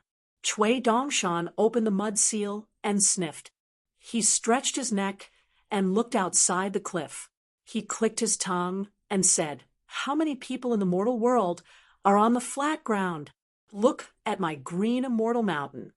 Chunqing said, "Mr. Chui Xiao is already in the immortal realm. Don't flatter yourself." Chui Dongshan turned his head and said with a smile, "Miss Chunqing, do you know how to play chess? Go, or Chinese chess is fine." Chunqing shook her head and said, "I know how to play, but I don't have much interest in it. I'm not good at it. Jiang Taigong often played chess with Su Bai. It was not good for Mr. Wei to interrupt the game. He would stand on Su Bai's side, hoping that Su Bai would win. He liked to ask Su Xian if her move was good or not, but Su Xian's move was not perfect. How could I know if it was good or not, and how to play it well? That's why it was a bit annoying." Chui Dongshan sighed and said, "Miss Chunqing, you still suffer from not treating people with sincerity. As long as you come to our Luapa Mountain as a guest, you can go to the shop in the Riding Dragon Alley for a few days and learn the art of speech from an old immortal surnamed Jia. In less than 10 days, you will benefit a lot and your power will increase greatly. You will be invincible from then on." Chunqing said, "Forget it. I don't have any thoughts about the Luapa Mountain and the indomitable Cloud Mountain. If Mr. Chui can teach me an instant method, I will reconsider whether I want to go or not." Chui Dongshan immediately smiled and said, "That's not difficult. I will teach you a method that is guaranteed to work. For example, the next time Old Wei bothers you, you can first make yourself look serious and deliberately look at the chessboard as if you are deep in thought. After a while, you raise your head and seriously tell Old Wei that Su Bai is called Young Jiang Taigong. No, it should be changed to Ancestor Jiang, who is called Old Su Xian on the mountain." Chunqing asked doubtfully, "Can it really work?" Chui Dongshan said, "Then let's make a bet. If it works, you will give me 100 jars of the immortal wine of the green immortal mountain. If it doesn't work, I will owe you 100 jars of the most famous wine of the Luapa Mountain. When the time comes, you can go to the Riding Dragon Alley and get it yourself." Chunqing thought about it. She had saved more than 700 jars of wine in total. Winning or losing would only be 100 jars. It didn't seem to be a big problem whether the quantity was increased or decreased. However, Chunqing didn't understand why Chui Dongshan kept urging her to go to the Luapa Mountain to be a consecrator and guest minister. Did the Luapa Mountain need it? Chunqing didn't think so. Moreover, she had seen Chui Dongshan's strange behavior with her own eyes and heard about the famous night banquets of the cloud-covering mountain. Chunqing felt that even if she went to the Luapa Mountain, she would most likely not be acclimatized. Chui Dongshan sat on the railing, swinging his legs and humming an unknown song, the song of the dragon and snake. "A dragon wants to fly, 5 snakes to assist. The dragon has already ascended to the clouds, obtaining its place. The 4 snakes follow it, obtaining its rain and dew, each entering its own universe. A snake with a single grudge, withered and died in the wilderness. Chunqing asked, "Are you talking about the true dragon of Liju Cave Heaven?" Chui Dongshan didn't explain.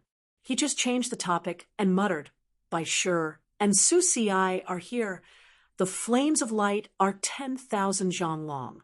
Thousands of images are cast, that is, a literary heart." Chunqing suddenly said, "When Mr. Qi was young, was his temper not very good?" Chui Dongshan thought for a moment. "Not to mention when he was young, his temper has never been good since he was a child. He often quarreled with Chui Dong and complained to the old scholar when he couldn't win. He liked to fight with Zhuozhuo the most, but he never won. Sometimes Zhuozhuo couldn't bear to beat him anymore." The young man with a bloody nose and a swollen face still continued to provoke Zhuozhuo. Zhuozhuo was dragged away by Chui Dong, and he would find a chance to kick Zhuozhuo a few times. "If I were Zhuozhuo, I wouldn't be able to bear it either." Chunqing sighed. Chui Dongshan continued to say strange things to himself. In the middle of winter, the lotus pond dried up, withered leaves withered, and broken branches slanted. There was no longer a rain cover, so the fish all left. In the middle of the night there was thunder, and the sky was spinning. The poor old man couldn't sleep well. Coincidentally, the children were crying, sighing, and crying together. The road of life was sheep intestines, and the path of birds was flat. There was no water in the Dragon Palace. The snow fell, leaving the plum blossoms outside the door cold.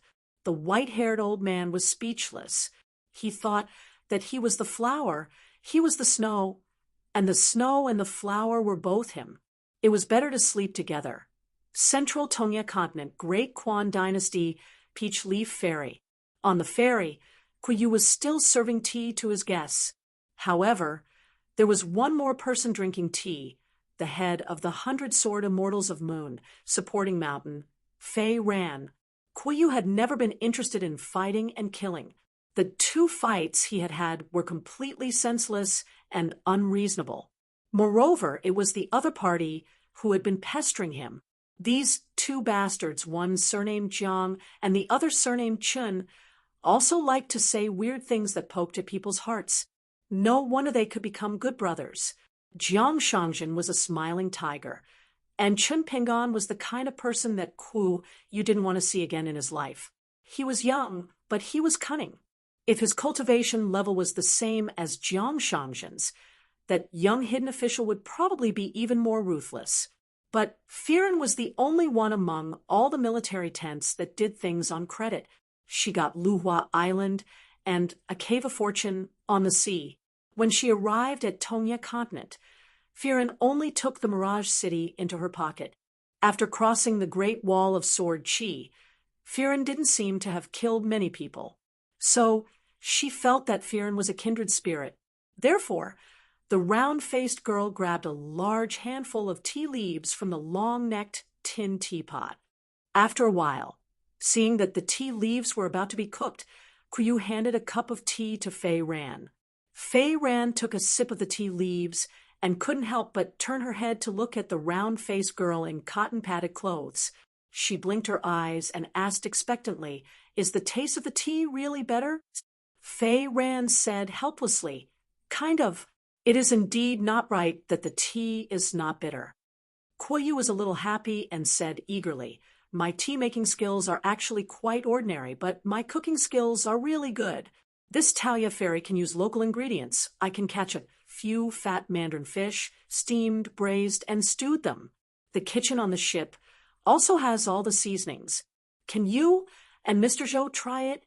Do you want some rice? I have a few 100 kilograms of rice in my bag, and I was worried that I couldn't finish it."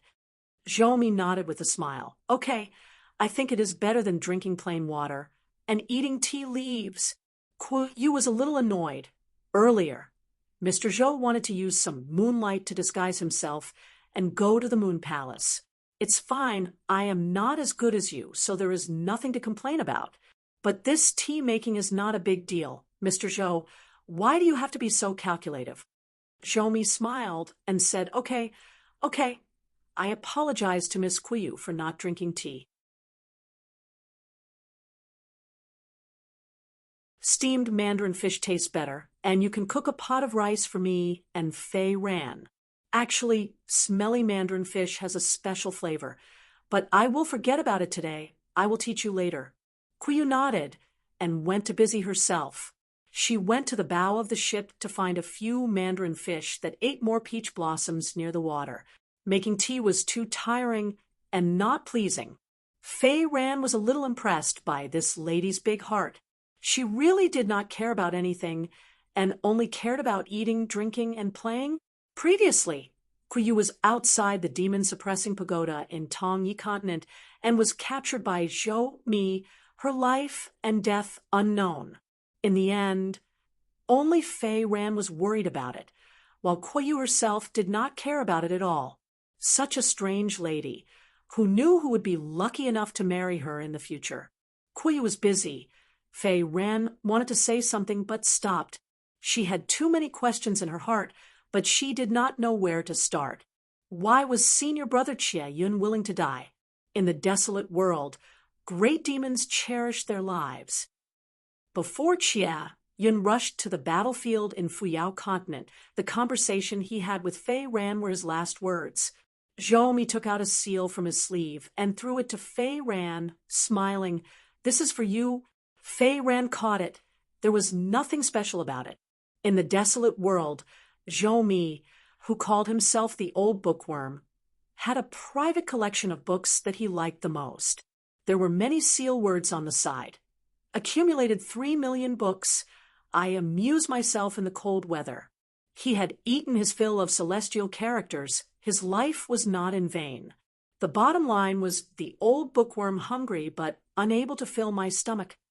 However, Zhou Mi did not take out the books on this seal easily. Fei Ran had studied under Zhou Mi for many years and had seen the seal twice. The seal was not made of precious materials.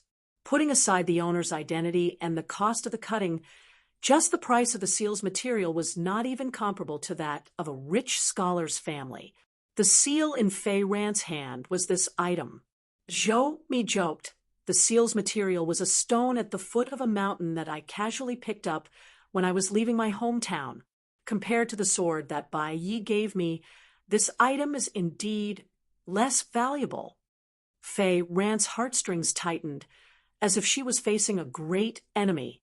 Fei Ran asked, "Mr. Zhou, have you ever thought of winning this battle?" Zhou Mi smiled. I didn't expect Fei Ran to ask this question first. Until today, Fei Ran still could not understand why Bai Yi was willing to give one of the fates to her, a foreign demon from the desolate world, when the celestial sword Tai Bai was split into 4. Fei Ran admitted that she had nothing to do with Bai Yi. Even if she had the teachings from her hometown, she still had no connection with the most prideful person in the human world. Her master and her senior apprentice brother Jie Yun had never been to the vast world, and Bai Yi had never ascended to the top of the Great Wall of Sword Qi. In fact, Bai Yi had never even set foot on the inverted mountain in his entire life. Zhou Mi explained to Firen, Bai also used his last sword as a 14th level cultivator. The atmosphere was chaotic, so he might have seen through some of the heavenly secrets. Perhaps he saw a certain painting of time, and the scene was of the future crossing of the river of time. Therefore, he knew that you were extremely important to me. Fei Ran gently put the seal on the table beside her and said, "Mr. Zhou, there are many sword cultivators among your direct disciples." Zhou Mi had a unique vision and was willing to train his disciples. Therefore, among his direct disciples, his first disciples Si Chen, Kaiying, Tong Xian, Tong Yin, Yu Zhao, and Jia Shenying Lu Bai were all sword cultivators, and they were all listed among the 100 sword immortals of the moon-bearing mountain. Only the new last disciple, who changed his surname to Zhou Qinggao, was not a sword cultivator. Zhou Mi said with a smile, "Since ancient times, Confucian scholars have been warning against lending their books to others. Some scholars from scholarly families often admonish their descendants who turn over books in the beginning and end of their family's book collections that they should give away their wealth and not lend books to others. Some people even write a sentence in their family's ancestral teachings to frighten others, such as to borrow others is to be unfilial. Fei Ran said, "Mr. Zhou, please tell me what you want to say." Zhou shook his head and put two fingers together. With a gentle swipe, a painting of mountains and rivers that looked like a ruler appeared. In the alien battlefield, in a vortex formed by countless stars, a snow-white light column appeared. It was like the purest sword light in the world, and it went straight to the middle-aged scholar who protected the whole world. This painting, which was suspended between Zhou and Fei Ran, was only touched by the ripples of the true meaning of the Great Way, and then it shattered. Fei Ran's face turned pale, because in the depths of her heart, Fei Ran admired the Sage of Rites the most. Fei Ran did not even mention a word about this in front of her senior brother Jie Yun. Zhou still smiled and helped Fei Ran to say what was in her heart. Heaven and earth are orderly, the human world has laws, and all living things have their own destiny. Everything in the world has its own Tao, and everything is peaceful. Everything is harmonious. What the Sage of Rites did was certainly admirable. In fact, I was almost the same as you in the past, and I also respected the Sage of Rites the most. Almost. Since Zhou saw through her, Fei Ran did not hide anymore. She said in a deep voice, "In my eyes, the Sage of Rites of the Confucian school is the one I admire the most among all the sages of the three religions. This is because he hopes that all living things in the world, all sentient beings, can survive in the world at a relatively small price. They can pursue freedom, cultivate, and ascend to greater heights to obtain more freedom. Within the rules, they can satisfy their bestial nature, and their human nature will gradually become pure. In the end, they will be close to divinity, but not divinity. All sentient beings will still be sentient beings.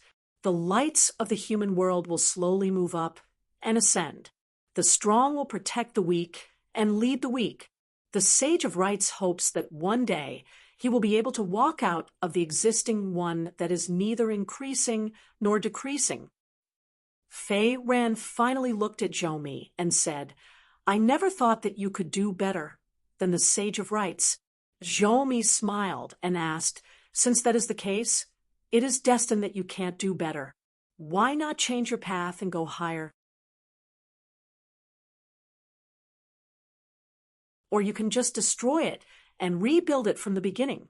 Wouldn't that be more perfect? Killing with a blunt knife for 10,000 years, people dying for no reason, inexplicable resentment, vengeful spirits unable to be freed, people who do not know what they are doing, and endless otherworldly demons that can't be killed. These are just not known by the world. In fact, compared to a clean knife, more people will die, and more trouble will arise." Zhou raised a hand and chopped with his hand. A swift knife cuts the Gordian knot. The tangled knot is broken, and the world is clear again. Fei Ran gritted her teeth and said, "It is said that the sage of the first master felt that it is the greatest selfishness to see 1,000 people in the world." Zhou retracted his hand. "Then you'll have to convince me with your own abilities. As long as I'm here, I'll agree to one thing. Firen can be the new Sage of Rites, and also the new Bai Zhe. You'll be the one to treat all humans and demon folk alike, because in the future, you will have great authority over how the rules of the world will change. Other than the big framework that I have already set in my heart, everything else will be decided by you, Fei Ran. I will not interfere." "Fei Ran, don't you admire the Sage of Rites from the bottom of your heart? Then why don't you grab this easy opportunity and be the Sage of Rites yourself?" Fei Ran was willing to risk her life to say the words that she had been accumulating in her heart for a long time. "I don't trust the Zhou, who is the one who asks the way and cuts the woodcutter." Zhou smiled knowingly. "Let's wait and see. In the ancient times, the Sage of Rites personally set the celestial phenomena and the law of the earth. He set the 5 measurements, observed the time, forged the cauldron, and created the almanac. This was the beginning of the human race's civilization. For the first time, the Sage of Rites, whom Bai Zijing called Little Master, confirmed the measurement of length, size, and weight that could be checked and followed by examples. In addition, he also needed to determine the scale of time, survey the world, and use the method of Chui to measure the mountains, seas, and the long river of time, calculate the amount of spiritual energy in the world, and set the heavenly stems and earthly branches, the time, the 12 months, and the 24 solar terms. The length of the measurements was not off by even a millimeter. He named the 5 powers and gave the 5 objects to 5 people. 3 of them were the founders of the school of Yin and Yang, the school of art, and the school of geography among the 100 schools of thought. He personally made the first copper coin and snow coin in the world. The celestial phenomena, the earth forms, and man forms fate. Heaven, earth, and man each had their own destiny, and each had their own Tao. The 3 elements converged, and the Tao was harmonious. Size, length, short, weight, height, time, and spiritual energy were all illusory words. However, in the hands of the Sage of Rites, these illusory words became real objects. Therefore, in the Confucian temple, the Sage of Rites was also jokingly called Big Accountant. There was also a sage accompanying him who was called Little Accountant. He earned real money and was good at it. He did not let the merchants monopolize it. Zhou Mi traveled around the desolate world and discussed Tao with the desolate world's grand ancestor on the moon holding mountain for 1,000 years. Both of them deduced thousands of possibilities. One of Zhou Mi's requests was to make the world turn upside down and everything become dizzy. There was no yin and yang, no consciousness, and no Tao to rely on. That would be the real collapse of rites and music. In the end, it was up to Zhou Mi to redesign the celestial phenomena and redesign the sun and the moon.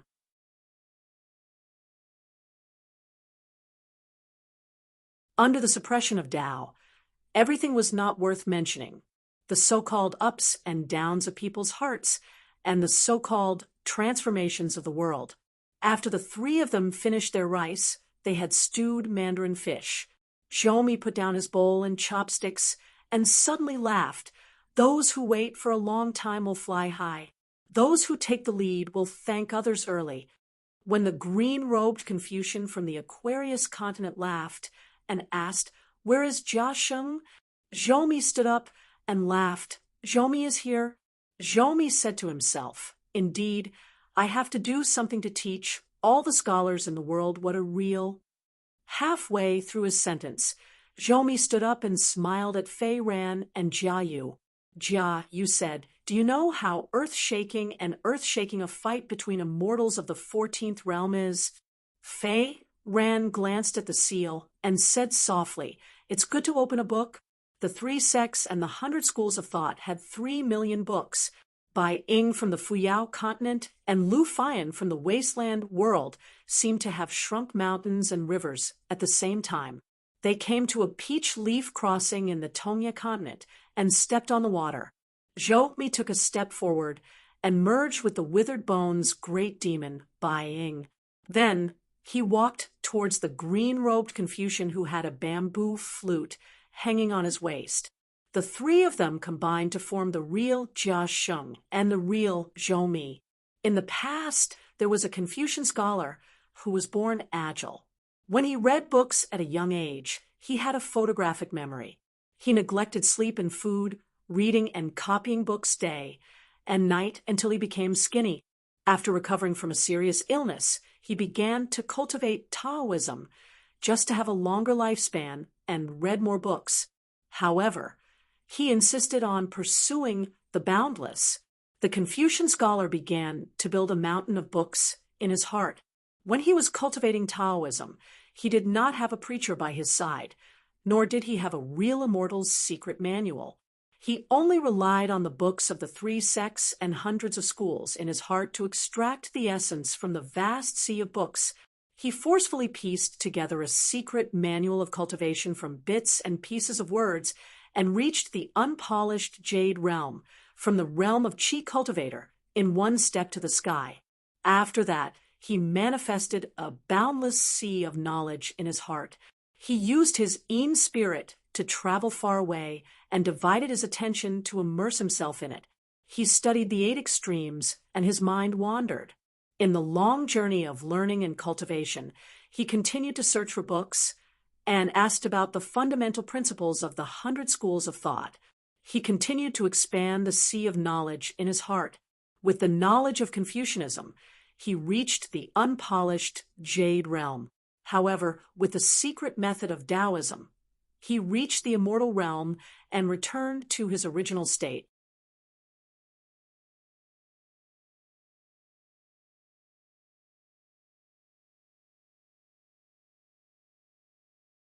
In an instant, Fei Ran and Jia Yu's bodies tensed up almost at the same time, not only because Shomi had returned and was standing next to Fei Ran, but also because there was an extremely unfamiliar green-robed scholar on the other side of the bow of the boat.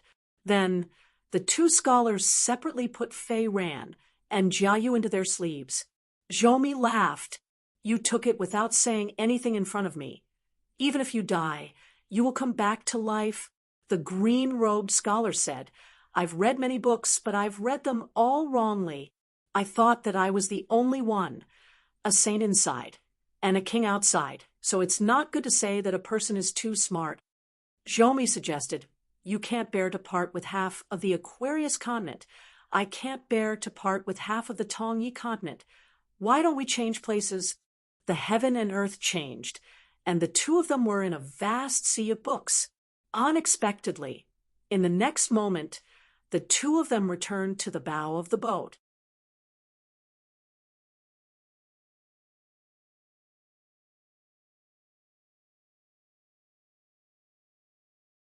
"7:39. Shomi seemed to have planned this beforehand.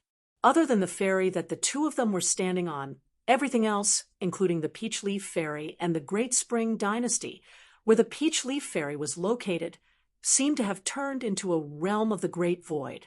Only the sun and the moon hung in the sky as 2 candles. Under the illumination, it was like a boat in the void. The 2 immortals stepped into the void together and crossed the long river of time together. The lantern paintings on horseback were constantly changing on the ferry, blooming with the unique, colorful glaze of the time scroll, illuminating the 2 scholars in front of each other. They were sparkling as if they were 2 silent and heartless ancient deities. Qi Jingchun stood at the bow of the floating boat and looked around at the paintings of time that suddenly appeared and suddenly disappeared. This green-robed scholar did not travel much in his lifetime. He could be considered the one who traveled the least among the direct disciples of the literary sage. He studied when he was young and studied when he was young. Later on, he only accompanied his senior brother who wanted to switch to swordsmanship and traveled to the Central Plains. However, in just a few years, he did not go to too many beautiful places. After that, the literary sage encountered a catastrophe. Embroidered Tiger Chui Dong, who betrayed the literary sage's orthodoxy, finally chose the Aquarius continent and became the imperial tutor of the Dali dynasty. Qi Jingchun seemed to have turned against him. He directly brought 2 of the literary sage's registered disciples, Mao Xiaodong and Ma Zhan. The 3 of them rushed to the Aquarius continent. In the capital of the Dali dynasty, they established one of the 72 academies of Confucianism, the Cliff Academy, and restricted Chui Dong everywhere. After that, Qi Jingchun served as the sage in charge of the Lizhu Grotto Heaven for 60 years. Zhou Mi was also observing the surroundings, searching for some subtle manifestations of the great Tao and the secrets of heaven. Soon, Zhou Mi found some clues. In the gaps between the scrolls of time, there were subtle phenomena of starlight, like flickering candlelight. Even though the candlelight was far away, there were still wisps of weak light remaining. Eventually, they connected to form a clear path, like a riverbed that carried the flowing water of time. If it was placed in the real world of the Tongyi continent, this path would start from the Fuyao sect, Yaotian Street, the Huan family's Eagle Fortress, and go from west to east. At the border of the North Jin Kingdom in the Great Spring, there was the Temple of the Buried River, the Peach Leaf Ferry, Xiaoping Peak, and the North Tiancai Peak Ferry. From south to north, the old site of the Taoist temple was the most important central ferry. Zhou was curious why Qi Jingchun did not hide it. Since he had nothing to do, he casually said, "This path that Qin Pingon walked through the Tongyi continent was the anchor Light's senior brother Cui Dong helped you choose? So you are not afraid of the method that I used to control the river of time in the Fuyao continent against Bai Yi?" In other words, there are only a few thoughts in Qi Jingchun's mind, and one of them is your junior brother Qin Pingon. It seems that your junior brother did not disappoint his two senior brothers. During the journey, his thoughts were heavy, as if he was touring the mountains and rivers with someone. This scholar, who eventually became the last disciple of your sage of literature, probably didn't even realize that the first book he wrote in his life was this landscape travel book. What a coincidence! It just so happened to coincide with Qi Jingchun's trip to Tongya continent today. Qi Jingchun did not notice and only looked at the paintings of time. Zhou did not think that this was Qi Jingchun's work. It was most likely that Xiuhu's plan. Cui Dong's actions were more utilitarian. No wonder when Qi Jingchun appeared, he dared to choose the battlefield in the Tongyi continent, a large world that was already in the bag. That was because the path of retreat had already been paved by senior brother Cui Dong and junior brother Qin Pingon. This path of retreat was like a child playing, unintentionally placing two branches on the ground. The person had already walked far away, leaving the branches behind. It was also like a muddy puddle on a shabby alley, someone walking while placing down pebbles. The current Qi Jingchun was a little weird. He did not have a physical body and did not have a real soul. However, although he was a person without a realm where all material objects were empty, he had a cultivation of the 14th realm. That was why Qi Jingchun could not be distracted by other thoughts. Otherwise, he would break out of this mysterious realm himself. In short, Qi Jingchun had already drawn a circle on the ground, leaving only a few thoughts that could be called beliefs. The rest were all destroyed and turned into puppets. For so many years, Qi Jingchun had been imprisoned in a certain section of the long river of time. There were not many people in the world who could understand the torment in this place. The founding masters of the three sects, Cui Dong and Zhou. Other than them, the 14th realm, even if their cultivation was sufficient, their understanding of the long river of time was not as thorough as the five of them. Therefore, it was very easy for Qi Jingchun to answer irrelevant questions and talk to herself. Everything was based on a few remaining thoughts as the foundation of everything. The moment he had more thoughts, Qi Jingchun would lose his cultivation. That was why the following battle between the two was different from Bai Yi, who used his heart to merge with the Tao. Zhang Jianbai also did not use his heart to complete his poem and remained at the peak of his cultivation. Qi Jingchun's 14th realm would only descend the mountain. Qi Jingchun was not in a rush, so Zhou was naturally not worried. Zhou suddenly smiled. "I know what you are relying on." As expected, because of Qi Jingchun's teachings, Li Zhu Grotto Heaven once gave birth to a small person with a golden body that merged both martial and civil luck. However, your choice is not that good.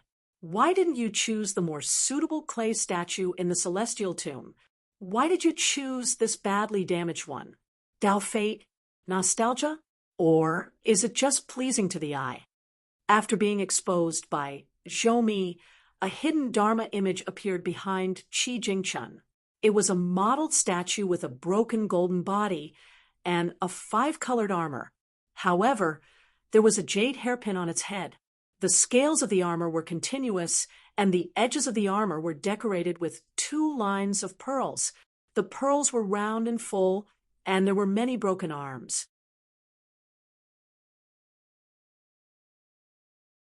With the mountain and river fate that the small golden person gathered, Qi Jingchun used a different method to reach a realm where he could temporarily reconstruct a complete soul. Then he used a Taoist spirit official statue as his resting place and used Buddhist nature to stabilize his soul. In the end, he followed a Buddhist principle. Although the light is extinguished, the lamp remains. This was the unity of heaven and man that the Confucian scholars pursued tirelessly. It was also what the Buddhists meant by staying away from inverted dreams, cutting off thoughts, and living in the 4th land of wisdom. It was also what the Taoists meant by stepping into the void and keeping the peace. Qi Jingchun turned a deaf ear to Zhou Mi's words. He lowered his head and looked at the path that was extremely slender compared to the big world. Or, rather, it was Chun Pingan's mental path when he traveled to the Tongye continent. Qi Jingchun deduced a little and found that some of the mental paths of the young man who left and returned to his hometown with a sword on his back were happy, such as touring the magnificent mountains and rivers with his good friends. Some of them were sad, such as watching some children travel far away on the streets and alleys of the Eagle Castle.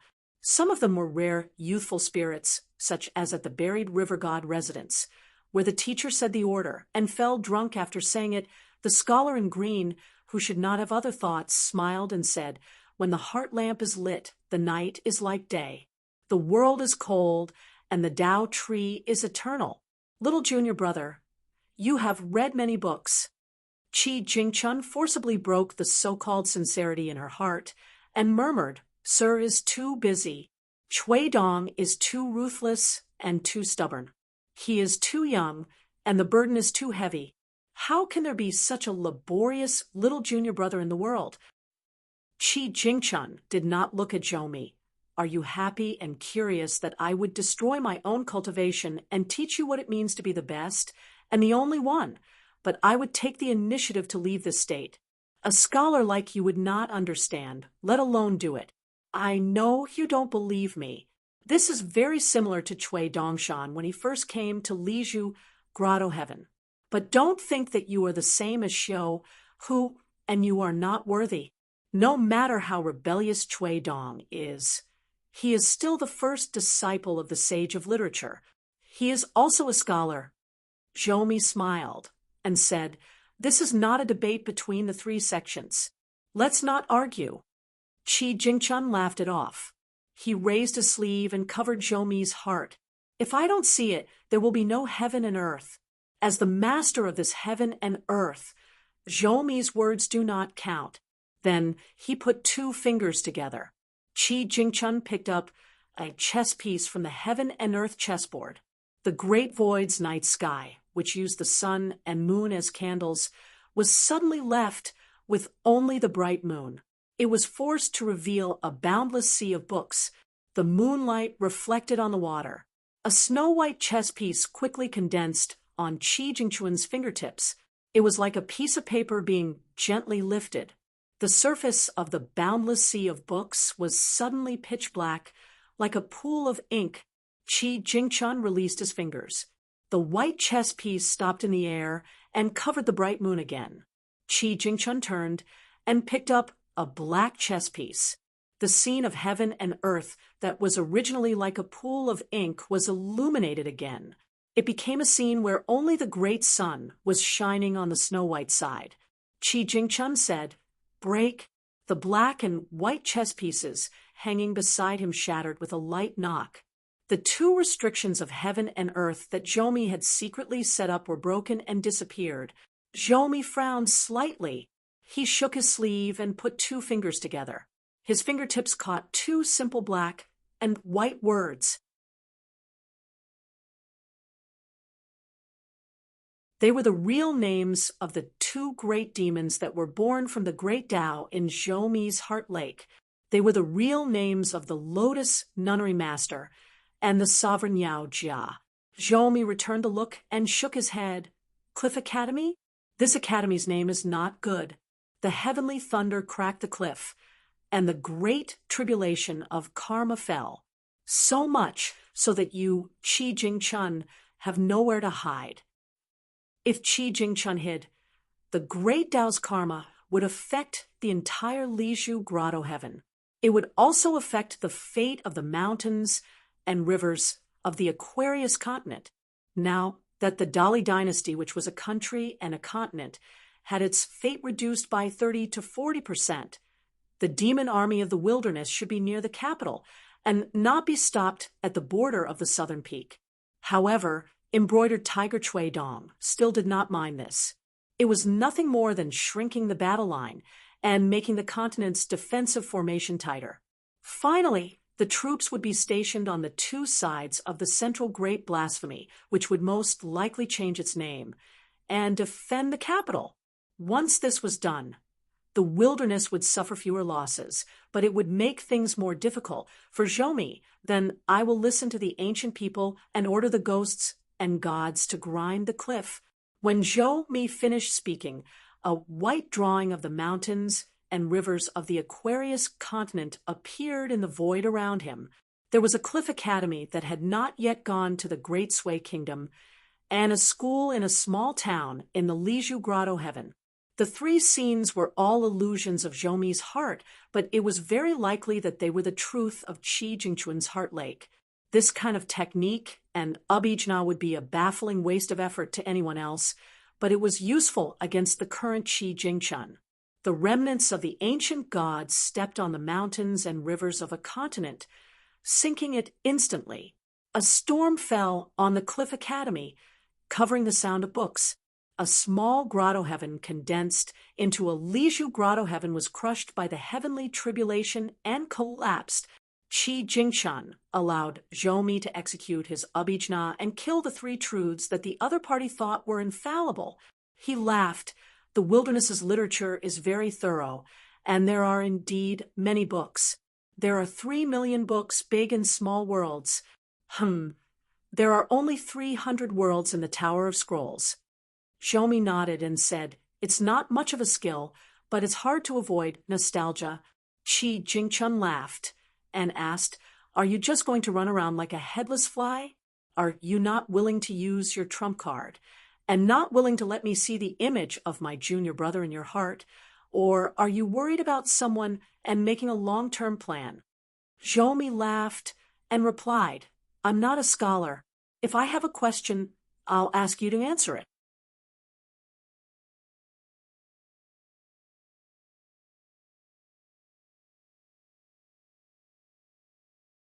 Qi Jingchun was also at the 14th level.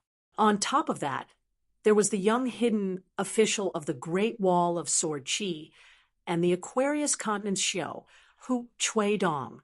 The direct disciple of the Sage of Literature's lineage did not even need to talk about cultivation realms. How did he cultivate his heart? What kind of brains did he have? Zhou was somewhat sincerely impressed. He removed the 3 feudal heart image worlds. He clasped his hands behind his back. "If it wasn't for your appearance, I would have many hidden trump cards that the world would have no way of knowing. If I lose, I blame fate. If I win, I rely on luck. Qi Jingchun, just look around." This boundless sea of books seemed to be complete, but in fact, it was crisscrossed. Moreover, many big and small worlds overlapped mysteriously. In this world, even the river of time no longer existed. After losing the 2 heaven and earth restrictions and the camouflage technique of the 14th level cultivator, a pavilion that was originally hidden by Zhou appeared. It connected the heavens and the earth, which was one of the fundamental great Daos in Zhou's heart. The pavilion was divided into 3 levels. There were 3 people in each level. One was a skinny scholar in green robes, who was the manifestation of the frustrated Jia Sheng's state of mind. The other was a thin old man with a bamboo flute at his waist. He was the description of Lu Fian, which implied Zhou's new identity in the wilderness. At the highest level, There was a young scholar about 20 years old. However, his eyes were gloomy and his figure was stooped. He was high-spirited and lethargic. Two completely different auras appeared alternately, like the alternation of the sun and the moon. The former Jia Sheng and the present Zhou Mi merged into one. Qi Jingchun did not even need to look into the distance to see the scenery of the pavilion. On the first level, books were piled up like mountains. They were placed with great care and effort. One of the books was in the shape of a sway mountain. Other than the 5 book mountains that were written by Mr. 3 Mountains and 9 Marquises, it could be considered the world's oldest true shape map of the 5 mountains. After that, Zhou Mi also had the whimsical idea of splitting open the sky and refined countless characters. On the first level of the pavilion, there were 9 majestic towers. Among them, Sword Guarding Tower and Base Tower were the most meticulous. On the second level of the pavilion, there was a Jin Hui Qin, the end of a chess game, a few copybooks, a collection of poems with 5 quatrains, and a couplet from a scholar's study. Beside the couplet, there was a long sword. Qi Jingchun did not care about Zhou Mi. He just casually flipped through the 3 million books as if his mind was wandering thousands of miles, using the word still to concentrate, using the spring breeze to flip through the books.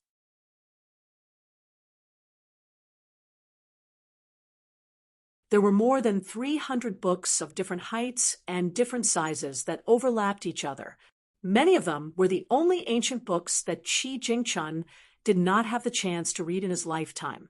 Zhou Mi smiled and said, "My favorite quatrains in my life are the 5 quatrains, 20 words just like 20 celestials.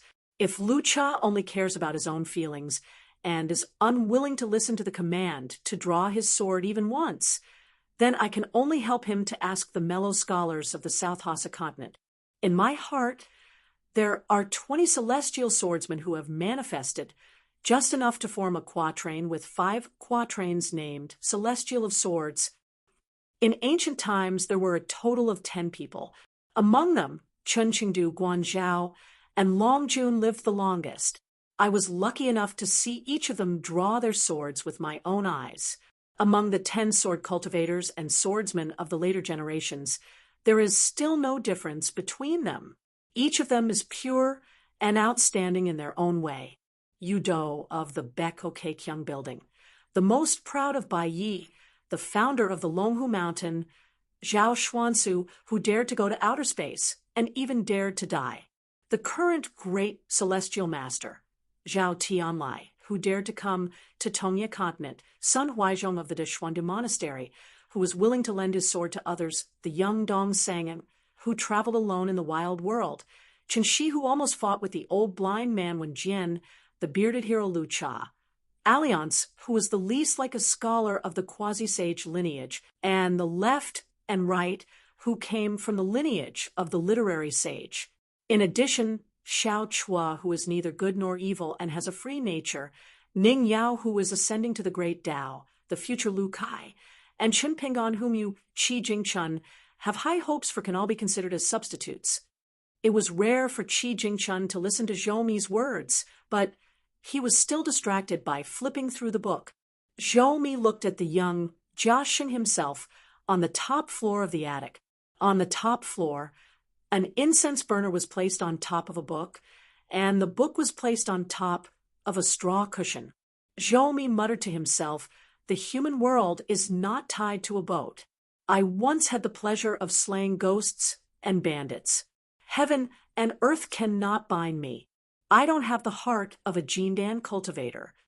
Qi Jingchun looked at the attic and said, "You chose to be the enemy of the world with books, to be the companion of the ancients, to be friends with the heavens. It's just watching the freedom of the human heart. Don't think that the Central Plains Confucian Temple has accepted the 13 policies of Taiping and that there will be eternal peace. It's impossible." When Cui Shi was young, there was a saying that a truly powerful country would choose to live in peace when it had the power to invade other countries. Within the country, Knowledge would be passed down from generation to generation, and the hearts of the people would be united. It would be a mutual bond between people.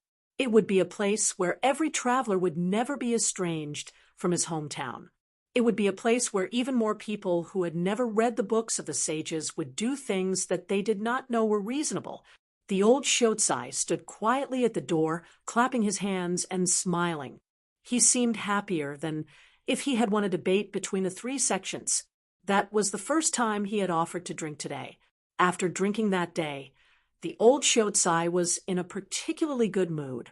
Taking advantage of the alcohol, he stepped on the bench and raised his arm high. He did not even care about the wine spilling on the floor and said something in high spirits. It was a question of the teacher answering his own question. What was the heart of a pure child? It did not have much to do with a person's age. It was nothing more than someone burning the bridge after crossing the river. Some people wanted to pave the way and repair the bridge. Some people wanted to eat and put down their chopsticks to curse. Some people wanted to quietly clean up the dishes and care about the stability of the tables and chairs. Some people thought that growing up was to be tactful. Some people thought that growing up was to endure more hardships for themselves and others. Some people thought that the strong were unrestrained and had a kind of pure freedom. Some people thought that they wanted to become strong because they wanted to do something for the world. That was also the first time he had said that he could drink tomorrow. However, he added that he would let Xiao Qi set up a stall to make money, senior brother, and I would be responsible for keeping people warm. Blockhead would only scare away the customers if he joined in the fun. Many books that had been flipped by the spring breeze began to disappear into thin air. In an instant, dozens of worlds disappeared in Zhou Mi's heart. If it were a sword cultivator of the upper 5 realms, even if he used all his strength and did not consume any spiritual energy, it would take him several years to dispel so many restrictions. Zhou Mi seemed a little helpless. He said, using this as a distraction. Is it really not considered stealing when a scholar steals books? Qi Jingchun glanced at the attic. Zhou Mi also wanted to borrow the knowledge of the 3 sects in other people's hearts to sharpen his Tao heart and take a shortcut to break through the bottleneck of the 14th realm. Zhou Mi wanted to reach a higher level. He wanted to be taller than the sky. As for the so-called 3 million books, big and small worlds, and a 3-story attic, they were all tricks. For Zhou Mi now, they were already dispensable. Zhou Mi shook his head.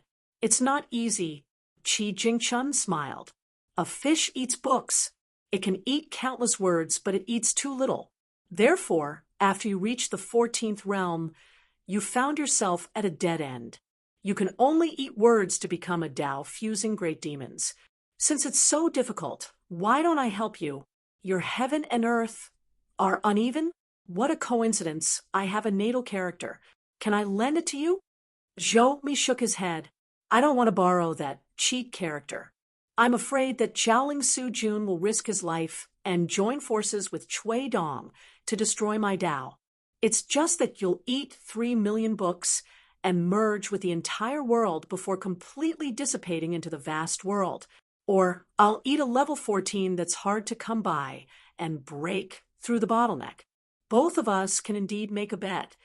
Qi Jingchun finally started to flip through the books of the 3 sects for the first time. He first picked a rare book. Then, whether it was read or not, they were all flipped through by the spring breeze.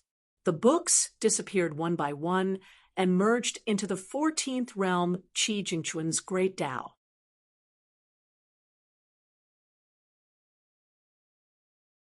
Zhou Mi frowned slightly. As Qi Jingchun flipped through the books, the Dharma form behind him started to crumble. On his left and right, 2 Qi Jingchun appeared. Their blurry figures gradually became clearer. One looked solemn and dignified. The other looked haggard. Qi Jingchun was in the middle. He was still the green-robed scholar with white hair. Zhou Mi's brows slowly relaxed. When Qi Jingchun ate enough books, he could merge the 3 sects and establish a sect in Zhou Mi's heart.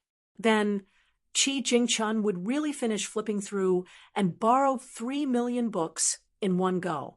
Zhoumi's heartstrings suddenly tightened. Without saying anything, he used his full strength for the first time. The 365 Qi residences all contained the reincarnations of the great demons of the desolate world, the sword cultivators of the great wall of sword Qi, and the remnants of the gods. They were all refined by Zhoumi as his life source items. They were responsible for guarding the various blessed lands. It turned out that this Zhoumi's Tao unification had completely refined his soul and physical body to the point that it looked like the blessed lands were connected to the blessed lands. Hence, Zhoumi's body was already equivalent to a fully deserved brand, New World. Once Qi Jingchun merged the three sects, even if he entered the 15th realm, it wouldn't be stable. Zhoumi made the first move and occupied the heavens, earth, and man Qi Jingchun's chances of winning were indeed not high. But Zhoumi didn't expect this pair of senior and junior brothers to make such a crazy move. Qi Jingchun's 14th realm wouldn't last for long. But once that embroidered tiger entered the 14th realm, with the help of Zhoumi's 3 million books, both of their realms would choose to exchange the old for the new.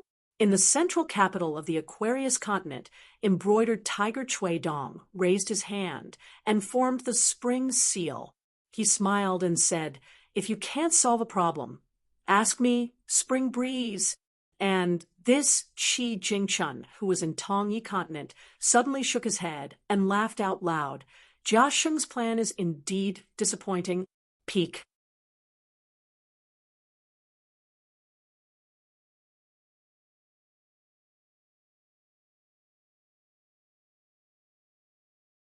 "7:40. In the pavilion of Caiji Mountain, Cui Dongshan drank 2 pots of wine from Miss Chun Qing and felt a little apologetic.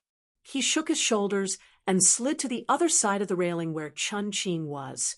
From his sleeve, he took out a bamboo food box. With a swipe of his hand, he condensed the water vapor in the mountain into a white cloud. He opened the 3 drawers of the food box and placed them in front of both parties.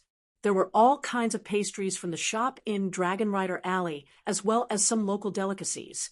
Chun Qing chose a piece of apricot cake. She held it in one hand and held it in the other. Cui Dongshan was holding the food with both hands. He tilted his head and gnawed on it, as if he was gnawing on a small piece of sugar cane. The food was crisp and golden. Cui Dongshan was eating quite noisily. Chun Qing asked, "Is it the fried sanzi that is said to be crispy like snow in the mouth?" Cui Dongshan pointed to the drawer in front of him and said vaguely, "The origin is the same. On the 2nd of February, I bit the scorpion tail. But it is a little different from the sanzi you mentioned. In our Aquarius continent, it is called fried dough twist. The lotus root starch is cheaper, but the assorted stuffing is the most expensive. I specially bought it from a place called Osmantha Street in Yellow Fence Mountain. When my husband was alone on the mountain, he liked to eat it. It was hard to imagine that a child who listened to old stories would one day become an old man who told stories to other children. Years ago, under the old locust tree, there was an annoying child who squatted alone a little far away. He pricked up his ears to listen to the stories, but he could not hear them clearly. Even if a person was bouncing on his way home, his footsteps would still be light. A child who was never afraid of walking at night would never feel lonely. He did not know what loneliness was. He just felt that he was alone and had few friends. But he did not know that it was actually loneliness, not loneliness. It was not only his young master who was like that. In fact, the vast majority of people's lives were like this. They had to endure every day. Cui Dongshan clapped his hands and put them on his knees. He quickly changed the topic and said with a mischievous smile, "The apricot cake that Miss Chun Qing ate was made in our Luo Pa Mountain's old chef's hometown. It's delicious, right? When we go to Dragon Rider Alley, you can eat as much as you want. It's free. You can put it all on my tab." Cui Dongshan suddenly fell silent and lowered his head. After a while, Chun-Ching turned her head and found that a scholar in a green robe was already standing behind them. The green shade and the scattered golden light in the pavilion passed through the scholar's figure together. At this moment, this person was truly in the realm of no man. Chun-Ching wanted to jump down the railing and enter the pavilion to salute this gentleman. Qi Jingchun smiled and waved his hand, indicating that the little girl should just sit down. Chui Dong didn't turn his head. He asked in a muffled voice, "Zhou must be very angry to be played by you like this. Can Chui Dong escape?" Qi Jingchun nodded his head. At this point, Zhou will only judge the situation and choose the lesser of two evils. For the time being, he can't bear to fight to the death with Chui Dong. Once he kills Qi Jingchun in Tongyi Continent, Chui Dong will only drop to Realm 13 and return to Aquarius Continent. But Zhou would lose his extremely stable cultivation at the peak of Realm 14. His realm might not drop, but an ordinary Realm 14 could not support Zhou's ambition. Thousands of years of planning, all his hard work would be wasted. Zhou naturally could not bear to do so. What I am truly worried about, you know very well. Chui Dong Shan said, "I am not Chui Dong anymore. Whatever you say to me is useless."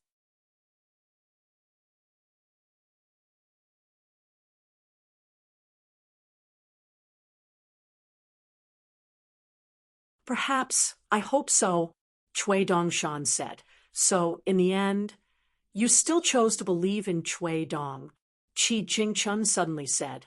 "If that's the case, and not only that, I see further," Chui Dong Shan said. "No matter how far a person can see, it's not as far as walking." Qi Jingchun smiled. "No, you guys are here. There were already so many chairs outside, Luapa, mountains, peaceful peaks, ancestral hall. If that's the case, what else can I say?" The green-robed scholar who appeared from the great blasphemy temple was originally Chui Dong, who borrowed Qi Jingchun's cultivation of the 14th realm temporarily, and not the real Qi Jingchun himself. He planned to make a thorough plan to complete the Great Way. It was a conspiracy, but also an overt one. He predicted that Howren Jiasheng would not hesitate to take out 3 million volumes of books to let Qi Jingchun stabilize his realm, so that the latter could be said to be extremely knowledgeable and well-versed in the knowledge of the 3 sections. In the end, Zhou mistakenly thought that he could use this to unify the way. With the help of the Great Way of Heaven and Earth, he could suppress Qi Jingchun with his own Great Way of Heaven and Earth. In the end, he would eat up the fundamental knowledge of the 3 sects that allowed Qi Jingchun to successfully reach the 14th realm. This would make Zhou's Great Way of Heaven and Earth more closely connected and flawless. Once it succeeded, Zhou would really become an existence that even the grandmasters of the 3 sects could not kill. He would become the biggest one in the world. It was not easy to fool Zhou. Qi Jingchun had to be willing to hand over his cultivation to Dali Xiu, who had a deep grudge against him. Other than that, the real key was Qi Jingchun's 14th realm Qi image. This was the hardest to disguise. The reason was simple. They were all 14th realm great cultivators.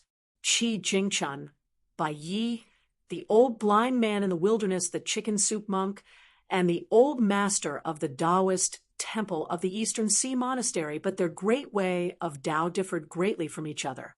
Zhou was also 14th realm. How could he be fooled so easily?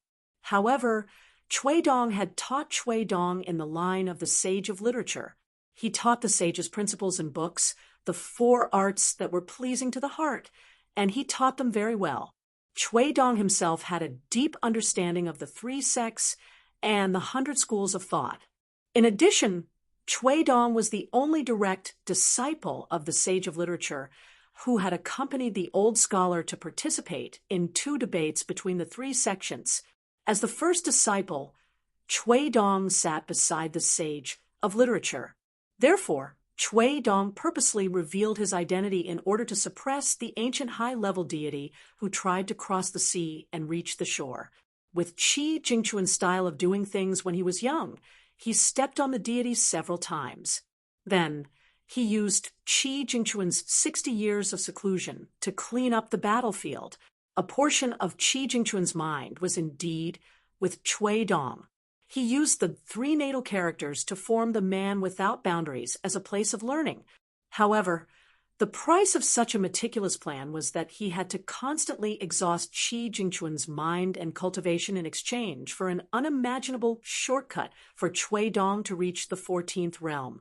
He used Qi Jingquan's knowledge of the Great Way and stole Zhoumi's sea of books, which were used by Chui Dong to repair and sharpen his own knowledge. Therefore, Chui Dong's greatest ruthlessness was that not only did he not choose to fight at the old site of Old Dragon City, he directly took the risk and went to Tonya Island's Peach Leaf ferry boat to face Zhoumi.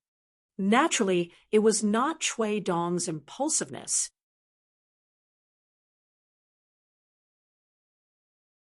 The best result was that in the current situation, Qi Jingquan still had some of his mind left in the world. He could still appear in this pavilion and meet Chui Dongshan, who he did not know if he should call his senior brother or martial nephew. At the same time, he could also pave a way for Chui Dong to return to the great blasphemy temple in the central capital of Aquarius continent. The worst result was that Zhoumi saw through the truth. Then Chui Dong, who was at the peak of the 13th realm, would have to drag along Qi Jingquan, who was at the peak of the 14th realm. The two of them would fight to the death with Zhoumi, and the victor would be decided in an incense stick's time. With Chui Dong's temper, of course, he would not hesitate to fight until the entire Tonya Island sank into the sea. Aquarius continent lost Embroidered Tiger, and Zhoumi, whose own world was broken, was left in the wilderness. In any case, Chui Dong could accept both. At this moment, in the pavilion, the green-robed scholar and the white-robed youth did not isolate themselves from the world and did not even speak with their minds. Chun Qing was extremely embarrassed. If she ate the pastries, it would be too disrespectful to the two scholars, but if she did not eat the pastries, she would be suspected of eavesdropping, so she could not help but ask, "Mr. Qi, Mr. Chui Dongshan, why don't I leave? I am an outsider and have heard enough. My heart is beating like a drum, and I am very anxious." Chui Dongshan seemed to be angry. "Miss Chun Qing, you don't have to leave. Just listen openly. Our Cliff Academy's mountain head Qi is a gentleman, and will never say anything that outsiders cannot hear." Qi Jingquan's figure flashed, and he actually sat on the railing beside Chui Dongshan and turned his head to look at the white-robed youth, who was actually not a stranger. Chui Dongshan did not look sideways and only looked into the distance, his hands lightly patting his knees. He did not expect that Qi Jingquan's brain seemed to be flooded with water looking at a hammer and had not seen enough, causing Chui Dongshan to feel uncomfortable all over. And just as he was about to reach out to grab a yellow-fenced mountainhead, Qi Jingquan beat him to it, took it, and began to eat. Chui Dongshan muttered softly, "Other than chewing books, everything he ate was tasteless, and it was a waste of copper coins." Qi Jingquan said, "Just now, in Zhoumi's heart, I helped Chui Dong eat some books, and only then did I know that the old teacher of the Human World Academy lamented, and it was really reasonable." Chui Dongshan knew what Qi Jingquan was talking about. "There were so many books in the world that I did not want to read."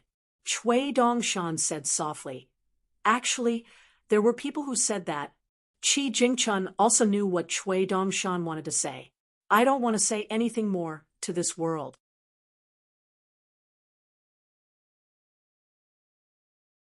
Therefore, the young Chui Dongshan had said a lot of strange words and jokes over the years, but he did not speak much of his true thoughts and would probably only say it to a few people, and it could be counted on one hand.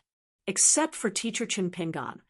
It seemed that there were only little Bao Ping, big sister Pei Qian, the little lotus person, and Xiaomi.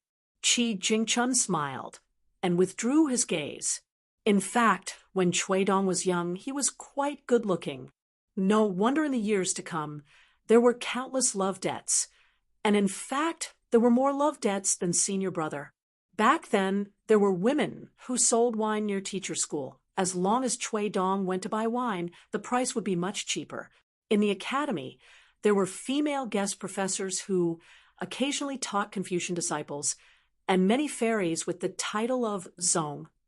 They would try to get a letter from him, or deliberately send a letter to the sage of literature in the name of asking for knowledge.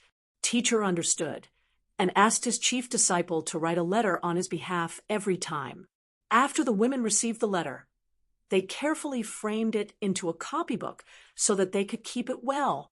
Every time Alliance returned from traveling with him, he would cry that he had been reduced to a green leaf. In all honesty, the souls of the girls had been attracted by Chui Dong, and they did not even look at Brother Alliance anymore. Chun Qing reminded him in a low voice, Mr. Qi, when Mr. Qi had more thoughts, his cultivation would be damaged more. Qi Jingchun turned his head, reached out to press Chui Dongshan's head, and moved back to let this nephew get out of the way. Then he smiled at her and said, Chun Qing, in fact, if you have time, you can really go to Luapa Mountain. It is a good place with beautiful mountains and clear waters, and it is full of outstanding people. Chun Qing nodded. Okay, I'll listen to Mr. Qi. Chui Dongshan's face was full of grief and indignation. Chun Qing, what's wrong with you? I spent a lot of effort and still couldn't get you to go to Luapa Mountain. Why did you agree so easily when Qi just said it casually? Chun Qing blinked and said honestly, You are not honest, but Mr. Qi is a gentleman. Qi Jingchun looked at Tong Yi Continent and said with a smile, I have to admit, although Zhou Mi's actions are unreasonable and rebellious, he has indeed shocked the world when he goes up alone. Chui Dongshan's heart suddenly trembled as he remembered something. He looked at Qi Jingchun's weak aura and said, Fuyao Continent and Tong Yi Continent are both territories of the wilderness. Could it be that just now? Qi Jingchun nodded, confirming Chui Dongshan's guess. Chui Dongshan sighed. Zhou Mi was good at controlling the river of time, and this was the key to killing Bai Yi. Qi Jingchun did not let Zhou Mi succeed in the end.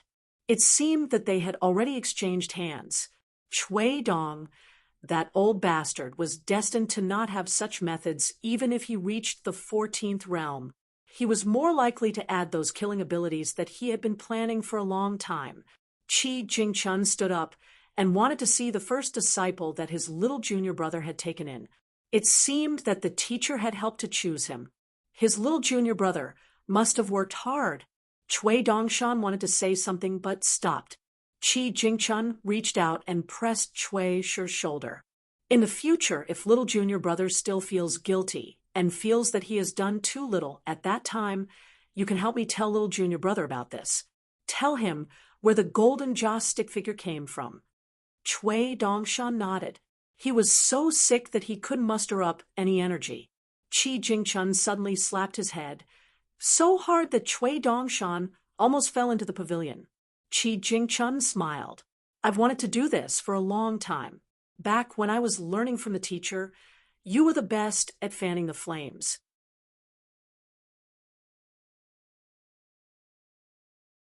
I fought more than 90 fights. At least 80 of them were started by you.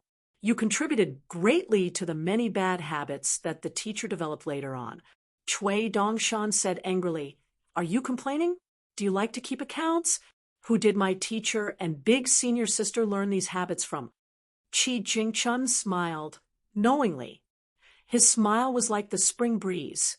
His figure dissipated like the spring breeze that came and went without a trace.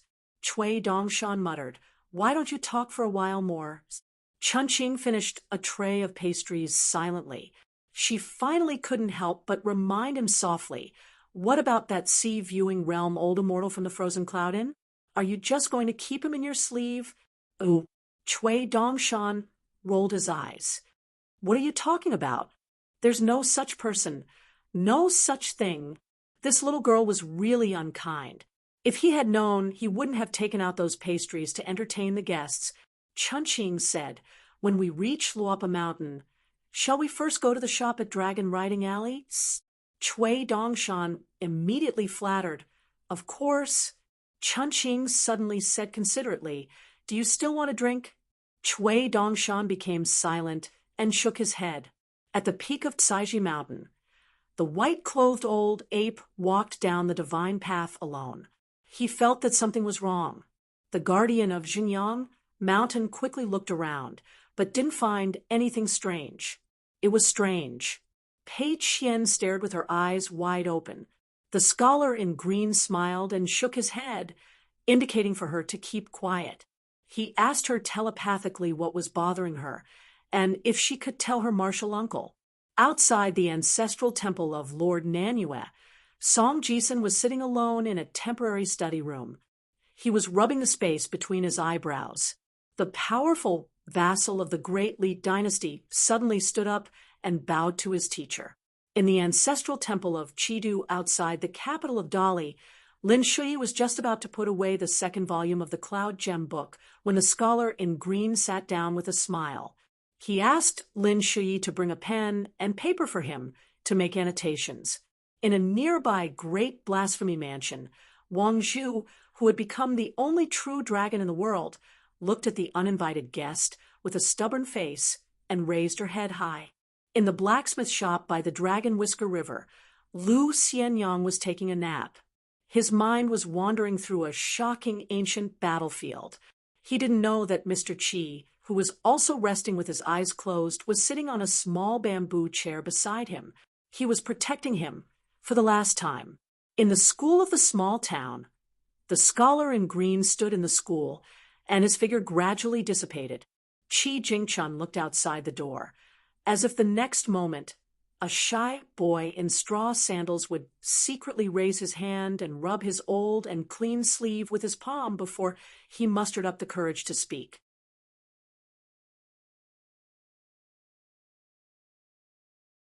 Then he would look into the school with a pair of clean and clear eyes and whisper, Mr. Qi, there's a letter for you. The peak.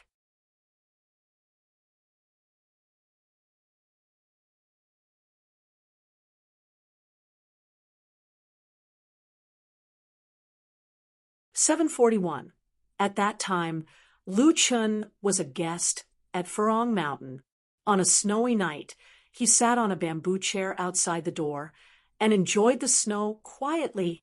Under the roof of the cottage, there was an old dog. Lu Chun, who was lying on his stomach, occasionally looked up at Lu Chun, who was sitting. Lu Chun looked at the old dog and joked, Is Zozi looking at me again? As the guest overpowered the host, Lu Tai, as the host went to the observation platform at the peak of the mountain, he took out a white jade bed and held the white conch wine cup, which was as famous as the wine spring cup, in one hand and a snow-white long tail with a golden handle in the other. As he drank, he used the long tail to gently brush away the snow. Lying on the white jade bed, his elbows on the white porcelain pillow, there is no one here to accompany me, the white conch wine cup. Lu Tai's eyes were hazy with drunkenness. He used the long tail to scatter the goose feather snow and raised his cup like a great person. A great talent can move people. His voice became soft. Lu Tai put down the long tail and wine cup and sat cross-legged. He covered his sleeves with his hands and murmured, No one is here to accompany me. The 3 direct disciples were already entertaining the guests at Furong Mountain, and the last disciple, who was still traveling in Jianghu. The young man was named Jinji by Lu Tai on the landscape register. He had no surname. Lu Tai gave the child a bamboo sword and carved 2 extremely small characters, Xia Dui, with a knife. When the child held the sword for the first time, Lu Tai laughed and told the disciple that he must become a sword immortal, a great sword immortal. Lu Tai taught the last disciple a Tao mantra and a few fist stances. He did not teach anything else, but gave the child a total of 32 sword manuals. In fact, Lu Tai had been in Lotus Blossom Blessed Land for so many years, but his temperament was still very casual. The cult leader of the devil cult, and the number one person in the world were all just for fun. Therefore, he was only in the nascent soul realm now. After he ascended from the blessed land to the Qin Ming world, Lu Tai took the opportunity to break through the realm. Otherwise, according to Lu Tai's own wishes, since Eugenie was no longer around, he could still be the land immortal Jindan guest for many more years. There were only two things that he was serious about. First, he taught Chao Qinglang knowledge together with the headmaster Zhongqiu. Second, he carefully selected the last disciple and taught him swordsmanship. Since Lu Tai had nothing to do, he opened his palm and looked at the mountains and rivers to see Eugenie's situation, taking in the entire scenery of Furong Mountain. Every time Lu Tai thought about it, the mountains and rivers would appear in his field of vision. As long as Lu Tai focused slightly, even the traces of snow on the railings of the plank path would be clearly seen. The lifespan of the common people at the foot of the mountain is less than 100 years, who would not be envious of the immortal guests on the clouds. When ordinary nascent soul cultivators used this ability, they would expend a lot of spiritual energy and would easily cause trouble. If the person being spied on was of a high cultivation level, it would be easy to track them down. However, Lu Tai was born in the Lu clan of the Central Plains school of Yin Yang. His knowledge was very diverse, and he actually knew a lot of unorthodox spells and abilities. It was just that he had never been willing to take the initiative to learn them. When a person's knowledge was too great, it was easy for them to become lazy. Instead, they would not be as hardworking as those who only knew a little. Eugenie, who had been practicing martial arts, studying, and cultivating all his life, had probably never been in such a difficult situation in his life.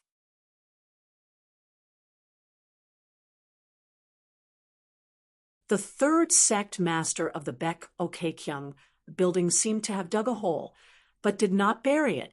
He threw Eugenie to 3 juniors whose cultivation levels were not low. Therefore, before the snowy night on the plank path, Eugenie, whose Qi refinement warrior realm was suppressed to the cave abode realm, had to face 3 enemies with different intentions. Eugenie was especially wary of the young man, Huan Yin, who did not reveal anything, Tao Xiang, a pure martial artist who had just entered the far travel realm, Huang Shang, the state protector of Nanyuan country, a golden pill expert who could summon wind and rain, Huan Yin, who was born in the Eagle Fortress of the Tongyi continent, had the physique of a martial artist in the Golden Body realm and a Qi refinement warrior in the Dragon Gate realm. He was also a hidden sword cultivator. On the other hand, Eugenie, who used to be the most powerful person in the world after Ding Ying in the Lotus Flower Blessed Land, was now a cultivator in the upper 5 realms. The only thing he could rely on was the physique of a martial artist in the far travel realm. It was just that he had switched to cultivating for close to 30 years and was already used to using the spells and skills on the mountain to suppress and kill the martial artists at the foot of the mountain. It was inevitable that his punches and kicks were a little rusty. Eugenie was definitely not willing to fight with the 3 of them at such a time. Moreover, he had no chance of winning.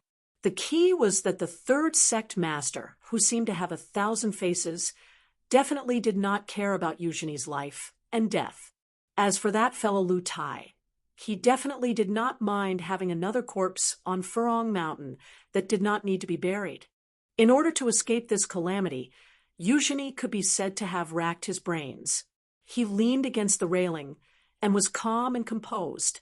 He first reminisced about the past with Wang Shang and pointed out the flaws in his cultivation. Eugenie's Jade Raw Realm cultivation was not there, but his foresight was still there. Looking down from above, he saw all of Wang Shang's gains and losses in his cultivation journey. He then asked about the current situation of the Blessed Land and the Lake Mountain sect as the country protector of the Nanyuan kingdom. Huang Shang was obviously the one who respected Eugenie the most among the 3 direct disciples of Lu Tai. He answered all of Eugenie's questions and seemed to have helped to delay a lot of time. However, The truth was that Huang Shang secretly said to Tao Xiang and Huan Yin telepathically, Eugenie can be killed. Tao Xiang used telepathy and said to his two senior and junior brothers, the martial fate belongs to me, so Eugenie must die in my hands. Other than that, all the immortals' opportunities are of no use to me. You guys can settle the score yourselves.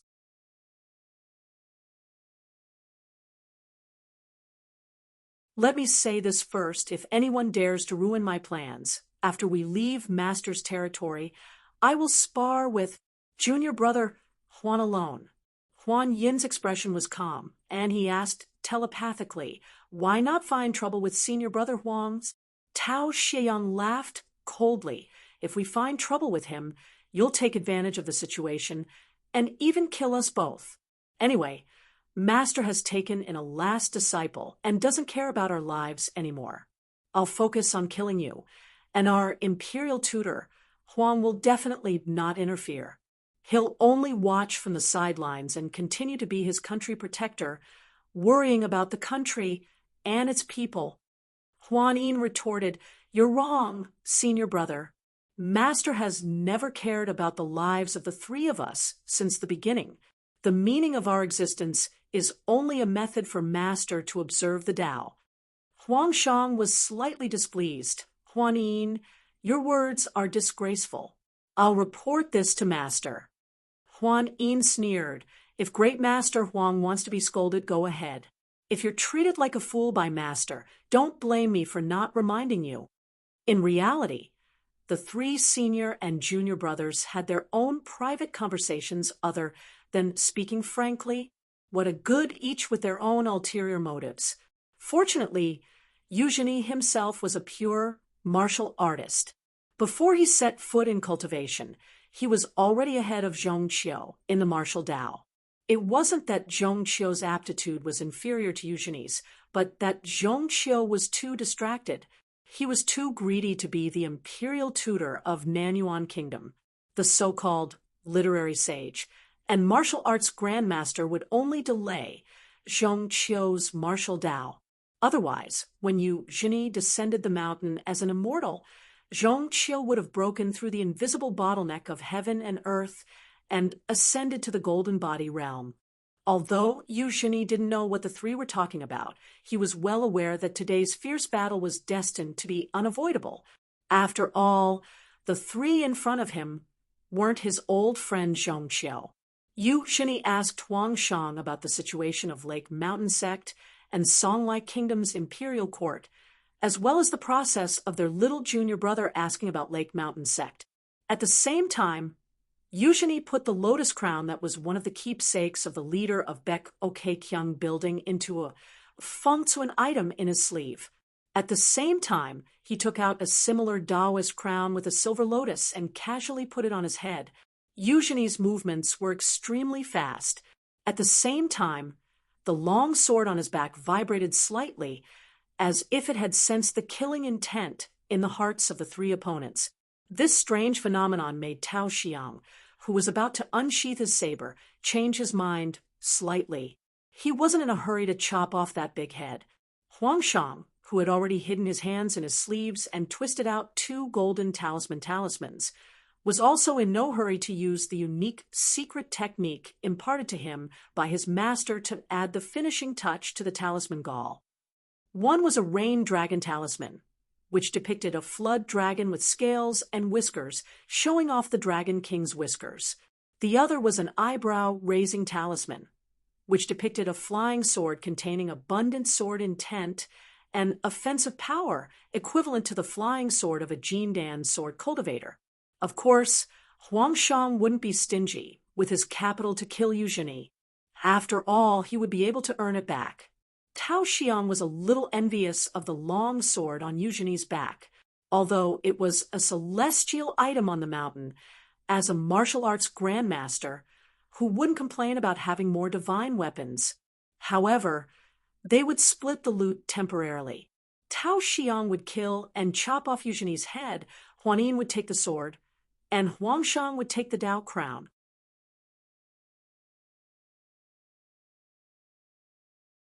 The long sword on Eugenie's back was a relic that Eugenie and Zhongqiu had obtained together after killing the banished deity a long time ago.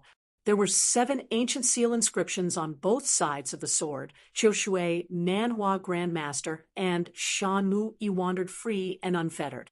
The long sword was a magic treasure, and its grade was inferior to the silver Dao crown. Huang Shang glanced at the Dao crown on Eugenie's head. He had indeed coveted it for a long time. However, Huang Shang had thought that it would be difficult for him to see the Dao crown again in this lifetime, much less obtain it.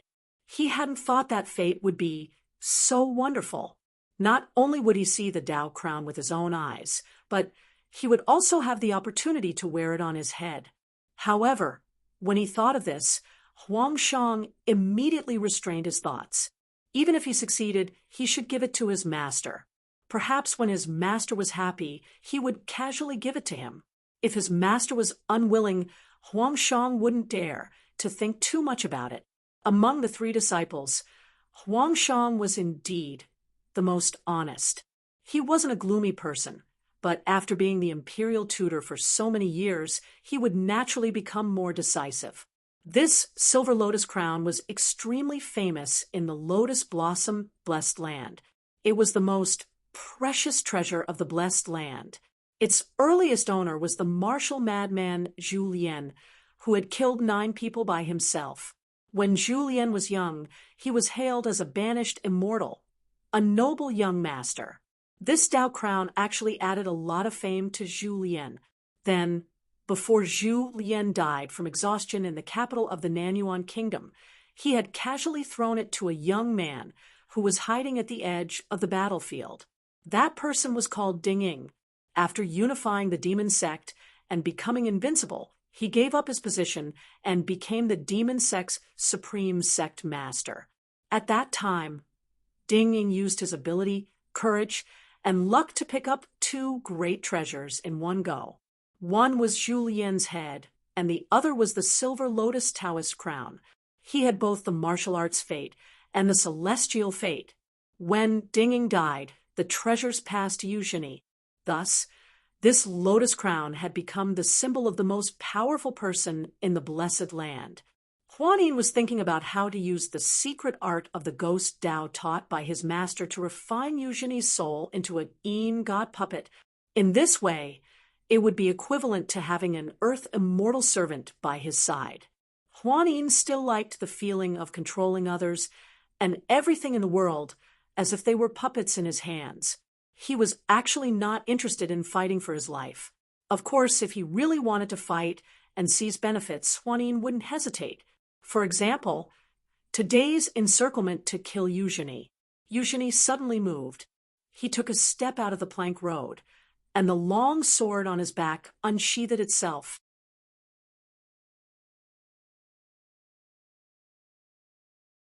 He flew away as fast as lightning. The great Eugenie ran away without a fight. No one would believe it. Tao Xiang laughed.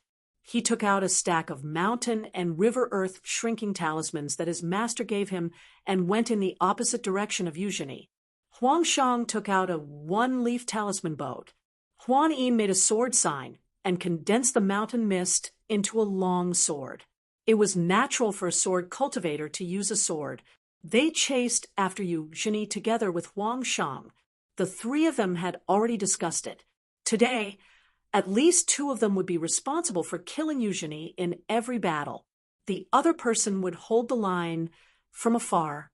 They wouldn't give Eugenie a chance to defeat them one by one. After that, Eugenie was still in a precarious situation even without the pure jade realm. However, he managed to win himself a chance of survival time and time again, with the help of the endless spells of cultivators and unimaginable ways to break out of the stalemate. Eugenie was only a martial artist in the far travel state. He also had a sword and a Taoist crown. He successfully escaped the encirclement more than 10 times. He escaped far away and was chased. He hid his aura and hid in the secluded mountains of Furong Mountain. Then, Huanin found traces of him. He cooperated with Huang Shang to break through the camouflage and escaped again. He fought and retreated. Yu Shini didn't say a word from beginning to end. On the other hand, Tao Xiang fought to his heart's content. He didn't hesitate to exchange a sword and a blade with Yu Shini whenever he found an opportunity. After nightfall, Furong Mountain experienced a snowstorm. Yu Shini had been fighting for a long time. Whether it was his aura, body, or mind, they were all spent. He had to use his trump card. He placed Tao Xiang and the other two in a small world of Lotus Pond without any warning. Covered in blood, Yu Shini wobbled on his sword and fell to the top of the cliff. He almost fainted in the snow. His Taoist crown was askew. Without support, the small world opened by itself. Behind him were three of Lu Tai's direct disciples. They were either martial artists who overturned the earth or cultivators who rode the wind. Lu Tai squinted his peach blossom eyes and waved his tail, indicating that Huan Yin and the other two didn't have to be relentless with Yu Shini. Lu Tai glanced at old Immortal Yu, who was like a stray dog. He turned to the three disciples and smiled. Not bad, not bad. You should be rewarded. Go back to your homes and wait. The three respectfully returned the greeting and left Furong Mountain. Lu Tai, dressed in a snow-white robe, reclined on the white jade couch that he named White Jade Capital. He could see 1,000 miles from his seat. Yu Shini didn't seem to have any complaints about today's unexpected disaster. The childlike old immortal only had a calm expression. After sitting up, he placed his sword on his knees and held his Taoist crown. He began to breathe and recuperate. Lu Tai suddenly couldn't help but laugh.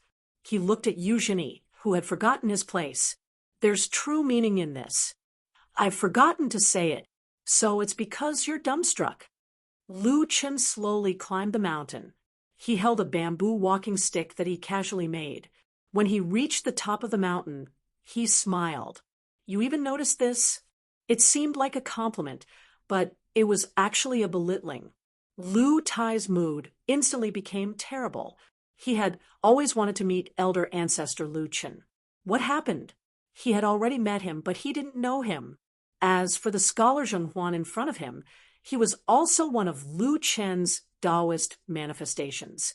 Lu Tai asked, among the 5 dreams and 7 hearts, the Taoist master by Gu is in the Qingming world. It's easy to guess.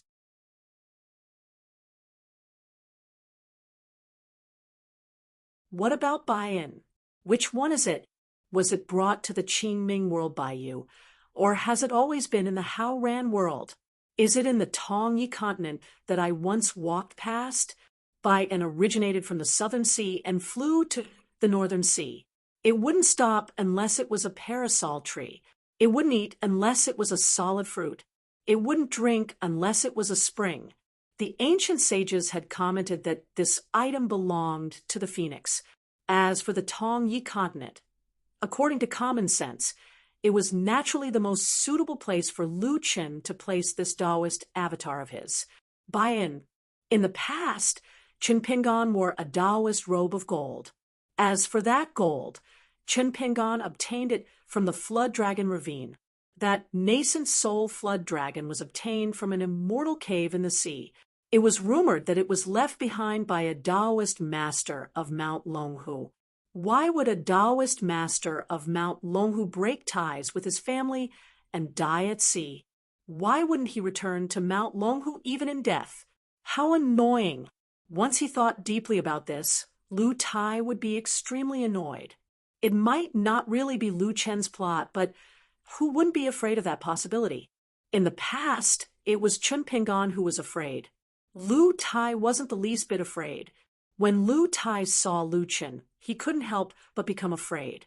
The beautiful youth in green robes, the little immortal with a yellow ribbon. The peach blossoms are like horses, and the elm pods are smaller than coins. Look, listen. The Fuyao sect shouted for the elm pods of the heavenly street, and the little immortal sent that youth to the court. Isn't this the hidden official of the Great Wall of Sword Qi? Lu Qin didn't answer the question and talked to himself. He casually waved the green bamboo cane in his hand, stirring up the wind and snow around him. The youth's sword Qi is close, and the hero is the enemy of 10,000. When he's angry, he roars, and 10,000 horses flee.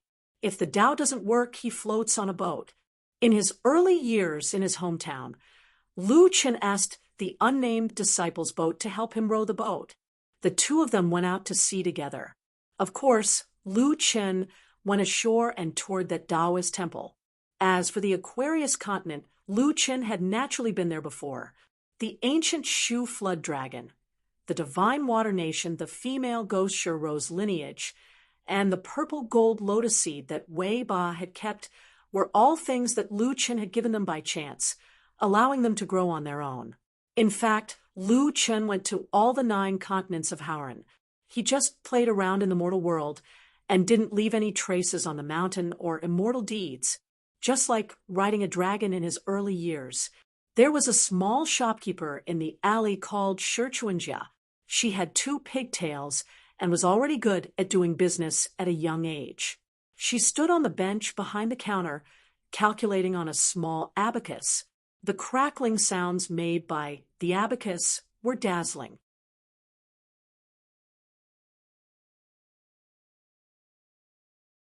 She always carried a pocket-sized little golden abacus, which she got when she was young.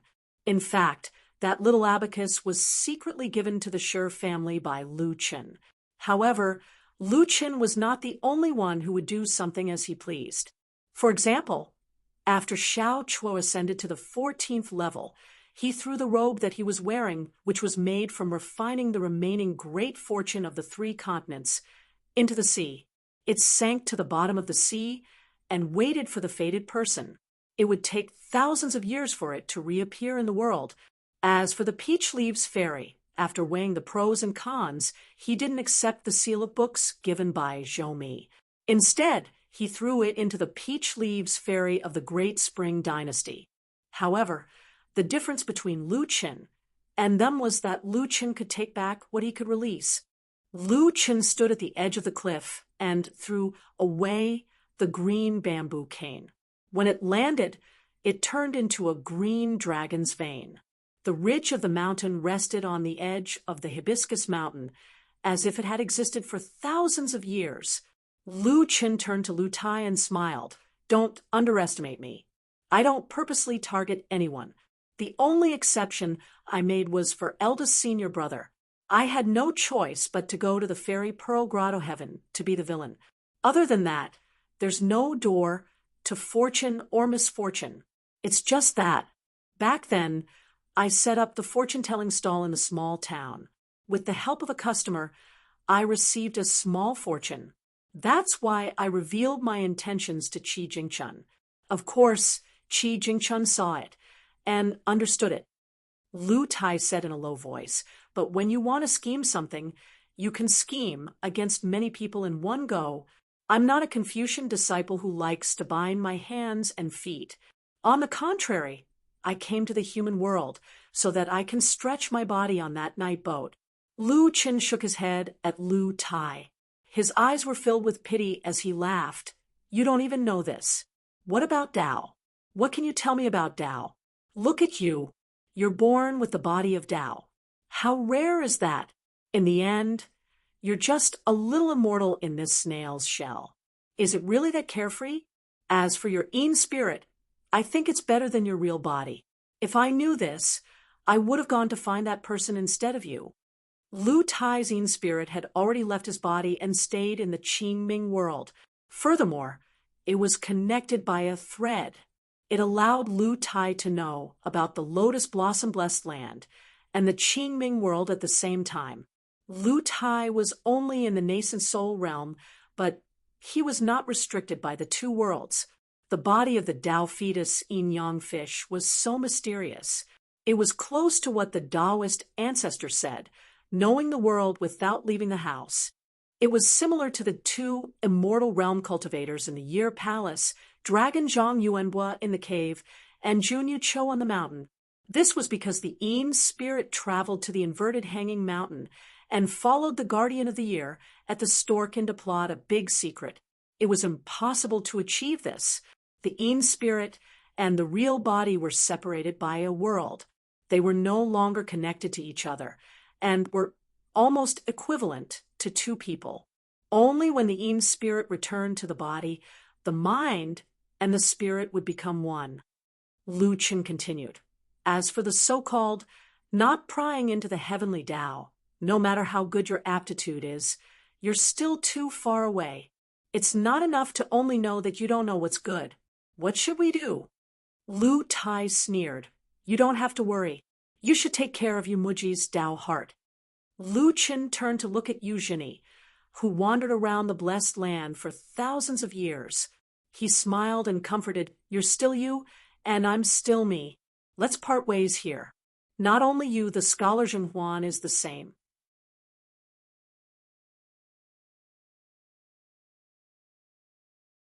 Other than Wu Meng, the rest of the hearts are the same. Yu Zhini's face turned pale. When the stinky Taoist decided to name you as Yu Zhini, it proved that our old temple master had seen through the truth. Otherwise, he wouldn't have purposely sent the ancient sword from the lacquer garden to you. The old temple master liked to stare at the lotus cave above the blessed land and compete with my teacher. I've actually been watching him in the mortal world. Lu Qin snapped his fingers and destroyed the illusion of the chief's token, the lotus crown, in Yu Zhini's fengsuan object. You think you can't wear it? Is it actually wrong? Yu Zhini was speechless. He was sweating profusely. A suffocating feeling of emptiness filled Yu Zhini's heart like snow. Lu Qin stretched out his finger and pointed at Yu Zhini's forehead. Go to sleep. When you wake up, Yu Zhini will still be Yu Zhini. From now on, you'll only be Yu Zhini. You'll be unaware of your gains and losses. Lu Tai's heart sank again. All of Lu Chen's words and his seemingly unrelated nonsense made Lu Tai feel extremely tired. In the Qingming world, there was a young female Taoist priest who fell in love with Lu Tai at first sight after meeting him. Of course, it was her wishful thinking. In fact, if both of them were to talk about their master's lineage, there was indeed a slight relationship.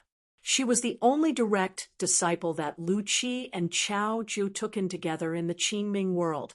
Hence, she was born in the Ci Pai blessed land. When both of them met, she was not even 20 years old and had only cultivated for a few years. She had been stuck in the Lu Tendon realm for many years before reaching the pure jade realm.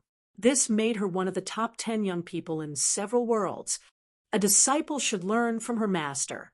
The great poet Lu Qilong was the great cultivator who turned the Lu Tendon realm, the third realm of Qi cultivator, into a retention realm. Although Haran Jiasheng was the first Qi cultivator in the world to achieve such a magnificent feat, it was only after Lu Qi carefully analyzed this Tao, and this move that the later generations of cultivators directly ascended to the Jade Pure realm in a single bound and became truly feasible. One of Lu Tai's two masters, the one other than Zhou Zi, was once a close friend of Lu Qi and Chao Jiu. Lu Tai followed the instructions of his master Zhou Zi. When he left the blessed land in the future, he needed to travel with his Een spirit. As for where he would go and what kind of people he would meet, his master did not say.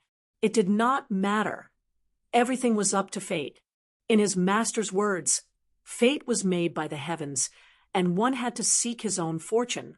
The reason why Lu Tai traveled to the Ci Pai blessed land was because of a secret on the peak of the vast world. It was rumored that the ancient Yu Lao was flipping through a book called the Book of Marriage. At the very least, half of the book was most likely in Lu Qi's hands.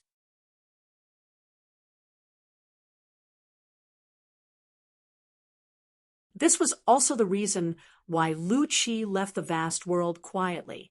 Lu Tai's out-of-body Een spirit was now in the Qingming world. He and the young lady named Lu Qilong opened a restaurant in a county city near the water. It was only 2 miles away from the fish market. Every morning, Lu Tai would personally go and pick the freshwater fish. He would even personally cook them. As for the girl, since she did not need to cultivate, she was happy to earn money with Lu Tai. Even if they were not Tao companions, they were better than Tao companions. The Qing Ming world and the vast world had different customs and customs. There were many Tao officials at the foot of the mountain, and they were all in the imperial court. They mixed with the common people, which was why celestial masters were not hard to find. On the other hand, it was the rare delicacies that were sealed by the imperial court that were hard to find. Apart from that, at the ferry in the county city, there was a celestial ferry that was recognized by the dynasty. If a beautiful woman or a young girl in colorful clothes passed through this place, it would definitely cause a storm, and the strong wind and gravel would destroy the woman's makeup. This was also the reason why Lu Tai was willing to choose this place to stay. Lu Tai did not like girls who were too good-looking. Lu Qin came to the white jade couch and sat down. Lu Tai stood up and walked away. Lu Qin muttered to himself, "There are snakes in the south, fish in the north. As long as I am willing, I can break Qin Pingan's Tao heart again and again, breaking his heart for thousands of years. However, what's the point of that? I'm just using my cultivation to suppress others. Even a young girl can say the great Tao should not be so small, let alone me. To be honest, I have many things to do, and I'm very busy. For someone like you who comes from a rich clan and has outstanding talent, it's good that you rose to fame early and became famous early. However, it's even more difficult for someone who is a late bloomer. I've never believed in the saying of celestial beings. As long as one's Tao heart is sufficient, one is a Tao person." Lu Tai said slowly, "The human world is beautiful, the heavens and earth are dim, and all things are clear. The great Tao has 100 transformations, and the perfected person can observe the heavens without doing anything." Lu Qin stood up and laughed. "You finally said something that a Lu clan disciple should say. This trip was not in vain."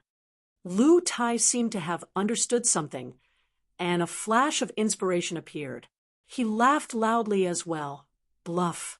You've been deliberately mystifying me. If you can't bear to part with the Heart 7 objects, you'll be going against your Tao heart. You might even drop in cultivation. This shows that you haven't truly seen through all 5 dreams. You clearly want the Heart 7 objects to help you see through the dream realm one by one, especially the dream of transforming into a butterfly. My master said that this dream is the most troublesome for you, because even you can't bear to wake up from it. That's why Qi Jingchun wasn't worried about these foreshadowing of yours and these seemingly incomparably profound methods of yours." Lu Tai shook his head. "I truly don't think you can shatter his state of mind. Finally, there's a descendant of my Lu clan with a brain that's a little like the ancestors." Lu Qin clapped his hands lightly and nodded with a smile. "Think about the methods of that white emperor's cities, Xingjuzhong. Think about the lives of the blessed lands in the world, and think about carte blanche blessed land. Finally, have you ever thought that both you and I can fall asleep in a dream, dreaming of ourselves, dreaming of others, dreaming of all things? What if we're both in a dream right now?" Lu Tai shook his head, not saying a word.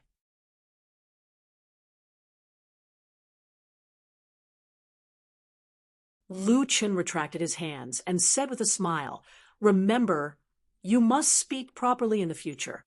Especially when speaking to scholars, be more polite. Learn more from that Qin Pingan that you're constantly thinking about. Look at his affinity with the elders. He's much better than you. I thought highly of him back then, and even taught him how to write. Even if he doesn't acknowledge me as his teacher, I still acknowledge him as my disciple. When he reaches the Qing Ming Tian in the future, it'll definitely be very interesting, very interesting." Lu Qin suddenly struck a comical pose of a golden rooster standing on one leg. He stretched out a finger, pointed at the sky, and shouted, "A dream of 1,000 autumns, the sword flies for 10,000 miles.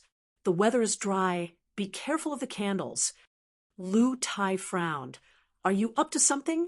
Lu Qin retracted his hands and imitated the martial art of the marketplace and struck a pose of chi sinking into his dantian. A long-awaited snowy night is indeed refreshing.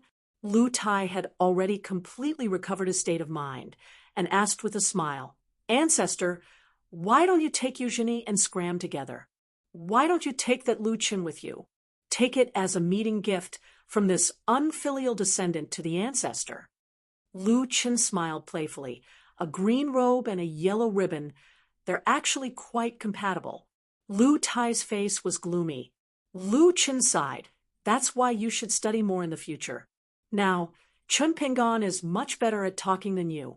If we were to compare him to the master ranking of Liju Grotto Heaven, he could even push Ma Lanhua from Apricot Blossom Lane, Widow from Mud Bottle Lane, and Li Huai's mother down a rank. The small townspeople are simple and honest, and indeed live up to their reputation. I've personally experienced it back then. An old man with a bamboo cane and straw shoes, followed by a servant boy carrying a box and a servant girl carrying a luggage bag. When she walked, there were sounds of bottles and jars passing through the door.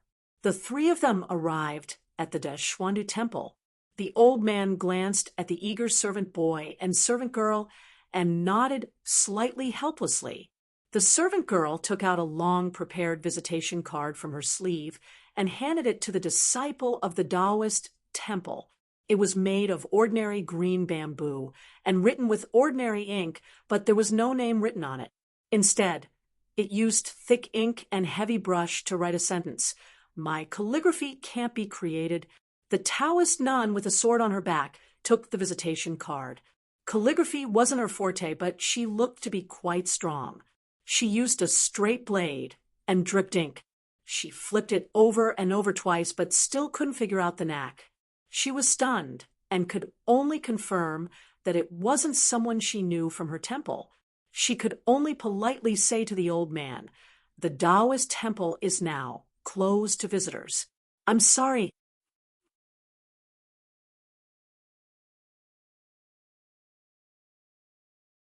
Looking at the travel-worn old man, the nun couldn't bear to see him like this. If you know the head of the temple, even if we've met from afar, I'll help to inform him. Other than that, there's really no way to enter the temple. The nun Chunwei's real name was Han Zhanran. She was a real jade pure realm cultivator, and was the one who was instigated by Lu Qin to be the godmother of Jiang Yunsheng in Green City. According to the words of the head of the temple, not just anyone could be the gatekeeper of the De Xian Du Temple. She had to be a good-looking woman who could keep the guests, and also had to be someone who could fight and stop people. Looking at the old man's aura, he was a Dragon Gate cultivator. As for the attendant and maid, they weren't even cultivators. Of course, the old man could also be an unfathomable expert. However, in the Qingming world, even the third headmaster of the Baek Okekyung building didn't dare to barge into the De Xian Du Temple. Thus, no one took the realm too seriously here. The young man was overjoyed. He coughed and took out a pocket-sized scroll from his sleeve. He spread it open a little and revealed the words West Garden Elegant Gathering on the scroll. He reminded the woman in a low voice, one of the 3 great elegant gatherings in the world is drawn by this scroll. Fairy sisters should know that the person in the middle is my master. The girl muttered. Master accidentally took the initiative. What are you showing off for? The two of them made a bet on whether the De Xian Du Temple had heard of their master's name. One relied on calligraphy, while the other relied on the scroll. An old Taoist strode over the threshold and laughed heartily. He didn't bow to the Taoist sect, but cupped his fists with all his might. Sorry for not coming out to meet you. Sorry for not coming out to meet you. Your presence brings light to my humble abode. It brings light to my humble abode. The nun Chunwei was a little puzzled. What kind of person could make the head of the temple personally come out to meet him? The number of people in the Qingming world could be counted with 2 hands. The old Taoist priest grumbled to Chunwei, My dear lady, What are you waiting for? Hurry up and accept the visiting card and the painting scroll, then prepare the brush and ink. Remember to bring the best Xian paper from Sandow's Mountain, as well as the Xielong inkstone I borrowed from the New Year Palace. Didn't I accidentally lose it earlier? Today is an auspicious day, so if you go look for it again, you might accidentally find it again. Also, the flower blossom brush I bought from 100 Flowers Blessed Land, as well as the calligraphy and painting boat inkstone. When the time comes, you can personally grind it by the side and add to the fragrance of a beautiful woman. You really don't have to feel wronged. It's a great honor. It's much better than running to White Jade Capital to be Lu Chen's godmother. Speaking of which, Jean, Ran, you have a good name. No wonder you have such good fortune today. Chunwei actually didn't need to do anything. When the old Taoist spoke, his hands were quick and his eyes were quick. He had already pinched the scroll between his 2 fingers. The maid held the other end of the scroll tightly, unwilling to hand it over. She had only taken it out to bask in the sun, not to give it away. The old Taoist's other hand was already holding the scroll, while the boy held the other end of the scroll with both hands. His body leaned back, as if he was in a tug-of-war with the old Taoist. The boy had traveled half of the Qingming world with his teacher, but he had never seen such a shameless Taoist. The old Taoist stood at the edge of the stairs and smiled. I'll just give these 2 items to Master Sunday, the maid and boy could only reluctantly let go of their hands, and then retreated to their teacher's side. The old Taoist laughed and kept the scroll in his sleeve.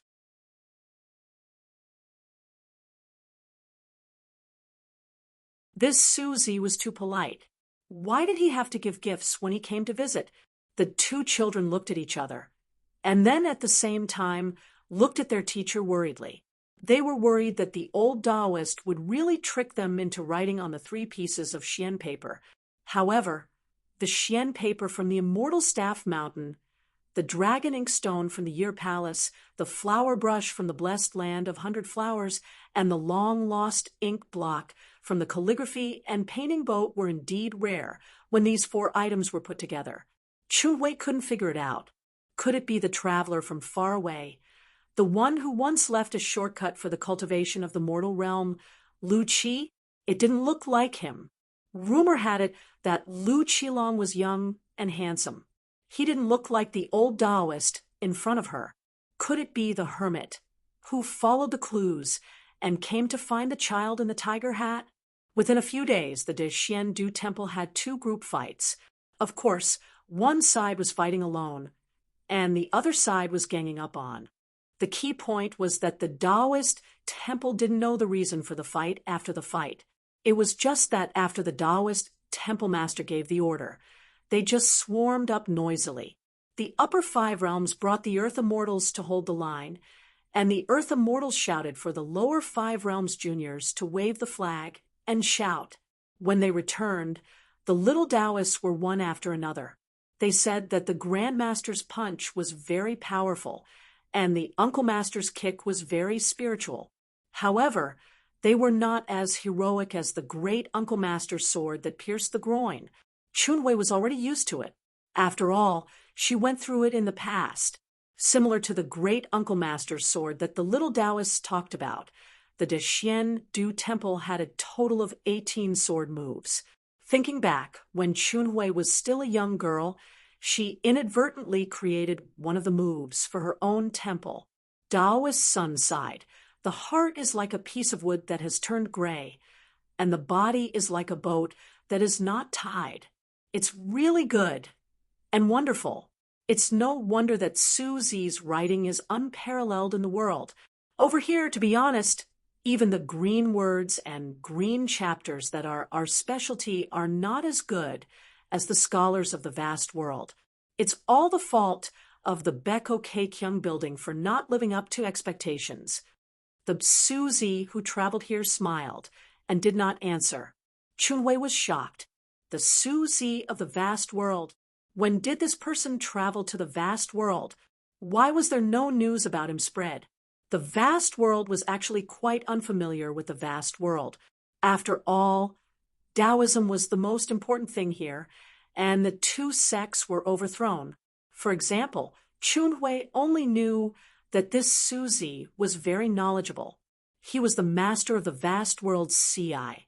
Unknowingly, he had some competition with Bai Yi and Lu Qi.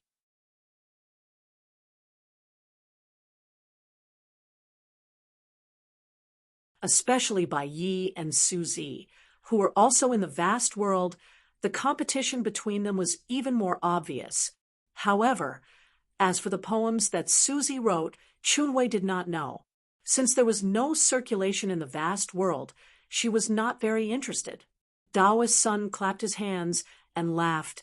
Maishan Suzi, Tianshui Bai Xian, both in a foreign land, the mountains and water. Suzi meets Bai Xian. My palm-sized Taoist temple is really a celebration and an honor. Suzi said helplessly, "You're exaggerating. Taoist Sun looked unhappy. Suzi, you're being too reserved. You're treating me as an outsider, right? Let's go and have a drink. Bring Bai Yi with us. His tolerance for alcohol is amazing now." Ooh.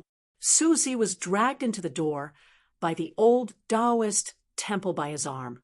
He was afraid that the 3 pieces of rice paper, the dragon rest inkstone, and the flower blossom brush would not be useful.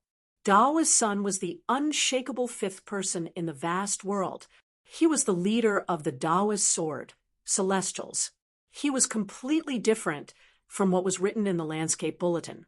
He was profound in Taoism, strict in Taoism, and taciturn and a man of few words. Daoist Sun nagged, "Bai Yi has a good tolerance for alcohol, but he's arrogant." He said that there was only one person in the world who could persuade him to drink. He did not say who the 5 people were. "It's best if Suzi is among them. Let's drink directly. If not, it's too much. We should drink more." Suzi knew that Bai Yi would never say such a thing. Among the scholars of the future, at least half of them liked Bai Xian or Su Xian more when it came to the Battle of Poems. It was only when Suzi personally wrote a copy of Bai Xian's poems that he expressed his admiration for Bai Yi that the situation took a turn for the better. He did not expect that there were still some admirers who admired Suzi. Since Suzi had spoken, they did not argue about who was better.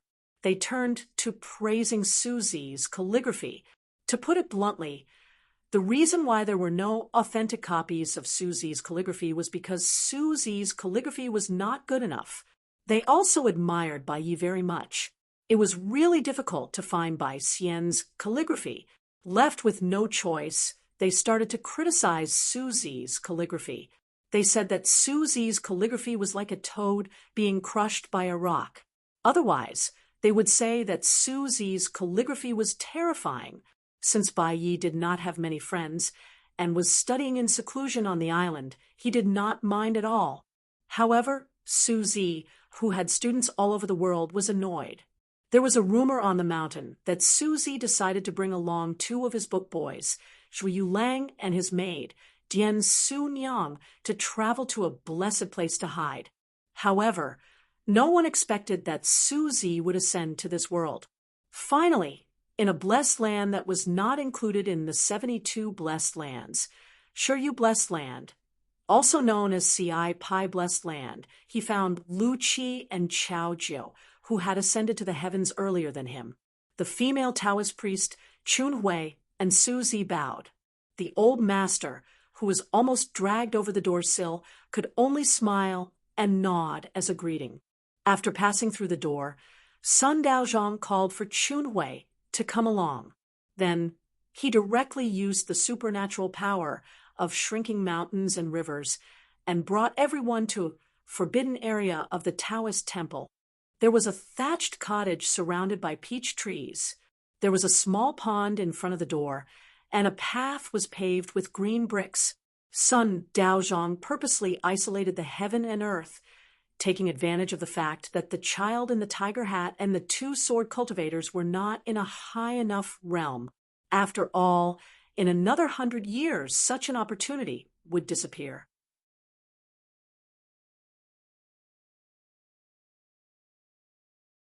The young book boy carrying a backpack and the young girl carrying a large bag of pots and pans saw a child in a tiger hat and two young people. One of them was a fatty and the other was a piece of charcoal. The young girl's gaze was more focused on the cute child, while the young man's gaze was on the two young sword cultivators behind them. Although the two of them were the manifestation of their master's literary fortune, they were born with the supernatural powers of the earth immortals. They could also cultivate, but Suzy used a camouflage technique. At the same time, the three of them purposely suppressed their realms, pretending to be ordinary people and traveling on foot. In reality, the young girl, Dian Su, was already in the nascent soul realm, a family cultivator. The young boy, Choi Yu, was in the nascent soul realm, a sword cultivator. The two of them were skilled in retaining their youthful looks, and they were not young anymore. However, the world's monsters, especially the rarely seen manifestation of literary fortune, as long as they did not have much experience in the world, and the less they were tainted by the mortal world, the less their minds would be enlightened. Chua Yu asked Jian Su with her thoughts, "Which one is Mr. Bai? Chubby? It's dark?" Jian Su said casually, "Mr. Bai's poetry is invincible. It has nothing to do with his appearance." The child in the tiger head hat stood by the pond with his hands behind his back. The fat young man beside him was begging him to carve a seal for him, saying that he could show it off to Qin Pingan in the future. Before this, the fat man who was also cultivating in the Deshiendu temple had troubled this child a lot, begging him to teach him a few supreme sword techniques, but to no avail. He brought the four treasures of the study to ask for a few calligraphy pieces, but to no avail.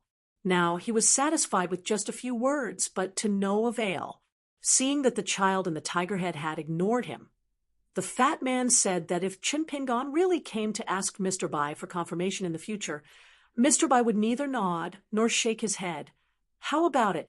The child in the tiger head hat tugged at the ribbons of his hat, nodding in agreement. The dark-skinned young man sneered. The fat man immediately promised, "Dong Haitan, in the future, with me protecting you in the Deshiendu temple, you won't have to worry about food and drink, and I won't let you leave the Great Wall of Sword Qi." Dong Huafu squatted down, gently throwing a stone into the pond. The fat man sat on the ground, biting on a grass root. He had accidentally mentioned his hometown, but he had nothing to say. Now, Dong Huafu's identity was with the Beko Keikyung building, but it was not recorded. The Taoist saint guarding the Great Wall of Sword Qi was one of the 12 buildings of the Beko Keikyung building, the city lord of divine Firmament City. Therefore, Dong Huafu did not hesitate.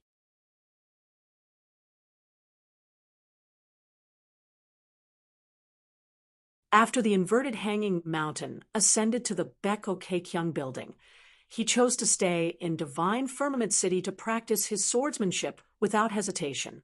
Based on the old saint's last words, Dong Huafu had decided to stay in divine Firmament City to cultivate the Tao and refine his swordsmanship. He did not acknowledge the Qingming world, nor did he acknowledge the Beko Keikyung building. Dong Haitan's trip this time was only to visit his friend. Because Fatty Yen had chosen to cultivate in the Deshiendu temple, the old temple master, Sun Huaizhong, saw the item close at hand and asked about fellow Taoist Chen's deeds at the Great Wall of Sword Qi. The old Taoist was very happy and was even more pleased with Fatty Yen. He boasted that his Taoist sect's sword immortal lineage was invincible and used all kinds of coercion and enticement. He managed to keep Fatty Yen, who was deliberately startling and supporting him, in his own temple. It was only at that moment that Yen Zhua understood Qin Pingan's good intentions. The threshold of this Deshiendu temple was actually very high. It was also where all the sword cultivators in the Qing Ming world yearned for. The old temple master, Sun Huaizhong, was famous for his eccentricity. Whether he liked someone or not, he never looked at superficial things like their realm, background, or backing. He only looked at whether there was affinity at first sight. Moreover, the old Taoist was the fifth person in the world. Back then, the 16 sword cultivators of the Great Wall of Sword Qi descended to the Qingming world through the inverted mountain. The leader was the old nascent soul Chun Quan, who carried a sword case wrapped in cotton cloth. In the end, Chun Quan chose the Lunar Palace, which was as famous as the De Xiandu Temple, as a place to stay. She became a consecrator and entered the sect's landscape register. However, like the other young sword cultivators, she did not join the Taoist register for the time being. Chun Quan then placed the sword case outside the stork brothel, on the dragon resting rock in the middle of a large river. Among them, there was a young sword cultivator who picked up a horsetail whisk handle from the city wall. He followed Dong Huaifu and chose to stay in Divine Firmament City. There were a total of 9 people, and they all stayed in the Baek Okekyung building to cultivate. They scattered to the 5 cities and 12 buildings. The rest, like Chun Quan and Fatty Yen, chose their own places to stay based on their preferences. The Baek Okekyung building made an exception for this group of sword cultivators from the Great Wall of Sword Qi and gave them a lot of freedom. When Chun Quan arrived at the Lunar Palace, she found out that the stork brothel in the inverted mountain, which had been open for 200 to 300 years, was related to the stork brothel of the Lunar Palace. That young manager was the guardian of the Lunar Palace, who was only under Palace Lord Wu Shuangjiang. However, unlike the other 4, there was no news about him.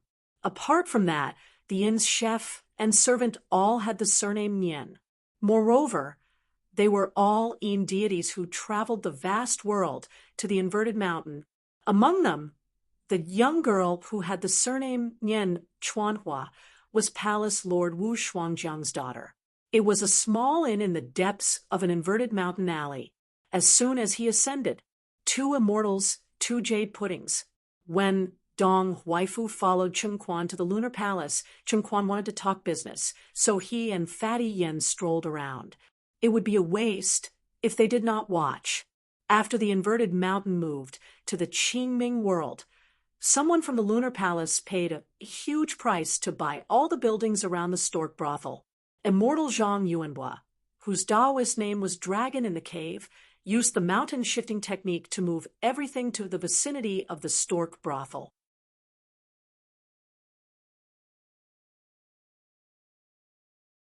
Along the way, the 2 of them met a young girl with a bad temper.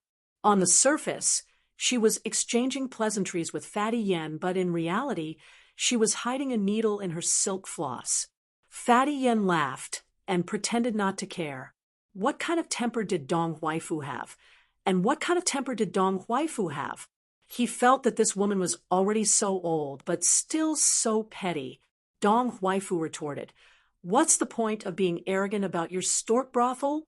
If you're so capable, open it in Chenpingan's hometown. Either you can't beat him, or you can't beat him at all." She was confused. This was the worst thing about quarreling. The other party had clearly said something unpleasant, but she did not know what he was talking about. Of course, she knew about Chenpingan. He was a frequent guest of the stork brothel, and later became the youngest hidden official in the history of the Great Wall of Sword Qi. On the mountain, Jun Yuchio's Dao companion, the woman who changed her name to Nian Chuntiao, especially liked the look in the eyes of the young man with a sword on his back. She said that he was so clean that she could not bear to knock on his door in the middle of the night and ask if he wanted more blankets. Later, when she heard that Chenpingan had mysteriously become a hidden official, the woman was filled with regret. She said that if she had known, she would have gone against her conscience and said that the brothel was haunted. She was afraid that someone would die, so she asked her sister to hide in the house. In the end, the 3 of them only bickered and did not really fight. They only arranged for a fight to be fought in the future. Dong Huaifu was helping Chenpingan make the appointment, and the woman agreed readily.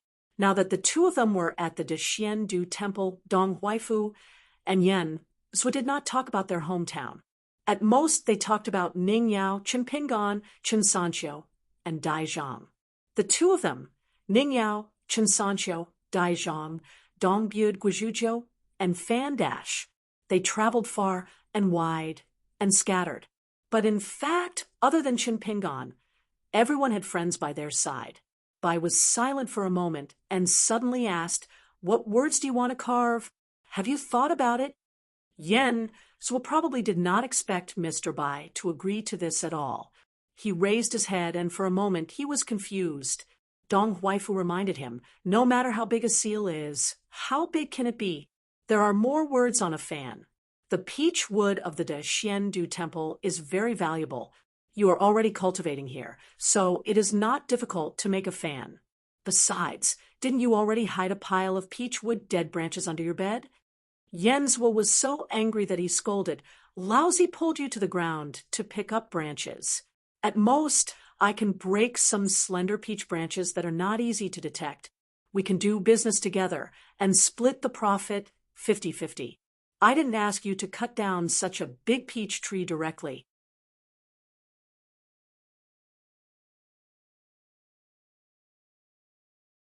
Lousy had to move back and hide the tree with the roots.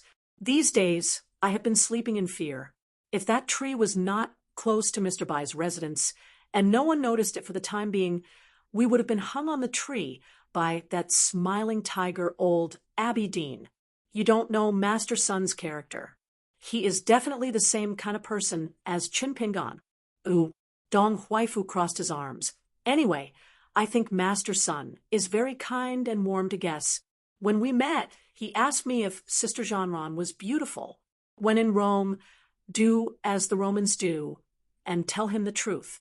After that, Sister Jeanron smiled more every time she saw me.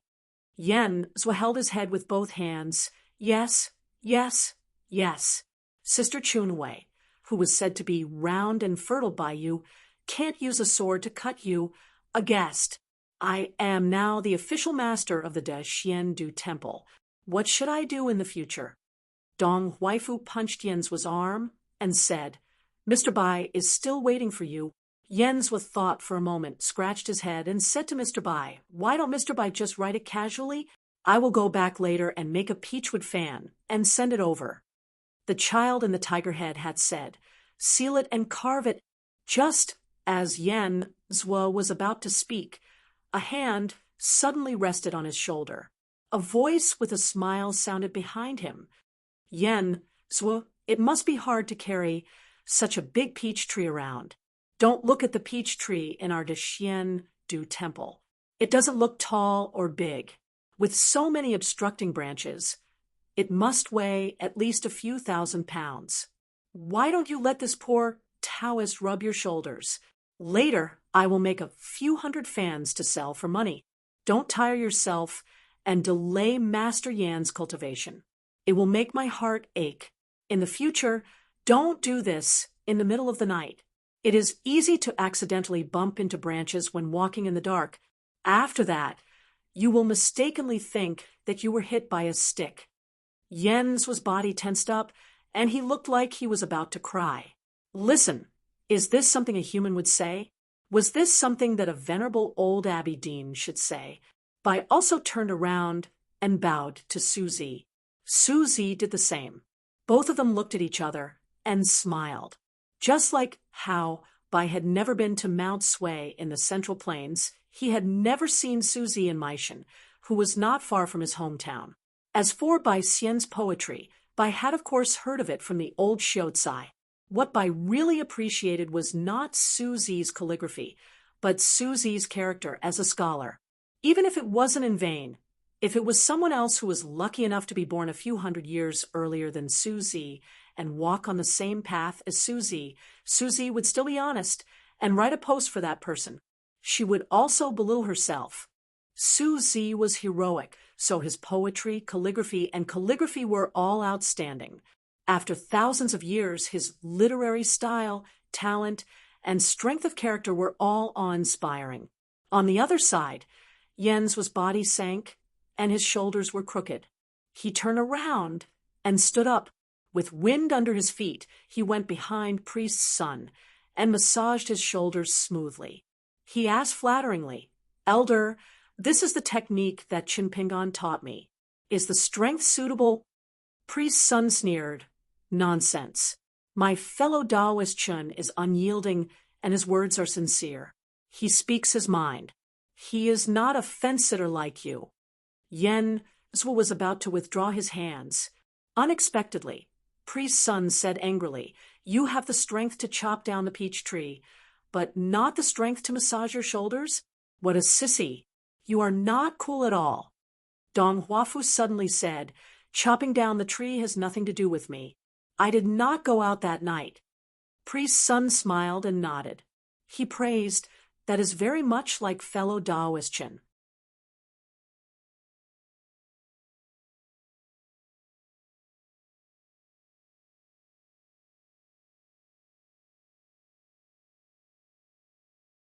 "742. Dao's son suddenly laughed heartily and said, "Great Lu Qi and Leader Chow are here too. Zhan Ran, go and bring the two gentlemen here. By Xian and Su Zi, you really have a lot of face. My Xiandu temple, what do you say, Master Yen?" Yen Zhuo answered, "Don't open for 3 years, but open for 3 years." Nun Chunwei accepted the order, and was about to leave when Dong Huafu suddenly said, "The old temple master personally went out to welcome Teacher Su, but let Sister Zhan Ran welcome Lu Qi and Chow Chow. Scholars tend to have their own ideas. They smile when they enter, but curse when they leave." Dao's son stroked his beard and thought that Dong Haitan's words made sense. "Headache, what a headache! My legs are sore, and I can't walk." Chunwei was a little hesitant. Lu Qi and Chow Chow were able to ascend from Howren Heaven and travel the Qingming world. They were worthy of being guests of the Dexian Du Temple. According to Dong Haitan's words, it would be inappropriate if the Grand Master favored one over the other. According to what the Grand Master and Grand Master did in the past, it was simple. They pretended not to be here and left everything to their disciples. However, Su Zi was here today, so the Grand Master and Grand Master seemed to be in an awkward position. At this moment, outside the Dexiandu Temple, there was a handsome young man in white with a broken willow hanging on his waist.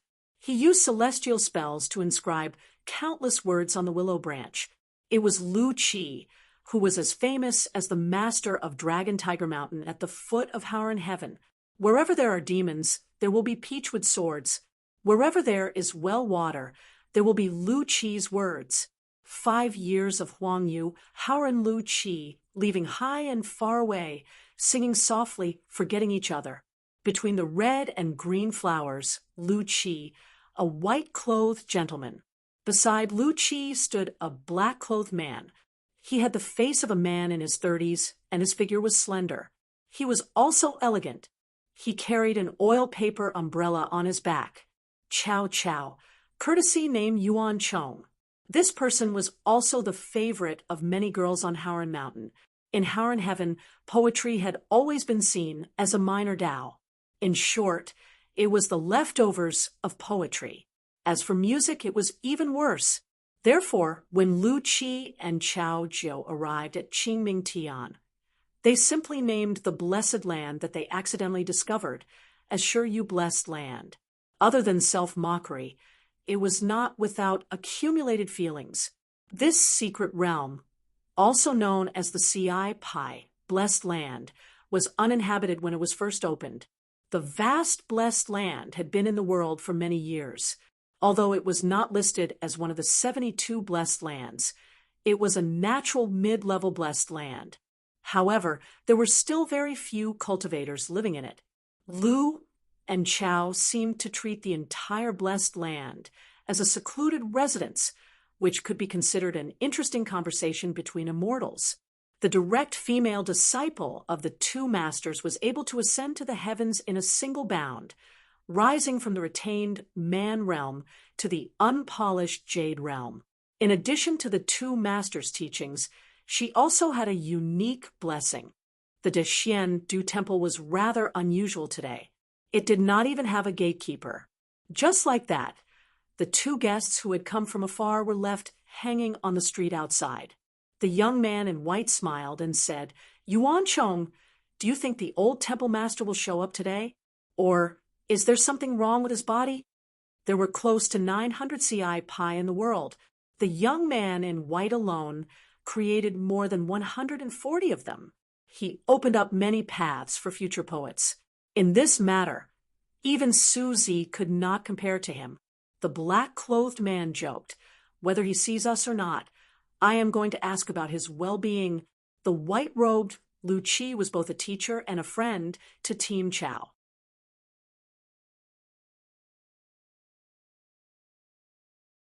Their relationship was similar to Bai Yi and Lu Shuyou's visit to the mountains. The founder of the Du temple, Sun Huaizhong, had traveled the world twice. The first time, he lent his sword to Bai Yi. The second time, he was bored out of his wits in the Qingming world, so he decided to go on a long journey out of boredom. In addition, he also wanted to settle an old feud in the North Continent. During his travels, the old Taoist admired Maishin Suzy from the bottom of his heart. However, he did not have much of an impression of the two literary heroes who were also from the Haran school of CICI. Therefore, even though Lu Qi and team leader Chao had lived in his world for many years, Sun Daoist did not disturb their peaceful cultivation. If it were Suzy, the old Taoist master would have visited CI blessed land, more than 10 times. In fact, when the old Taoist master was traveling the world, he did not like Lu Qi and team leader Chao. They dilly-dallied, hesitated, and rolled around in a pile of rouge. The old Taoist master hated Lu Qi and team leader Chao Yuan Chong the most. Don't be fooled by Sun Daozhang's ordinary words. In fact, he had once said some elegant words. He said that in the hometown of literature, poetry was the first class of wealth and honor. When it came to poetry, one's family had already declined, but when it came to poetry, one's family had completely fallen into poverty. Fortunately, there was Suzy in poetry. He was mighty and upright, a wonder of heaven and earth. He was immortal and divine. Other than that, Lu Qi and team leader Chao Yuan Chong were nothing more than children and grandchildren who bent down to grind ink for Bai Xian and lowered their heads to serve wine to Suzy. Once such harsh words were spoken, it was hard to take them back. Therefore, how could Sun Daoist master welcome Lu Qi and Chao Yuan Chong? This made the old Taoist master feel embarrassed for the first time. In the past, Sun Daoist master thought that they would never interact with each other. He did not expect Bai Yi to come to the Taoist temple first, followed by Suzy and Lu Qi and Chao Yuan Chong. Dong Huafu winked at Fatty Yen. Yen Zhua immediately tried to make up for his mistake. He said to the old Taoist master, when Chen Pingan was carving chapters for people, he mentioned Lu Qi and Chao Yuan Chong's poetry to me. He said that Lu Qi's poetry was not as high as Mei Shan's, but it was enough to be called the origin of poetry. It should not be treated as words spoken after getting drunk. Mr. Lu put in a lot of effort and sincerely hoped that the lovers in the world would get married and that the flowers in the world would be beautiful and the moon round, and people would live a long life. The most important part of Yuan Chang's poetry was no longer the carving of words, but the use of deep emotions. It had the elegance of a lady from a noble family, but also the cuteness of a girl from a humble family.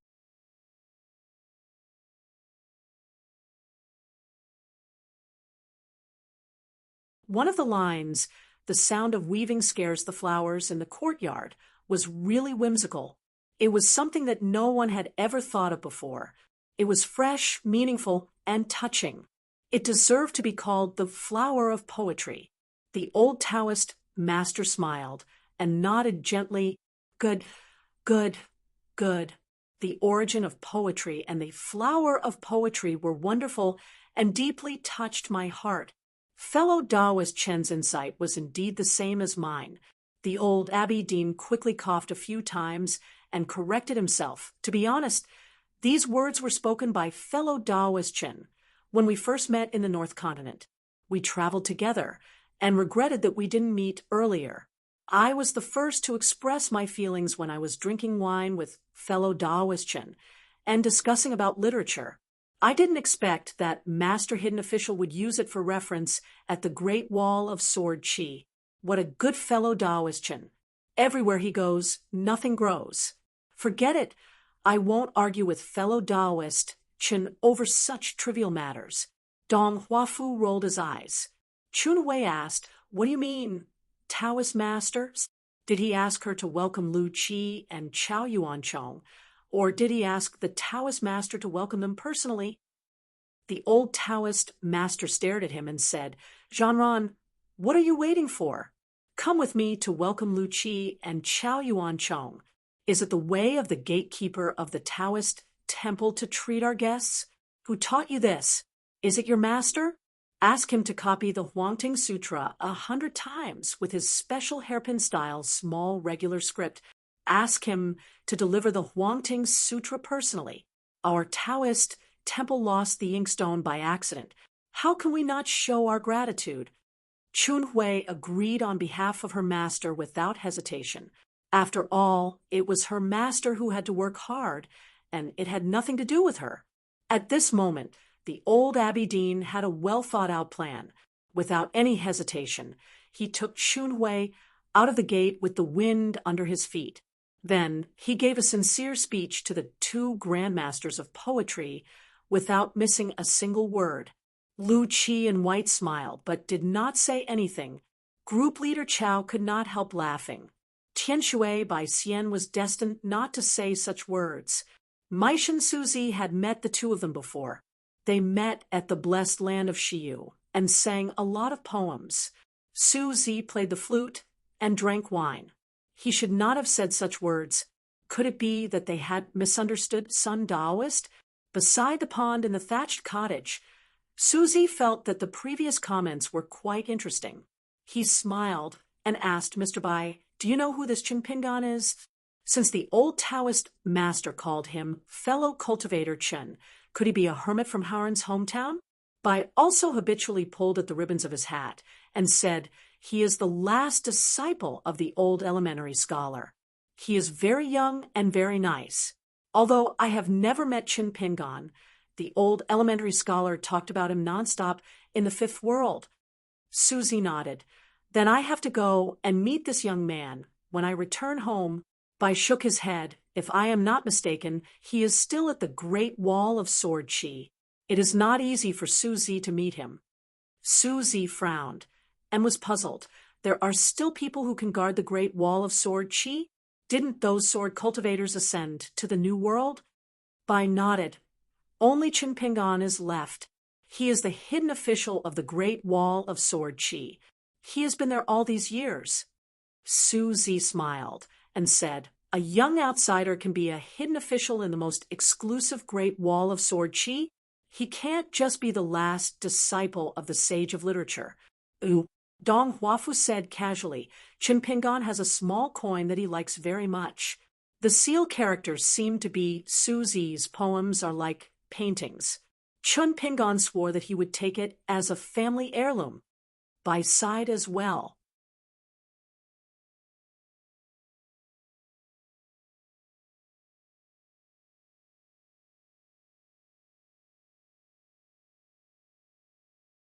The old Taoist immediately laughed and said, "Brother Bai, you don't have to worry. You still look like a 14th level Haren Bai. There's no need for Brother Bai to say anything more. This old Taoist is the most experienced. I will definitely wait for more than 100 years before Deshien Du Temple tells others about this." Big Beard Suzy, Lu Qi, and Chao Jiu all reminded the old temple master at the same time, one each. The old temple master complained to them, "I am not a fool. How can I make such a mistake?" Yen Zua and Dong Huafu said telepathically, "What if Chinpingan is here?" Dong Huafu thought for a while and said, "Flattery is the key. Mr. Bai's poem Lu Chi's lyrics, Chao Zhou's painting, Su Zi's ink, and the old temple master's seal. None of them can escape. Yang Family Drugstore. Li Lu left Lady Qingzhong in Lushui Pit on the sea and let this ascendant realm great demon continue to take care of the bridge in the sea that connected the two continents. Li Lu returned to his hometown alone and found Old Man Yang. The old man took big puffs of tobacco and frowned. His old face was full of wrinkles. There seemed to be too many stories hidden in it, and he had no intention of telling anyone. Clouds and mist surrounded the whole drugstore. Even Cui Dong couldn't spy on this place. Li Lu asked, "Has Lady Gui been here?" Old Yang nodded. Lady Gui in Old Dragon City was an old friend of the Moon Palace. She was different from those reincarnated gods. As the purest descendant of the Moon Palace, she didn't fall into the same situation as those ancient gods in Marshall Mountain because of the Sage of Right's plea in the early years. She was not imprisoned by the Central Military Ancestral Court despite her special identity. Therefore, for thousands of years, Lady Gui had been watching the ups and downs of the world coldly. The good and bad of the world had nothing to do with her. However, the last time Lady Gui visited here, she was accompanied by old Zhou Zi, Lu Chen's unnamed eldest disciple. He seemed to have met a green-robed scholar named by June in the capital of Dali and was beaten up for no reason. Old Zhou Zi probably recognized the other party's true identity and scolded him a lot. He was not afraid at all. Anyway, you can beat me to death if you have the ability. Moreover, old Zhou Zi still adhered to the old rule that used to be famous in the world. He only used his mouth and not his hands. Li Lu asked again, "What about her?" Old Yang said, "Wan Xiu is different from you. It doesn't matter if she comes or not." Li Lu changed the topic. "You don't seem to have left this place. Don't you want to make an exception for Li Huai? At least we can see each other one last time." His younger brother Li Huai and Li Lu's mother were both ordinary people. It was just that the latter was a headache for the old man, while the former was doted on by Old Man Yang. Therefore, some illusory matters of fortune and destiny were really like a joke to Li Huai. Old Man Yang threw all of it to Li Huai. This brat. The old man was like an old man in his twilight years who knew that his time was up. He treated Li Huai as his own junior.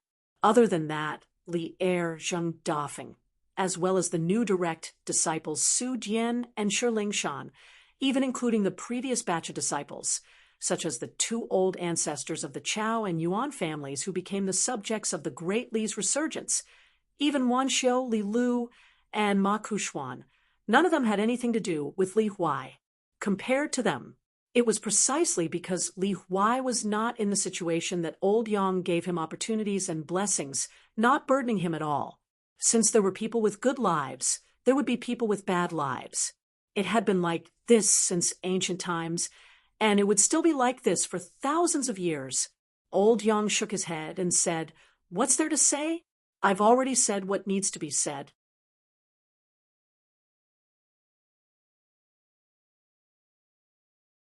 Although he said that, Li Lu could clearly feel the old man's sadness.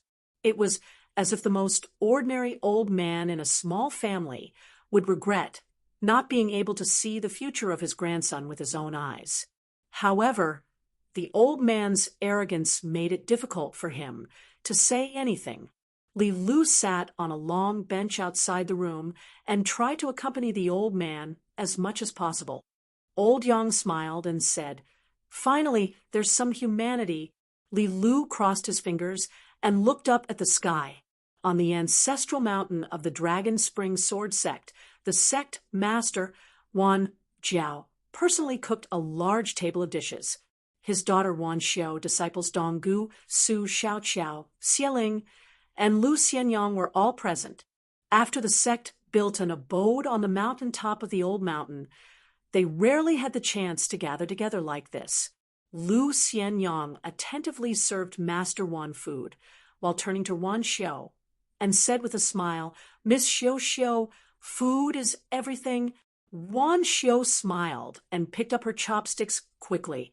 Dong Gu and the others actually admired Lu Xianyang as their junior brother on the landscape register. He dared to say and do anything in front of their master. Lu Xianyang even dared to make fun of their master, Wan Jiao, who was a woman who sold wine in a small town. If it were Dong Gu and Su Xiaoqiao, they wouldn't dare to be so bold. In fact, according to the order in which they entered the sect, Lu Xianyang, who was temporarily borrowed by the Mellow Chin family of the South Saw continent, should be their senior brother. However, the lazy Lu Xianyang really didn't mind this, so they didn't say anything. Lu Xianyang guarded the blacksmith shop alone outside the mountain. He was really idle. Other than taking a nap on the bamboo chair under the eaves, he often squatted on the bank of the Dragon Whisker River and threw a big bag of leaves into the water one by one. He watched the small boat float away with the water. Often he would stand on the shore alone and perform a series of fierce punches. Then he would shout a few times and stomp his feet. He would make a ruckus and say something like, "Thunder under my feet," or "rain and water coming over the river." He would put on an act and form a sword seal with one hand while holding his wrist with the other hand. He would recite a few words in a serious manner and make the leaves floating on the surface of the water stand up one by one. Then he would recite a few words that were like a leaf flying over the waves. After eating on the mountain, Lu Xianyang burped all the way down the mountain. When he returned to the shop by the river, it was already night. When he passed by the small town, he heard the sound of the night watch. There were 5 watches in the night, but Lu Xianyang heard the first watch in the evening. The watchman patrolled the night to remind people to work at sunrise and rest at sunset.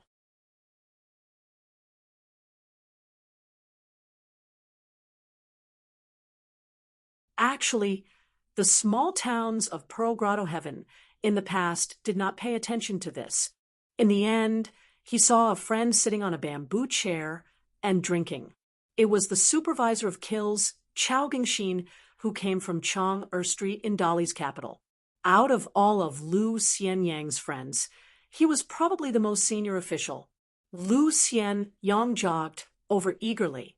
Supervisor Chao bent over and picked up a jug of alcohol by his feet. He had originally left it for Lu Xianyang, so he tossed it over gently and smiled. If I had appeared 15 minutes later, I would have left without saying goodbye. Lu Xianyang caught the alcohol and sat to one side. He smiled. "You've been promoted?" Chao Gingxin nodded and rubbed his cheeks hard. He said helplessly, "You can say that. I'm still a neighbor of that Yuan guy. As soon as I think about that door god's face that never wavers from joy, anger, sorrow, or joy since young, I feel annoyed." Over all these years, Supervisor Chao had always been Supervisor Chao. The guy who had gone from District Magistrate Yuan to Provincial Governor Yuan had already been promoted last year. He had left the bureaucracy of the Dragon Province and gone to the government office of the 6 ministries in Dali's auxiliary capital, becoming the right assistant minister of the Ministry of Revenue. Many large empires would often establish auxiliary capitals, and the rank of the government office in the auxiliary capital would be reduced by a rank at most. As a matter of fact, the rank of the officials in the auxiliary capital would be the same as in the capital. Most of them were places where the elderly nobles retired. They would be sent out of the capital with the excuse of auxiliary capital affairs. They would go to the auxiliary capital to take up a post with an honorary title, or some officials in the capital would be demoted. The imperial court was basically trying to preserve their dignity as much as possible.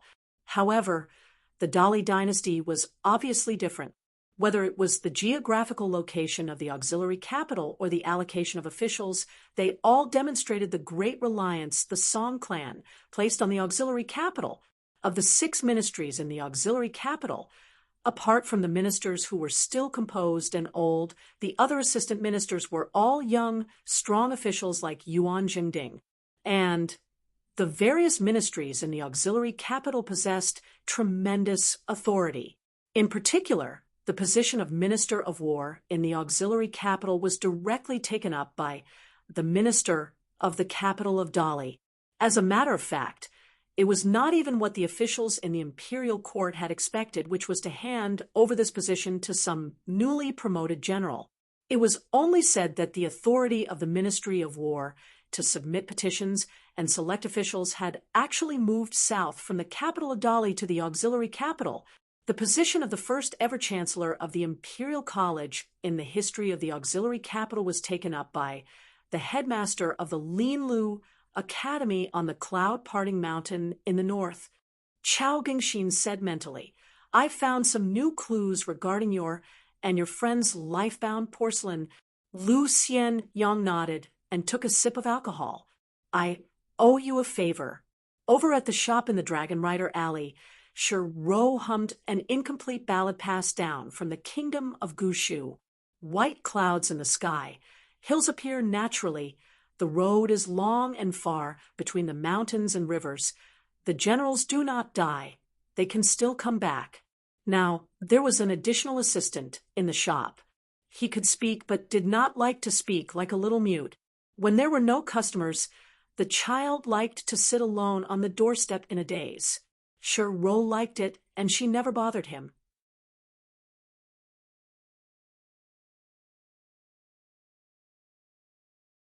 Every day, other than practicing a fixed amount of punches and stances, the child also had to copy books like Pei Qian, who had learned from half a master. However, the child was stubborn. He would never punch more than once, walk more than once, and was unwilling to write more than once when he copied books. He was just doing it half-heartedly. When Pei Qian returned, he could exchange the punches and paper for money. As for the papers, they were all thrown into a bamboo basket by the child, nicknamed a man, every day. After the bamboo basket was filled, it was all moved to the large wicker basket in the corner. When Ro was cleaning the room, she bent over and glanced at the bamboo basket a few times. The earthworms crawled and twisted. Her handwriting was far worse than Pei Qian's when he was young. Ro liked this kind of peaceful life very much. In the past, when she looked after the shop alone, she would occasionally feel that it was too lonely. With the addition of little man, it was just right. There was more life in the shop, but it was still quiet. Nowadays, the small town was bustling with merchants. Ro liked to buy books and books to pass the time. They were stacked neatly on the counter. Occasionally, little man would flip through a few pages. Today, the shop's business was average. Ro and man read their own books together. The child stood on a small stool and even had to stand on his tiptoes. The child suddenly moved the book a few inches horizontally and reached out to touch the page. Ro turned her head to look. It was a sentence from a wise person in the book. At the beginning of man, the world is connected, and man is connected. In the morning, in the evening, the sky, and man, in the morning, in the evening, in the evening. Ro smiled. However, she felt that it was inappropriate. She knew how she looked now. Ro quickly restrained her expression and explained softly to the child. Those immortals who went to the mountain to cultivate immortal skills all believed that a long, long time ago, the world was connected and the immortals lived together. How should I put it? For example, it's similar to how we visit houses in the market. However, some houses have high thresholds like the small town's Fortune Street and Peach Leaf Alley. Ordinary people can't go there easily, and no one will answer when they knock on the door. However, in our Riding Dragon Alley, the threshold is naturally not high. However, where and what is the path that connects heaven and man is passed down in the books. Some say it's an ascension platform. Some say it's a big tree. Some say it's a mountain. In any case, there's no accurate description. The child nodded. He seemed to have understood. On the mountain of the Dragon Spring Sword Sect, Wan Xiu walked to the edge of the mountain peak alone. She leaned back and fell down the cliff. She looked at the words carved on the cliff one by one. you're tuning into the Mystic Fist YouTube channel. Don't forget to subscribe and join us on this journey to catch the most captivating stories.